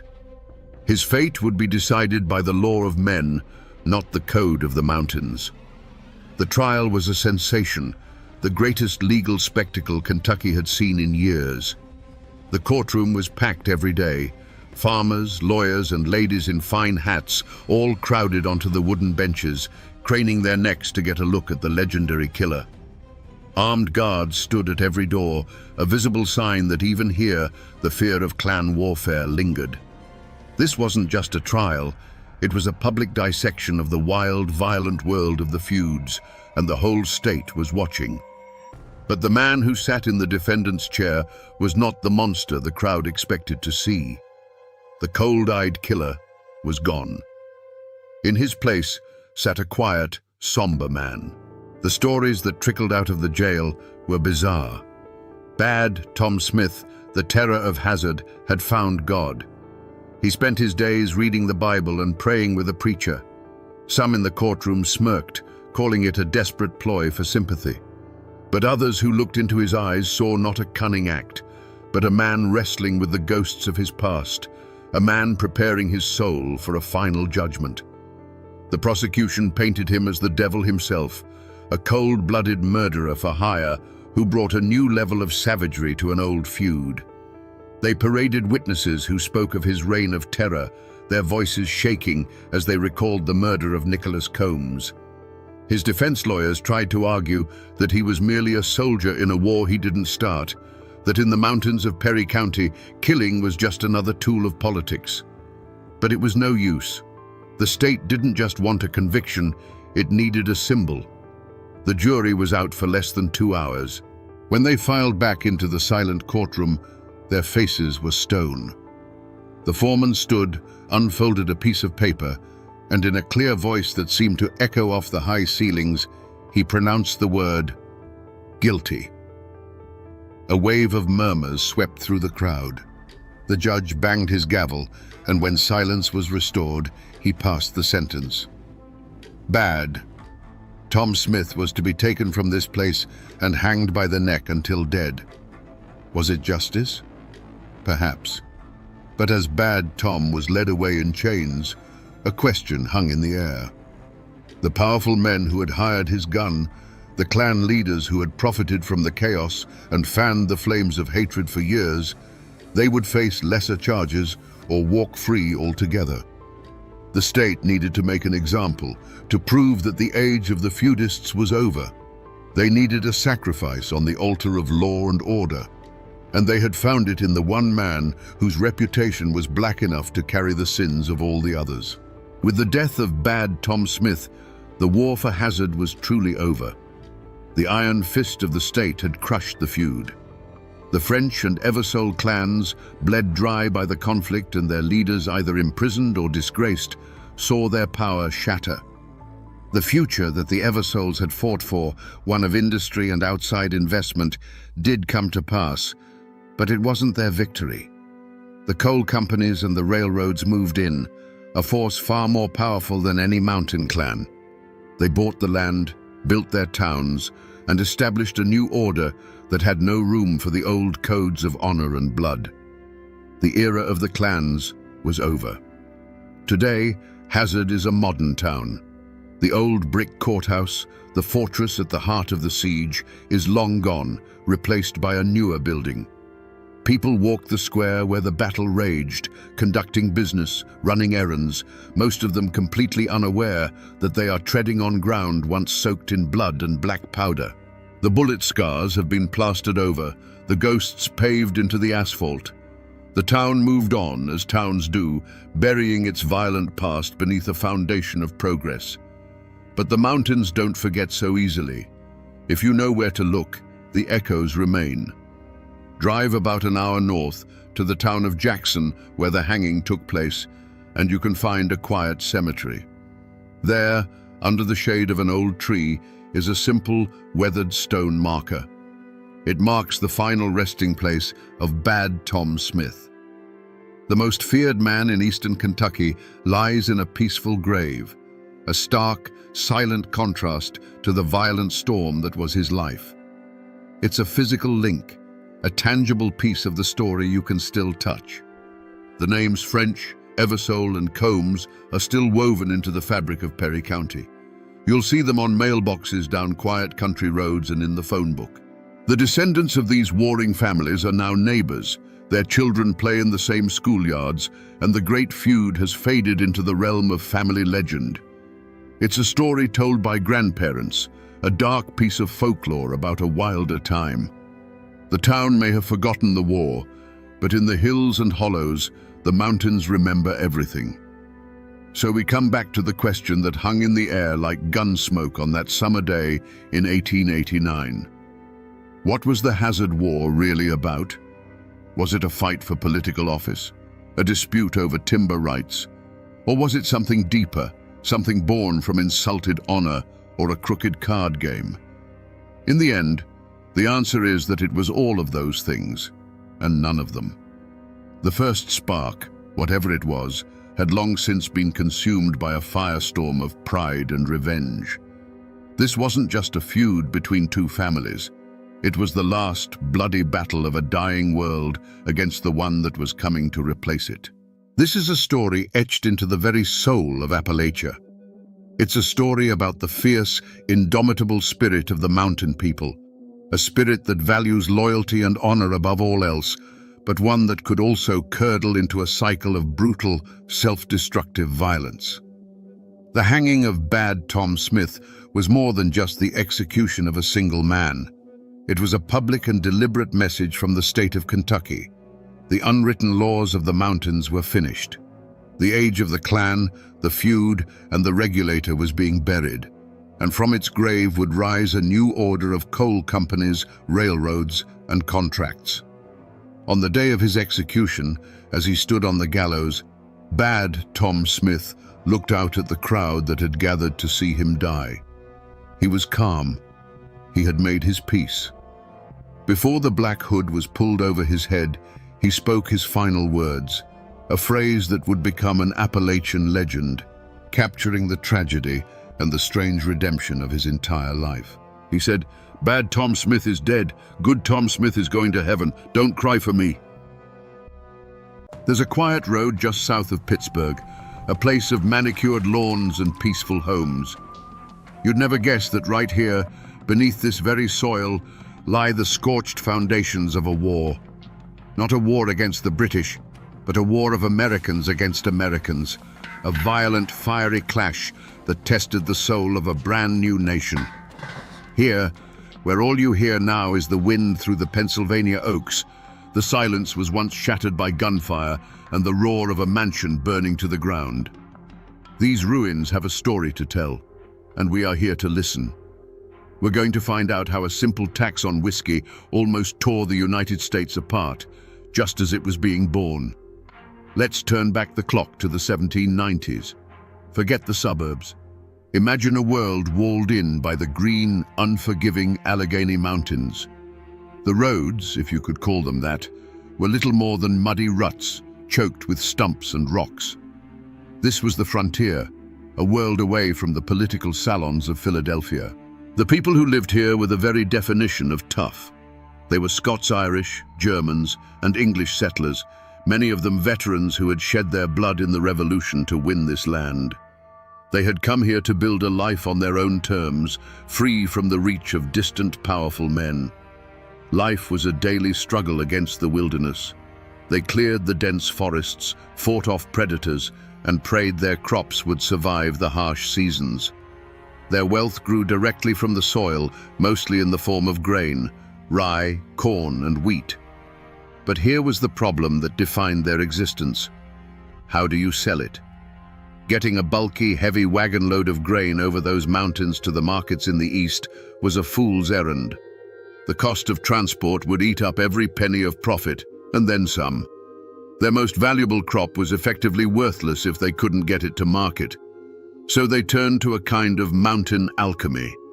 Every farm of any size had a small, bubbling still.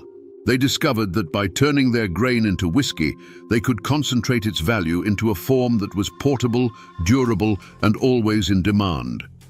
A single pack horse that might struggle to carry 4 bushels of rye could easily carry the equivalent of 24 bushels once it was distilled into liquid form.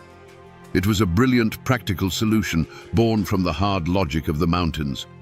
But to see this as just a drink is to misunderstand everything. Whiskey wasn't a luxury for these people. It was the lifeblood of their entire economy. In a land where hard cash was scarcer than a friendly taxman, jugs of Monongahela rye were the currency. You paid the blacksmith for shoeing your horse with whiskey. You paid the storekeeper for a new axe with whiskey. You might even pay a portion of the preacher's salary with it.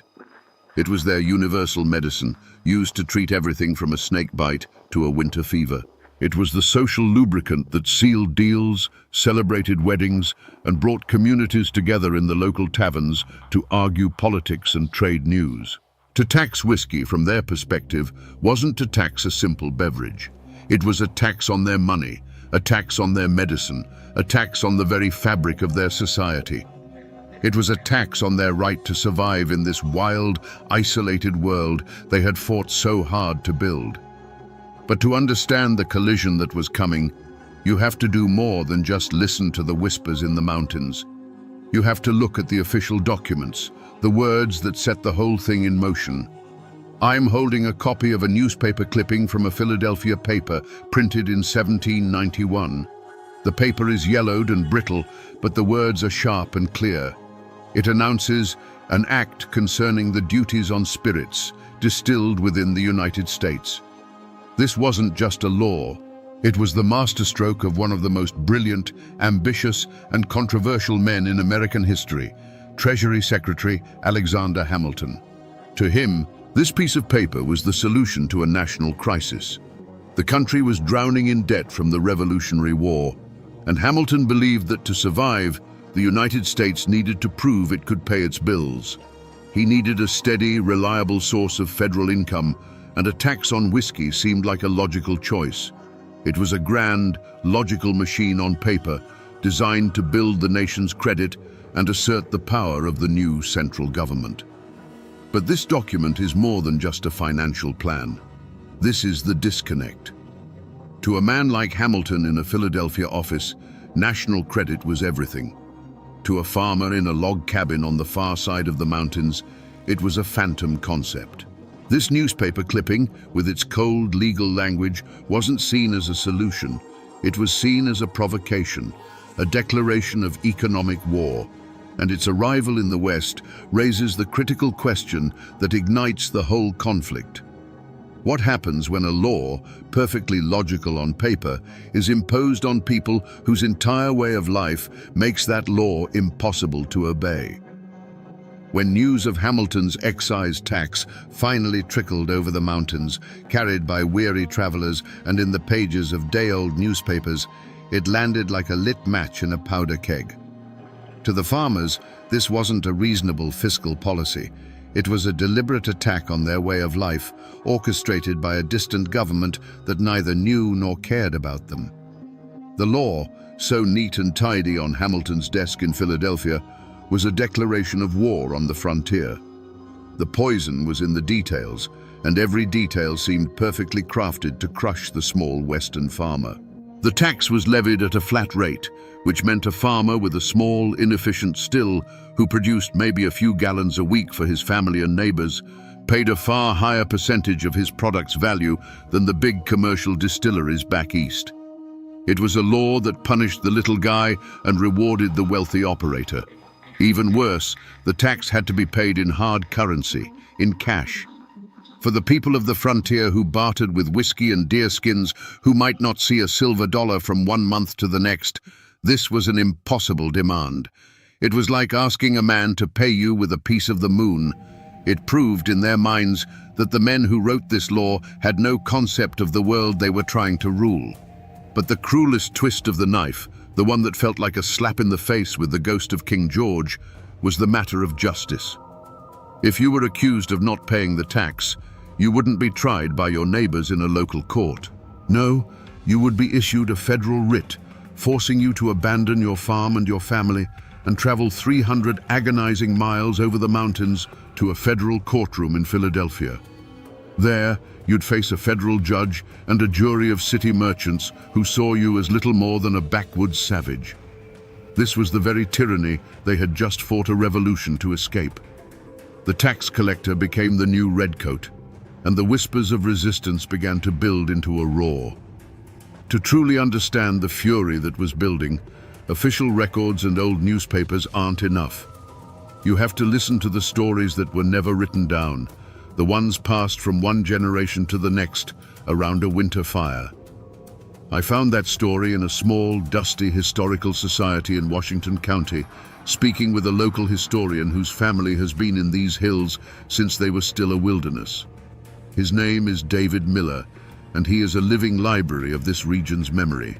The air in his office smelled of old paper and leather. He didn't show me a document. Instead, he pointed to a faded map on the wall, a hand-drawn survey of old land grants. "The history books tell you this was about a tax," he said, his voice a low rumble. And it was. But that's not the whole of it. That's not the human part. He tapped his finger on a large plot of land marked Neville. John Neville, the tax inspector. He wasn't some stranger from Philadelphia. He was one of them. He was a distinguished general from the Revolution. He lived right here. His neighbors were men who had served under him in the war. David leaned forward, his eyes intense. "My great-great-grandfather used to say that the real trouble wasn't the tax itself, but the man sent to collect it. They saw Neville with his fancy mansion on the hill and his government salary as a traitor. He had fought alongside them for freedom from a distant government, and now he was taking that same government's coin to oppress his own people, his own soldiers. It wasn't just a political disagreement, it was a deep, personal betrayal. And in these mountains, a betrayal from one of your own that's a wound that doesn't heal with words." The historian's words hung in the air because they explained what happened next. The petitions sent to Philadelphia were ignored. The peaceful assemblies were dismissed as the grumblings of peasants. So, the people of the mountains decided to send a message that couldn't be ignored. It began with the arrival of the federal tax collectors, the excisemen. These were the men tasked with walking into the hornet's nest and demanding payment in a currency that didn't exist, for a law the people refused to recognize. One of the first was a man named Robert Johnson. On September 11, 1791, he was riding his route deep in the woods of Washington County. He wasn't met with arguments or petitions. He was met by a mob of 16 men, their faces grim, their eyes hard. They were farmers, blacksmiths, and veterans, and they moved with a silent, chilling purpose. They dragged Johnson from his horse, stripped him of his coat and his dignity, and shaved his head. Then they brought out the bucket. The stink of hot pine tar filled the air as they coated his bare skin, the viscous black liquid clinging to him like a second, nightmarish flesh. Then they covered him in feathers, turning him into a grotesque mockery of a man, a creature of tar and down. They abandoned him like that, alone and humiliated in the forest, a living, breathing warning to any other federal agent who dared to venture into their hills. He was the first, but he would not be the last. Other excisemen were ambushed, their horses shot out from under them, their faces branded with hot irons. This was the point of no return. Out of this organized violence, a phantom was born. A name began to be whispered in taverns and tacked to the doors of collaborators: Tom the Tinker. No one knew who he was. He was the rebellion's ghost, its enforcer. If a farmer broke ranks and paid the tax, he would find a note from Tom the Tinker on his door, warning him to stop. If he didn't, his still would be mended, riddled with bullets by shadowy figures in the night. The attack on Robert Johnson wasn't just an assault on a man, it was a declaration. For the farmers, it was a necessary act of defiance. For the government in Philadelphia, it was treason. The lines were no longer drawn on a map, they were being drawn in terror and tar. The time for talk was over. The time for guns was coming. I'm standing now on a gentle rise of land in what is today a quiet, affluent suburb. It's called Bower Hill. There are beautiful homes here, cars gliding silently down the paved streets. There's nothing to see but a small bronze historic marker on the side of the road, the kind of thing you barely notice as you drive by. But this ground, right here beneath my feet, is the most important piece of real estate in this entire story. This isn't just a hill, it's a battlefield. Right here stood the ghost of a house. It was the fortified mansion of General John Neville, the tax inspector, a place of wealth and federal authority that loomed over the surrounding countryside. It was a symbol of everything the rebels hated. Looking out over these manicured lawns, you have to peel back the layers of time and imagine it. A two-story log home, but built like a fortress, with thick walls, heavy shutters, and a commanding view of any approach. The orchard, which is now someone's backyard, was where the rebels took cover. The gentle slope leading up to the road was a killing field. This place is the Scar. It's the physical point on the map where the simmering rage of the frontier finally boiled over into open warfare. It was here, in the suffocating heat of July 1794, that hundreds of angry men, their faces set with grim purpose, marched up this very hill. They were no longer a faceless mob of tinkers in the night. They were an army, and they had come to burn down the symbol of their oppression. This is where the talking stopped for good. This quiet suburban hill is where the first real shots of this new American war were fired. The afternoon sun of July 17, 1794, beat down on 500 armed men as they marched on Bower Hill. This was no shadowy band of night riders.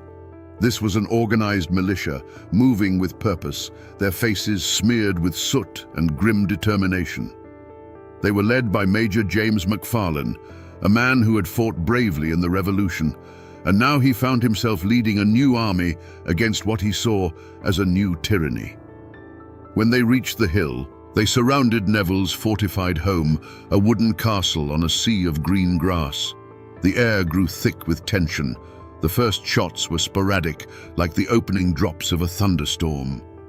The rebels took cover behind trees and in the tall grass of the orchard, their long rifles barking at the shuttered windows of the mansion. Inside, Neville and a small detachment of 10 federal soldiers returned fire. For a time, it was a standoff, a deadly dance of smoke and noise. Then, a white flag was seen from inside the house. Or at least, The rebels thought it was a white flag, a signal for a truce. Major McFarlane, a man of honor who believed in the rules of war, stepped out from behind a tree. He called for Neville to surrender. It was a fatal mistake. A single shot cracked from the mansion, sharper than the others, and McFarlane crumpled to the ground. A wave of horrified silence washed over the rebels, followed by a roar of pure, unadulterated fury. They believed they had been tricked, that their leader had been murdered under a flag of truce. The battle was no longer about attacks. It was now about blood. All restraint was gone. A primal rage took hold of the militia. They screamed for vengeance, their voices a raw chorus of grief and anger. The command was given to set fire to the outbuildings. They lit torches and stormed the smaller structures first, the barns, the smokehouse, and the slave quarters. The sound of splintering wood was followed by the hungry roar of flames. Thick, black smoke began to pour across the lawn, choking the air and turning the blue sky a sickening gray. The fire was a living thing now, a monster they had unleashed. It crawled from the outbuildings to the main house, the intense heat causing the windows of the mansion to shatter. The defenders inside, gasping for air in the suffocating smoke, knew it was over. The choice was to burn alive or surrender to the mob. They chose surrender. Neville and the soldiers stumbled out of the burning fortress, their faces blackened, their hands in the air. The rebels swarmed the property, their victory absolute. They offered no cheer. They simply watched in grim silence as the flames devoured the symbol of their oppression. All through the night, the magnificent estate of Bower Hill burned, its fire a defiant beacon against the dark sky, a signal visible for miles. It was a message to Philadelphia and to the entire nation. The frontier was now in open, armed insurrection against the United States of America. After the fire and the fury comes the ink. I'm in a climate-controlled room at the National Archives, looking at digitized copies of the official correspondence from that summer of 1794. The documents are written in a crisp, elegant script, a world away from the chaos on Bower Hill. Here is the report sent by federal officials back to Philadelphia. It's a masterclass in bureaucratic language designed to be precise, clinical, and utterly bloodless. It refers to the 500 rebels not as grieving neighbors or angry veterans, but as an unlawful assembly of insurgents. It describes the death of their leader, James McFarlane, with chilling simplicity. The insurgent commander was killed during the exchange of fire. There is no mention of a white flag, no hint of the perceived treachery that turned a protest into a blaze of vengeance. The report doesn't talk about rage or fear or betrayal. It talks about logistics and casualties. The destruction of Neville's home is catalogued as a loss of property. The primary dwelling, along with all associated outbuildings, were consumed by fire. It's the kind of language an insurance adjuster might use, not a witness to the opening battle of a civil war. This is the official version of the story, the one that landed on Alexander Hamilton's desk, the one that was read aloud to President George Washington. And it paints a picture of a clear-cut, criminal insurrection against the authority of the United States. It's a picture with all the human desperation, all the years of frustration carefully erased. This piece of paper transformed a desperate, violent protest into an act of treason, and it would be answered not with negotiation, but with an army. The news of Bower Hill struck Philadelphia like a thunderclap. To President George Washington, this was more than a riot. It was the ultimate test of the new republic. He had watched Shays' rebellion nearly tear the country apart under the old, weak Articles of Confederation. He knew that if a government cannot enforce its own laws, it is no government at all. Urged on by a determined Alexander Hamilton, who saw this as the perfect moment to assert federal authority, Washington made a decision that would echo through American history. He would not just send an army, he would lead it. The hero of the Revolution, the man who had defeated the British Empire, would once again mount his horse and ride to war, this time against his own citizens. The dramatic power of this act cannot be overstated. Washington federalized a militia of nearly 13,000 men from the surrounding states, an army larger than the one he had often commanded against the Redcoats. This was to be an overwhelming, undeniable show of force, a message written not with ink, but with battalions of steel. Back in the mountains, the rebels scoffed. Hearing of the approaching force, they gave it a contemptuous nickname, the Watermelon Army. They sneered that these soft city boys and flatland farmers would never survive the brutal trek over the Alleghenies. They boasted that the mountain passes would become their Thermopylae, where a handful of frontier sharpshooters could hold off thousands. They were brave, defiant, and completely unaware of the psychological weapon marching against them, the living legend of George Washington himself. The rebellion, which had been forged in the fire of shared purpose, began to crumble as the massive federal army drew closer. Washington, in his full military uniform, rode at the head of his troops as far as Bedford, Pennsylvania. His very presence had a profound, chilling effect. This wasn't some faceless bureaucrat from the capital. This was the father of the country, and his face was set against them. The righteous certainty of the rebellion began to waver, then broke completely. When the Watermelon Army finally crested the Allegheny Mountains and descended into the western counties, they found no rebel force waiting for them. The insurrection had evaporated like mountain mist in the morning sun. The leaders, hearing of the approaching Leviathan, had fled down the Ohio River to the wild frontier. The rank-and-file rebels, faced with the overwhelming power of the federal government personified by Washington, simply hid their rifles, went back to their farms, and tried to look invisible. The army became an army of occupation. Soldiers fanned out across the countryside, rounding up suspects in a grim and humiliating manhunt. About 150 men were arrested, and 20 were selected to be made an example of. They were shackled and marched hundreds of miles back to Philadelphia for trial, a long, miserable parade of federal power through the winter cold. In the end, the government's point had been made. Only 2 men were convicted of treason, and in a final act of masterful statesmanship, President Washington pardoned them both. He had shown the nation that its new government had a sword, but it also had the wisdom to know when to keep it in its sheath. Every story, no matter how full of fire and fury, eventually ends here, in a quiet patch of earth, under a silent stone. I am in the cemetery of the Allegheny County Memorial Park, a vast and peaceful place. It took some searching, but I found the grave of Brigadier General John Neville. The stone is solid, imposing, a testament to a man of substance and authority who lived a long life after the flames of Bower Hill died down. His story ended with wealth and respect. He was the man who stood for the law, and he was rewarded for it. But just a few miles away, in a much older, humbler churchyard, is a different kind of stone. It's weathered by 2 centuries of rain and snow, the words growing faint. It marks the grave of Major James McFarland.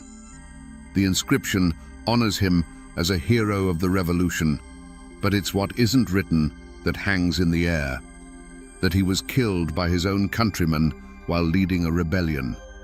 He was the hero who died for his cause, the man who believed he was fighting the same fight for freedom all over again. Here they are, the enforcer and the rebel, the man who survived and the man who fell. They were the 2 poles of this entire conflict, and now they lie as quiet neighbors in the same Pennsylvania soil. Their personal wars are long over. But standing here, between these 2 graves, the real question emerges. What happened to the world they fought over after the army went home and the last pardon was signed? What became of the survivors? And what was the true cost of this rebellion, paid by those who had to live in its long, cold shadow?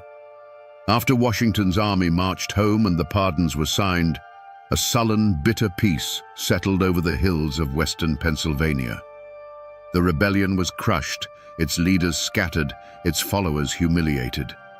The federal government had proven its point with a 13,000-man fist. But it was the peace of subjugation, not reconciliation. For the farmers who remained, the world had changed forever. The federal government was no longer a distant, abstract idea in Philadelphia. It was a real and terrifying power that had marched into their homes and taken their neighbors away in chains. The whiskey tax, the hated cause of the whole affair, remained the law of the land. It was a symbol of the government's victory, a constant reminder of who was in charge. But enforcing it was another matter entirely. The spirit of defiance hadn't been extinguished. It had just learned to be quiet. Federal collectors who ventured into the hills were met not with tar and feathers, but with a wall of silent, uncooperative hostility that was just as effective. The tax was a failure, collecting very little revenue, and it was eventually repealed a few years later by President Thomas Jefferson and his new party, who had risen to power in part by championing the cause of the Western farmer. But the real legacy of the rebellion wasn't political, it was cultural. The open, proud tradition of the farmer distiller was dead. In its place, something new was born in the deep woods and secret hollows. The rebellion went underground. The still, once a common piece of farm equipment, was now hidden deep in the forest, set up in a ravine or a cave, operated by the light of the moon to hide the smoke from the law. The whiskey rebel, a soldier in an open fight, transformed into a new kind of folk hero. The moonshiner, forever locked in a cat-and-mouse game with the federal revenuers. It was the same war, just fought with different tactics. For many families, however, Western Pennsylvania was now tainted ground. The dream of freedom they had sought there had been crushed by the very nation they had helped create. So they did what their ancestors had always done when faced with a power they could not defeat. They moved on. They packed their wagons, loaded up their stills, and pushed further west, over the next set of mountains and across the Ohio River into the wild territories of Kentucky and Tennessee. They took with them their whiskey-making skills, and more importantly, a deep and abiding distrust of a strong central government. The Whiskey Rebellion was over, but its ghost had just begun to haunt the American frontier. So who were the heroes of this story? And who were the villains? The truth is, the answer to that question changes depending on where you're standing. The Whiskey Rebellion didn't just leave behind scorched foundations and faded gravestones. It left behind two powerful, conflicting legacies that tell two completely different stories about the soul of America. The fighting stopped in 1794, but the argument never truly ended. If you read the official histories, the ones written from the perspective of the federal government, the story is straightforward. The rebels were traitors, a dangerous mob who threatened to drag the fragile new republic back into the chaos of anarchy. From this viewpoint, Washington and Hamilton were the saviors of the nation. They were the strong, decisive leaders who stood for law and order, proving that the United States Constitution wasn't just a piece of paper, but an unbreakable covenant. They saved the country from itself. But if you come here, to the old towns and back roads of Western Pennsylvania, and you talk to the people whose ancestors lived this story, you hear a very different version. In these hills, the whiskey rebels are not traitors, they are patriots. They are seen as the true sons of the revolution, men who were defending their homes and their liberty from an unjust, overreaching government, just as they had against the British. In this telling, the rebels were heroes fighting for the common man, and the Federal Army was a tool of oppression sent by Eastern elites to crush them. So which is it? A treasonous insurrection or a patriotic stand for freedom? Was Washington a statesman saving the Republic or a tyrant crushing dissent? The uncomfortable and powerful truth is that the story holds a piece of both.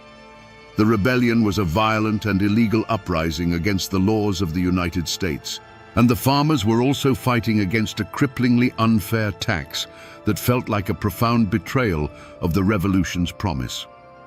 The real legacy of the Whiskey Rebellion is this deep, moral ambiguity.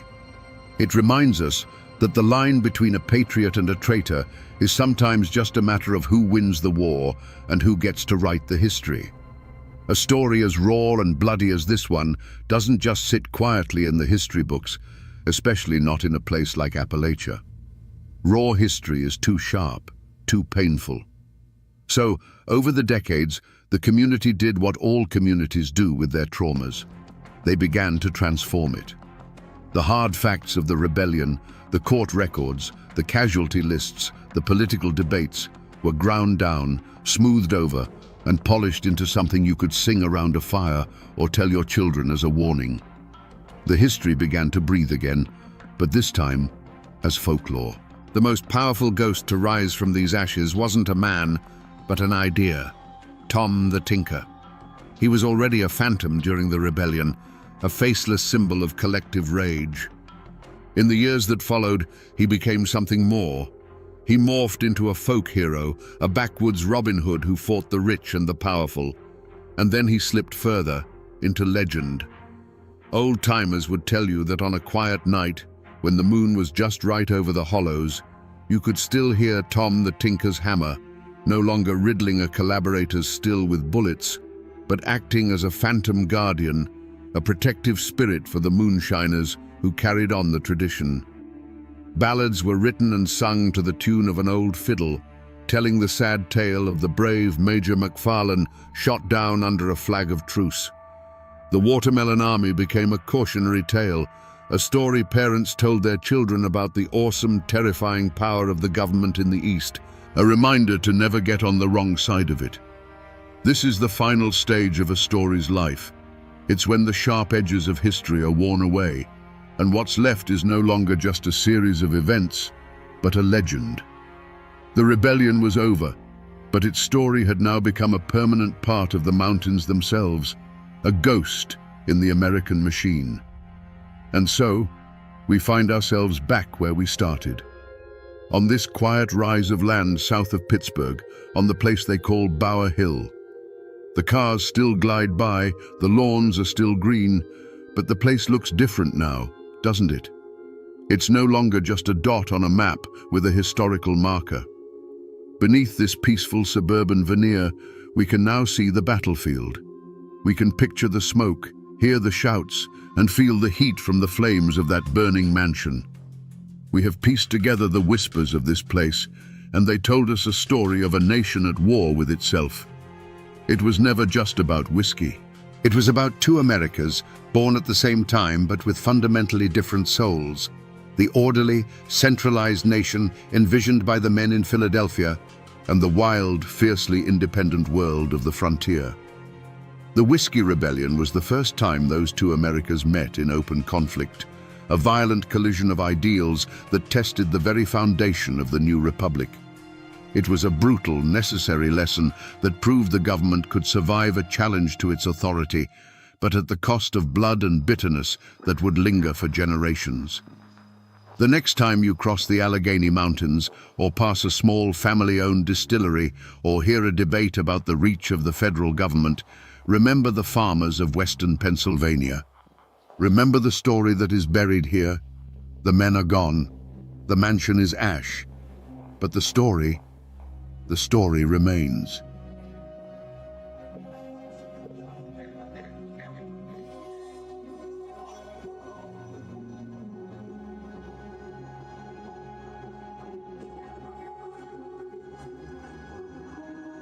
Imagine this.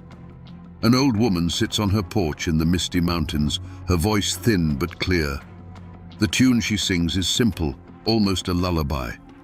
But the words tell of a jealous lover, a flash of steel, and a shallow grave by the river. This isn't just a song, it's a coroner's report. It's a witness statement from a ghost. Now imagine realizing that the hills around you are filled with these musical affidavits, detailing every kind of human tragedy imaginable. What if the darkest secrets of a region weren't written in dusty court records, but were hidden in plain sight, carried on a mournful melody? And who was the strange, suit-wearing lawyer who dared to venture into those isolated hollows to collect them? Today, we follow the man who became a detective of the past, using a banjo instead of a magnifying glass to uncover the bloody sagas the mountains tried to forget. Before we follow the man in the suit, We must first understand the world he was trying to save. In the early 1900s, the Appalachian Mountains were a nation unto themselves, a place where time flowed like creek water, slowly and in its own channel. The true victims of this story weren't just the people in the ballads, it was the memory of them, a living history held together by the frailest of threads, the human voice. This was a world built on self-reliance, where your closest neighbor might be a 2-hour walk over a ridge, and the law was often a distant, abstract idea. The keepers of these stories were not scholars or poets. They were farmers whose hands were stained with the same soil that would one day cover them.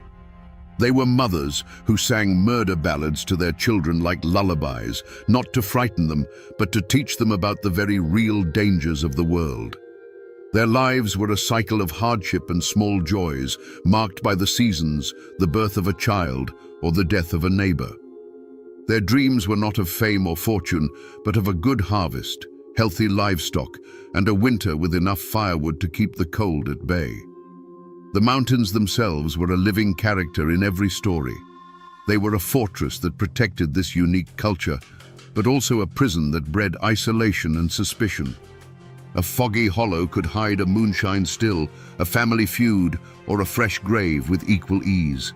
The deep woods and winding trails that were a source of life and sustenance could also swallow a person whole, leaving behind nothing but a whispered story. Justice here was often personal, and consequences were swift and final. These ballads, then, were more than just entertainment for long winter nights. They were the community's collective memory, its legal code, and its moral compass. A song about a betrayed lover was a stark warning. A ballad recounting a feud served as a map of bad blood, reminding each new generation who their friends were and who they could never trust. To lose these songs would be like a town losing its courthouse records, its newspaper archives, and its gravestones all at once. But even in this isolated world, shadows were beginning to gather.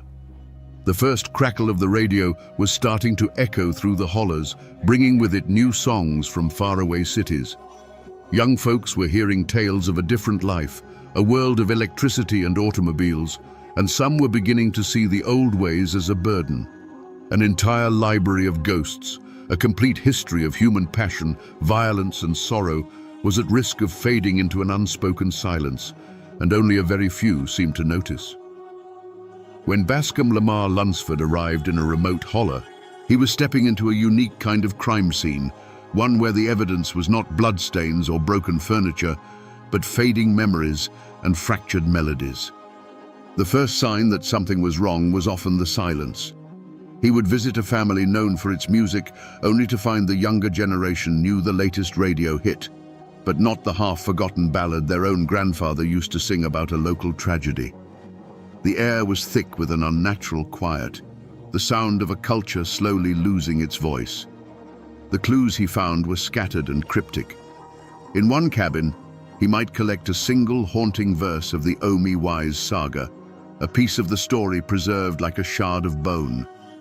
Miles away, over another ridge, he might hear the same melody, but attached to a different set of words, the names changed to protect a long-dead ancestor. He would find specific, tangible details embedded in the lyrics, the mention of the Yadkin River, or a landmark like Adams Falls, clues that felt as real and specific as a footprint left at the scene of a crime. These weren't just random stories, they were anchored to the very soil beneath his feet. Yet this evidence only deepened the mystery. The scene spoke of chaos and the ravages of time. For every fact a song seemed to preserve, it offered 10 contradictions. Was Tom Dula a heartless killer, or a handsome fool manipulated by a jealous woman? The ballads Lunsford collected painted him as both, sometimes in the very same version. The trail of truth was overgrown with decades of gossip, family pride, and the simple, inevitable erosion of memory.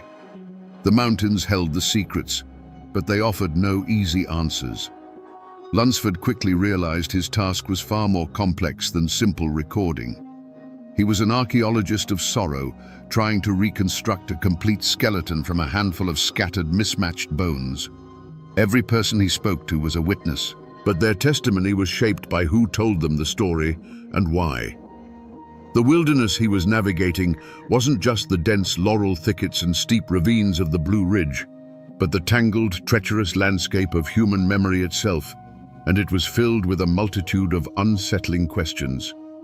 The first and most powerful suspect in the slow murder of these mountain sagas was the community itself. Lunsford quickly discovered that the greatest threat to a story was often the pain it carried. These weren't tales of distant kings and queens, they were raw, open wounds in the local memory. To sing about a young woman drowned in a river was to remember the real girl whose family still lived just down the creek. The songs were a constant reminder of a neighbor's betrayal, an ancestor's shame, or a violence that had torn families apart. Forgetting was not an accident. It was a choice, a form of self-preservation. The motive was a deep and understandable desire to bury the past. Many families felt a personal vendetta against the very history that defined them. As the 20th century progressed, the outside world began to cast a long shadow, bringing with it a condescending judgment of Appalachian life. The stereotype of the violent, feuding hillbilly was taking root, and these murder ballads felt like Exhibit A. To the younger generation especially, these songs were not a proud heritage, but a source of shame, a link to a brutal past they were desperate to escape. They wanted radios and cars, not grim reminders of the bad old days. The evidence of this quiet conspiracy was everywhere Lunsford looked. He'd approach an old man known to be a master fiddler and ask about a specific feud ballad, only to be met with a stony silence and the curt reply, "We don't trouble with that one no more." Parents actively stopped teaching the darkest songs to their children, preferring to pass on church hymns or the cheerful, impersonal tunes coming over the airwaves. This wasn't just forgetfulness, it was a deliberate act of cultural pruning, cutting away the painful branches of their own family trees. The community was turning on its own memories, hoping that silence would finally bring peace to the ghosts that haunted their hollows. If shame was driving the old songs into the shadows, a more seductive threat was beginning to change them in the open. The second suspect was someone no one wanted to point a finger at, the most gifted and ambitious musicians themselves. These were the keepers of the flame, the high priests of the tradition, the very people Lunsford sought out as his most valuable sources. Their betrayal wasn't one of malice, but of temptation, a quiet corruption that came from within the circle of trust. The secret motive was the dazzling promise of the modern world, delivered on a spinning shellac disc. In the 1920s, talent scouts from record labels like Victor and OK began venturing into the mountains. They weren't looking for historical documents, they were hunting for hits. They offered cash money, a life-changing sum for a family living on the edge of poverty, for a 3-minute recording. Suddenly, a song wasn't just a piece of heritage. It was a potential ticket to a life beyond the cornfield and the coal mine. A musician who had only ever played for neighbors at a barn dance was now being offered a small taste of immortality. Lunsford began to see the evidence of this pact everywhere. A long, grim ballad he had collected in its pure form from an elderly woman would reappear on a commercial record, but it would be different. The 15-verse saga of a bloody feud, with all its specific names and local details, was trimmed to a tidy 3 minutes. The killer's chilling, remorseless confession was replaced with a more palatable, moralizing chorus. The very soul of the story, its raw, uncomfortable truth, was being sanitized for sale. The custodians of the culture, in their understandable desire for a better life, were becoming agents of its alteration, polishing the jagged edges off the evidence until it no longer told the whole story. But the most dangerous intruder didn't carry a gun or a land deed. It arrived in a polished wooden box and spoke with 1,000 voices from a world away. The third suspect was a vast, impersonal, and relentless force, the rise of national mass media spearheaded by the radio. This was an entity with no face and no name, an invisible invader that could slip through the cracks of the tightest-knit community and whisper its promises directly into the heart of the home. Its motive was not malicious. It was something far more powerful: commerce. The radio wasn't interested in preserving the grim history of a specific mountain county. Its purpose was to create a single, unified American culture, one that bought the same soap, drove the same cars, and listened to the same songs. The old ballads, with their dark themes, rough edges, and hyper-local references, were an obstacle to this new, streamlined world. They were static in the signal of progress, a relic that didn't fit into a tidy, half-hour sponsored program. The presence of this threat created a quiet, creeping sense of cultural anxiety. The ancient art of storytelling, of passing a song from one generation to the next on a cold winter's night, was suddenly in competition with professional comedians and crooners from Nashville and New York. The local fiddler, a hero in his community for decades, now sounded amateurish compared to the polished bands broadcasting from the Grand Ole Opry. This external force didn't need to threaten or intimidate. Its very existence was a judgment. It carried an air of quiet menace, not with violence, but with the subtle, corrosive suggestion that the old ways were no longer good enough. In the beginning, Bascom Lamar Lunsford approached his collection like the lawyer he was, with a methodical belief that for every crime there was a single, definitive truth. He ventured into the mountains not just as a collector, but as an investigator, certain that he could track down the one pure version of each ballad, the original testimony that had been passed down unaltered through the generations. He believed that somewhere, in the most remote cabin, held in the memory of the oldest living soul, was the definitive, uncorrupted story of what truly happened to Laura Foster. He pursued this phantom through the rugged wilderness of human memory. He would meticulously record what he believed was the final word on the Tom Dula saga from a farmer in Wilkes County, only to travel 20 miles over the next ridge and hear a contradictory version from the man's own cousin. One song painted Tom as a romantic fool, another as a heartless killer. Ann Melton was a jealous accomplice in one holler and an innocent victim of rumor in the next. Every promising lead, every witness who claimed to have the real story from their great-grandmother, only led to another dead end, another fork in the trail. The single solid truth he sought was a red herring. He also assumed that the most celebrated local musicians, the prize-winning fiddlers and banjo pickers, would be the most reliable keepers of the ancient songs. He followed the sound of their music to barn dances and town squares, hoping to find the mother lode. But this trail, too, quickly went cold. He discovered that these were often the very people who had already been compromised. They were the first to be tempted by the record companies, the quickest to alter a 15-verse ballad into a catchy 3-minute tune. Their brilliant playing was often a cover for a story that had been stripped of its soul. The frustration for Lunsford must have been immense. The logical, orderly processes that worked in a courtroom were useless here. The evidence was alive, constantly changing with every telling. His investigation was yielding not clarity, but a growing, maddening fog. In the communities, his relentless probing questions began to stir a quiet unease. The fear was growing that perhaps these stories were not meant to be solved. Perhaps in trying to untangle the truth, this man from the outside world was simply pulling apart the last fragile threads holding their entire history together. As Bascom Lamar Lunsford pushed deeper into the mountains, the friendly smiles and offered dippers of water remained, but a new barrier rose to meet him, one as real as a stone wall, yet completely invisible. He was running into the unspoken law of the hills, a code of silence as old as the feuds themselves.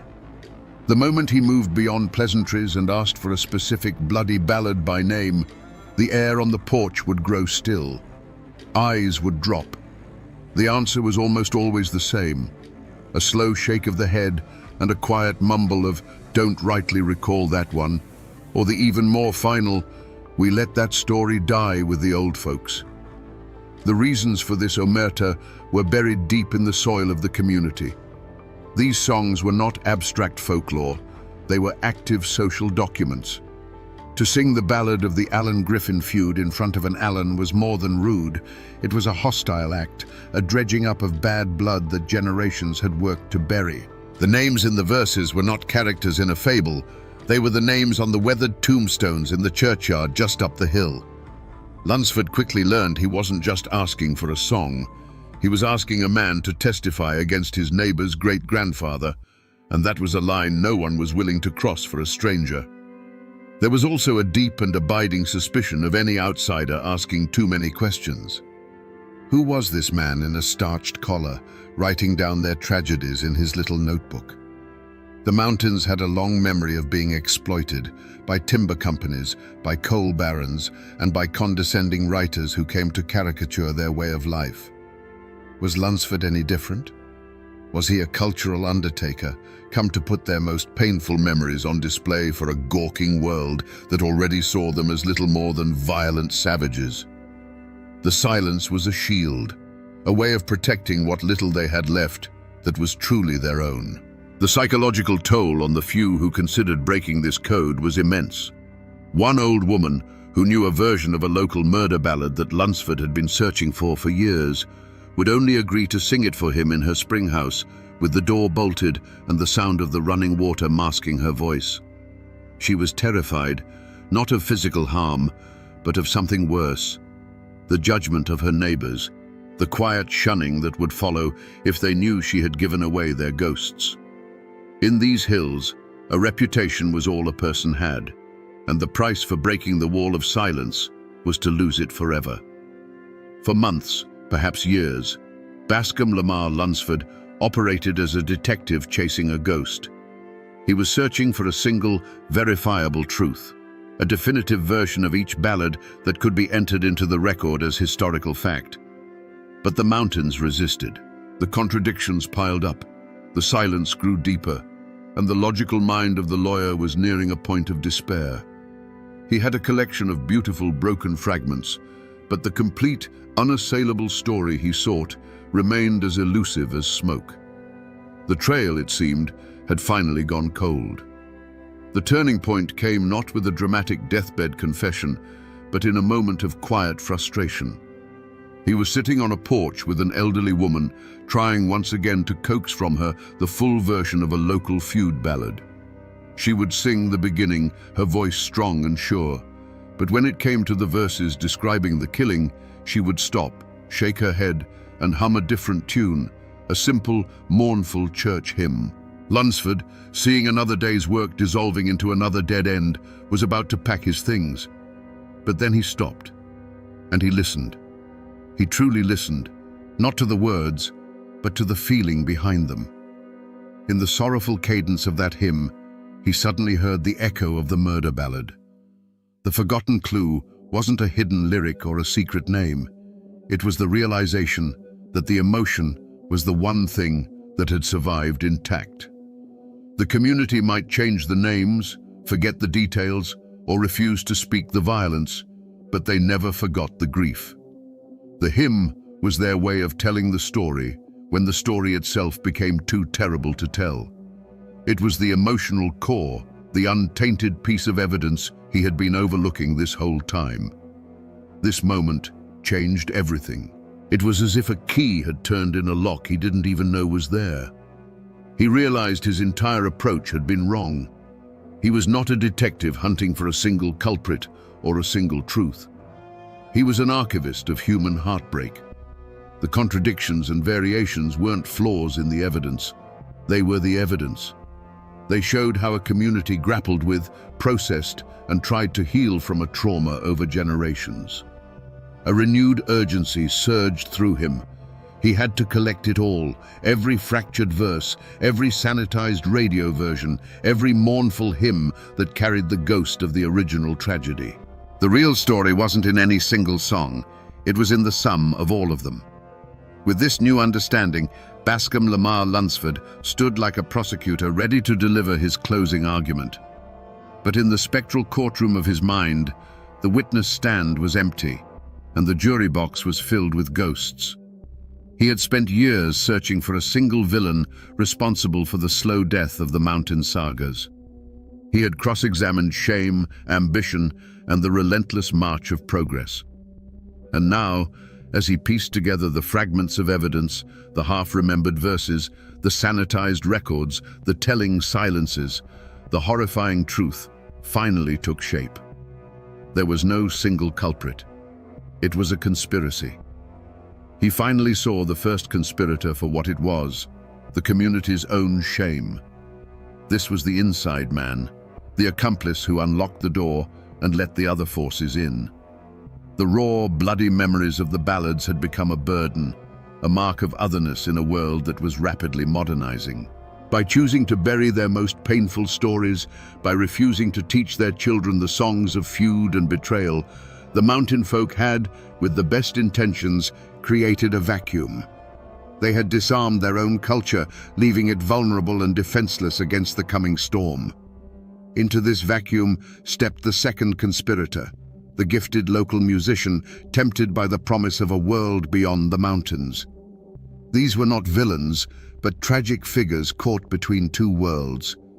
Driven by the understandable human desire for a few dollars and a little recognition, they became the unwitting agents of the crime. They took the raw, unvarnished testimony of the old songs and polished it for public consumption. They cut out the darkest verses, smoothed over the rough language, and sold a palatable, commercialized ghost of the real thing. They were the ones who put the forged signature on a false confession. And finally, Lunsford saw the mastermind, the cold, impersonal force that had orchestrated the entire affair, the radio and the rise of a national commercial culture. This was the entity that provided the motive, the means, and the opportunity.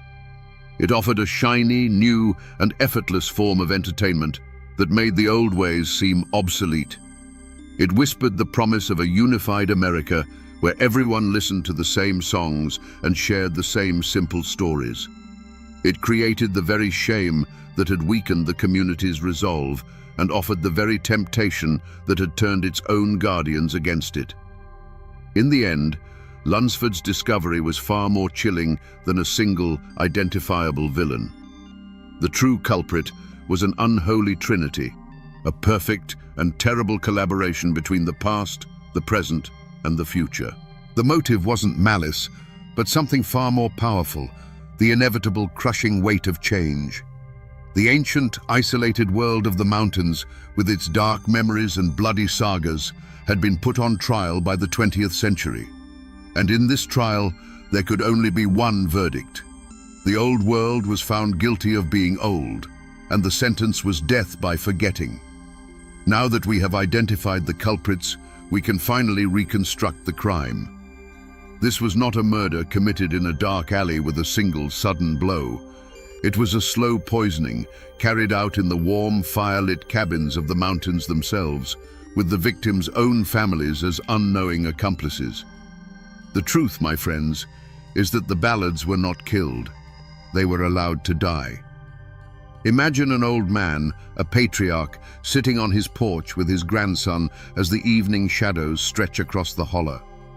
He clears his throat to sing the old ballad, the one about the land dispute that cost his own great-uncle his life. He begins the first verse, his voice a familiar, comforting rasp.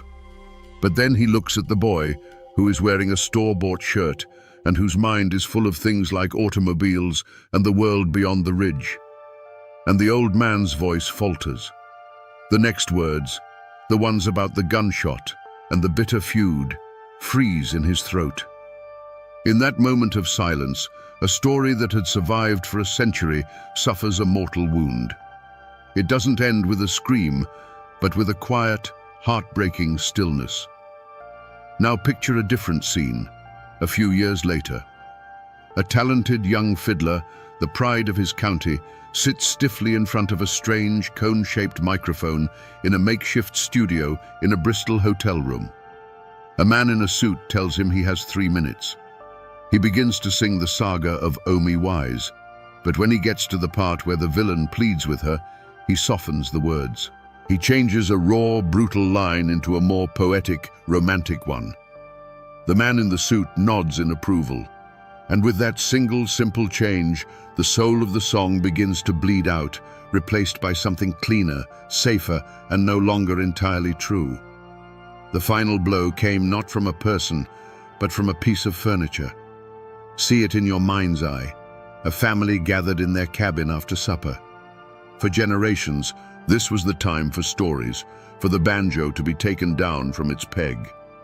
But now, in the corner, sits a handsome wooden box with a glowing dial, a single cyclops eye staring into the room. They turn a knob, and a clear voice from Nashville fills the cabin with a song about a love they've never known and a city they've never seen. They are captivated. And over in the shadows, the banjo hangs on the wall, untouched. Its strings are not broken, they are simply silent. This is how the great bloody sagas of the mountains met their end. There was no single gunshot, no grand battle. It was 1,000 tiny, quiet surrenders.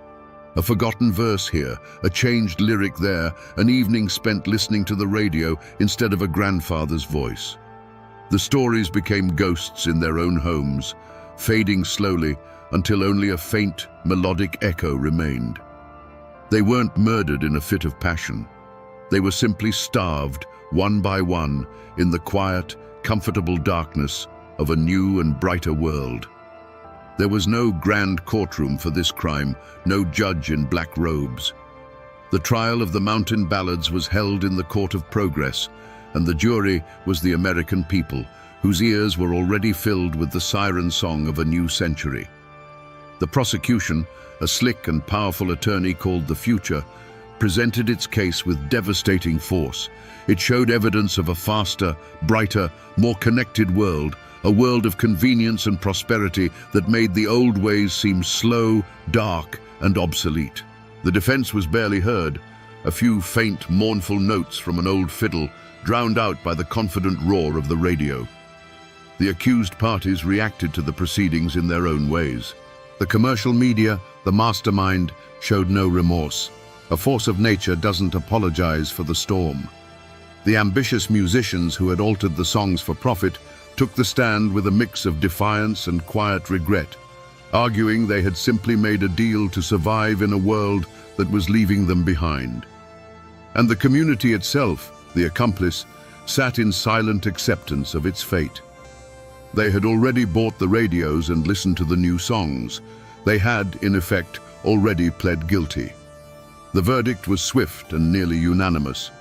The ancient, bloody sagas of the mountains were found guilty on all counts, guilty of being too complex, too sorrowful, and too stubbornly local for a modern, optimistic nation. The sentence was not execution, but something far more final: obsolescence.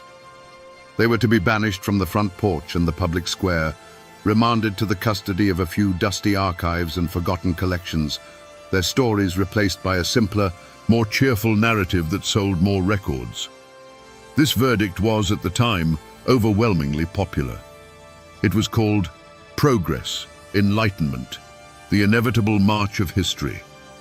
But in this vast, impersonal courtroom, there was one man who refused to accept the judgment. Bascom Lamar Lunsford did not act as a lawyer for the defense. It was far too late for that. Instead, he appointed himself the court clerk for the condemned.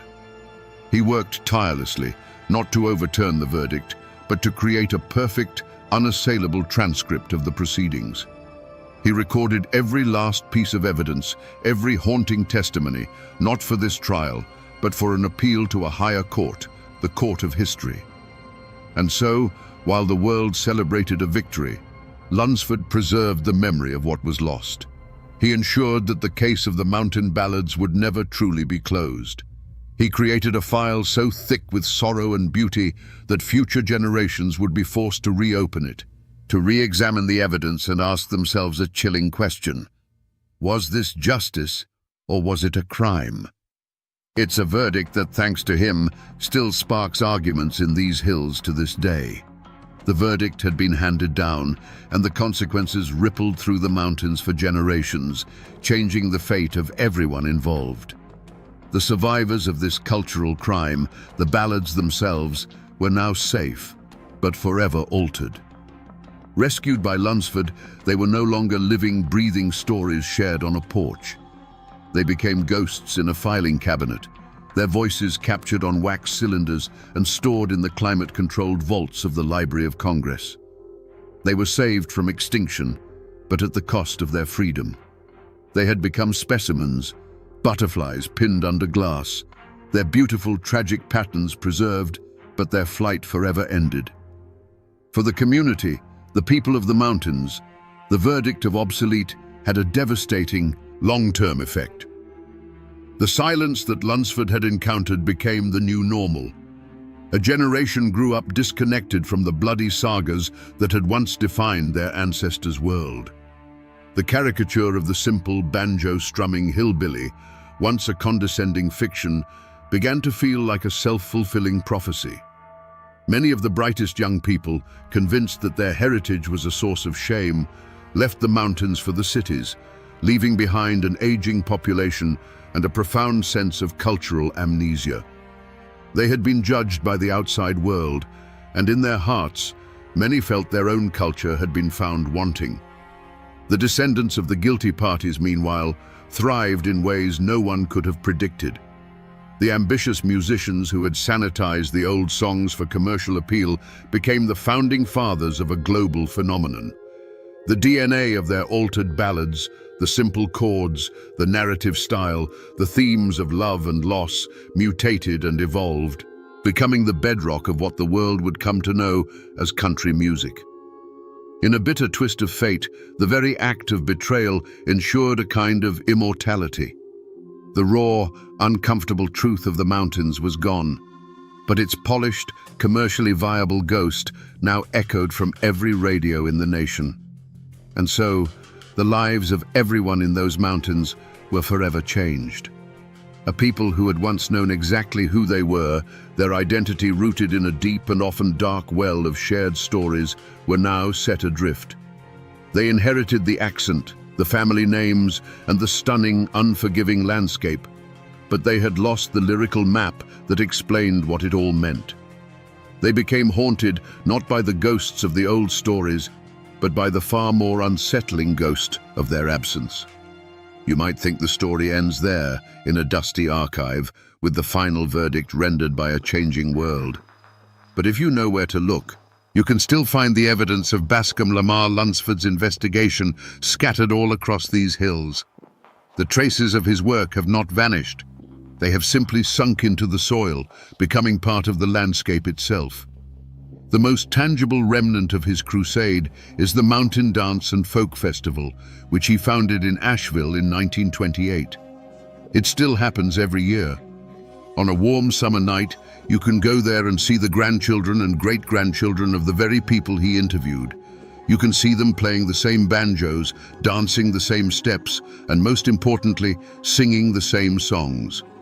It is a living, breathing wake, a place where the ghosts Lunsford collected are brought out into the light, not to be mourned, but to be celebrated. It is his final, defiant piece of evidence, presented to a new jury year after year. The songs themselves are another echo. Thanks to the collection he so painstakingly assembled, the ballads did not die.